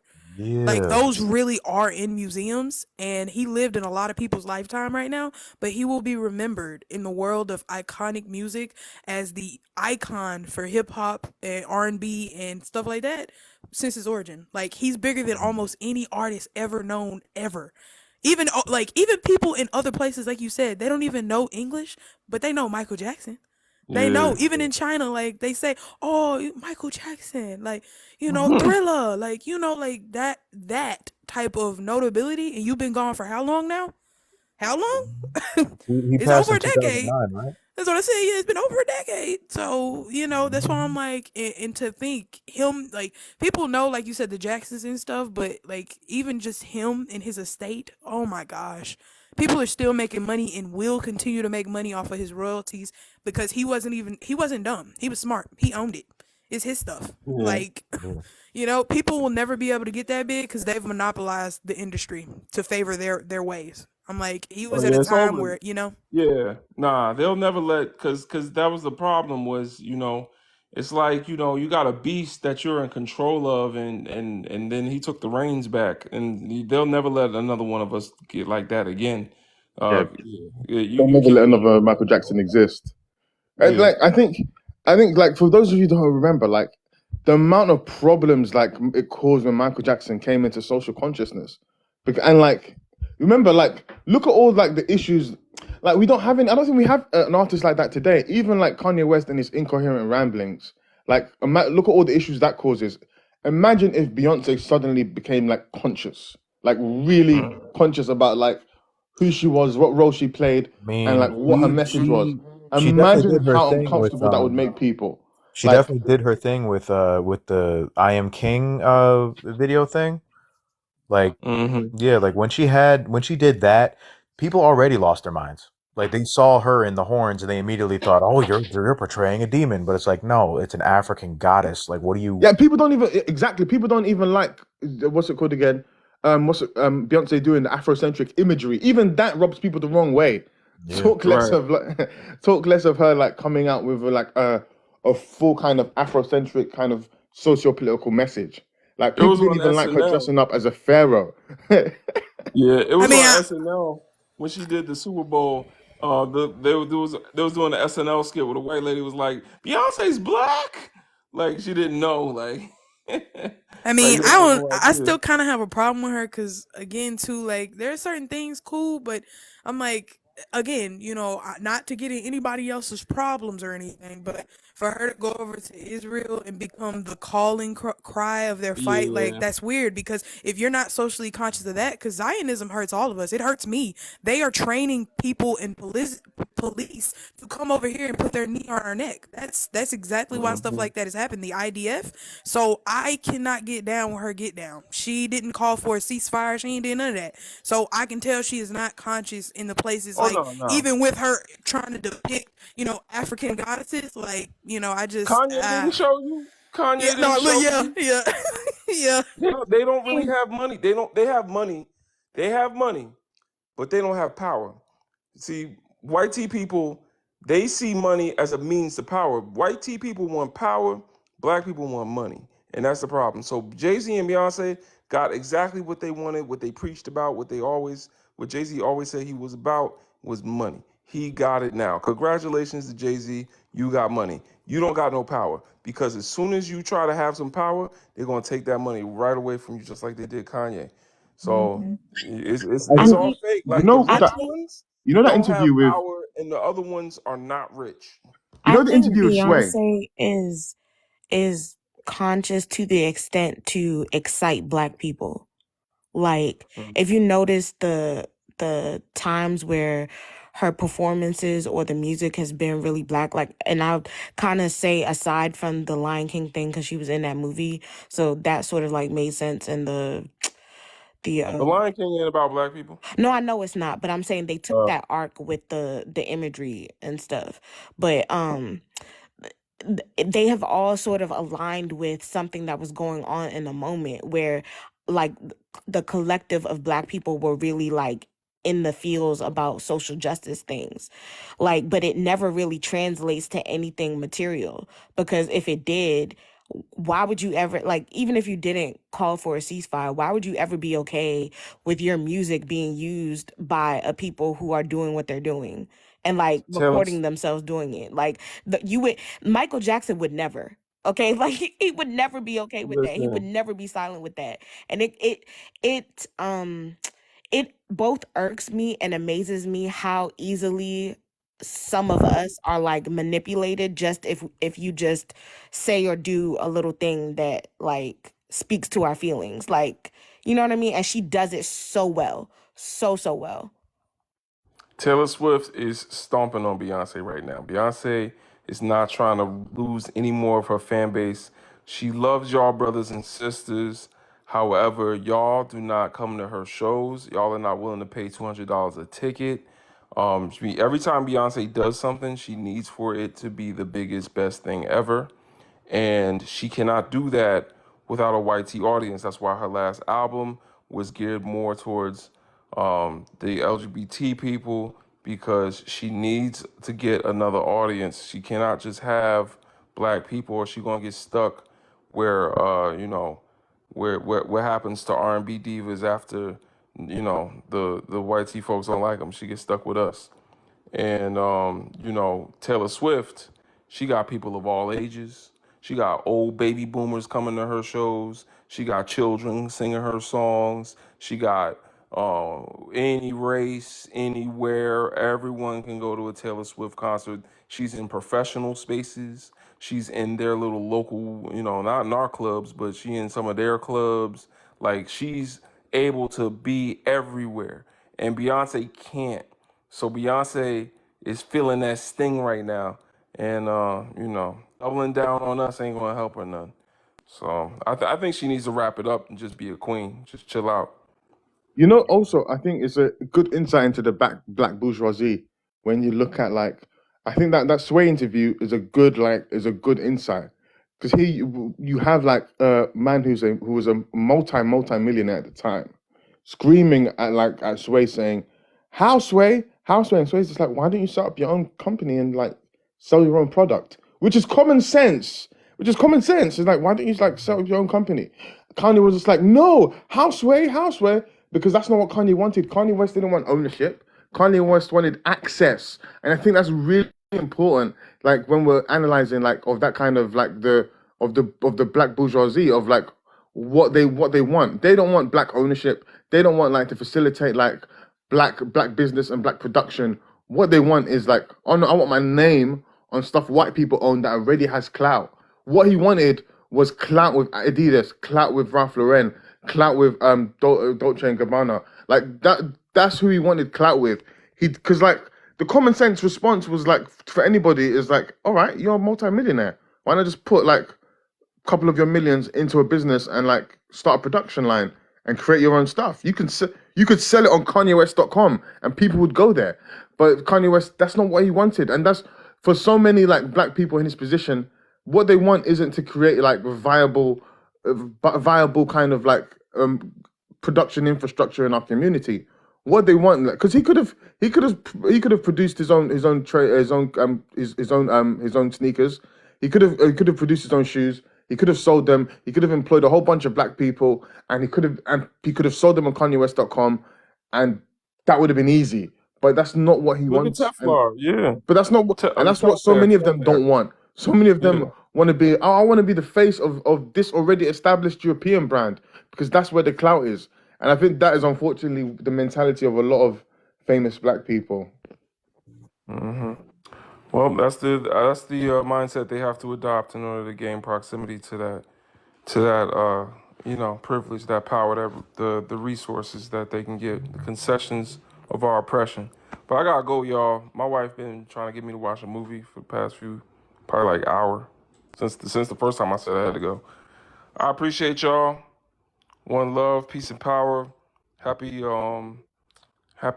fourth day of Kwanzaa. Ujamaa, which is collective economics. That's group economics, powernomics. If you are a student of Dr. Amos Wilson, that means not just black capitalism, but cooperative capitalism in a way that benefits all of our people, and we build our own. So I'm gonna go.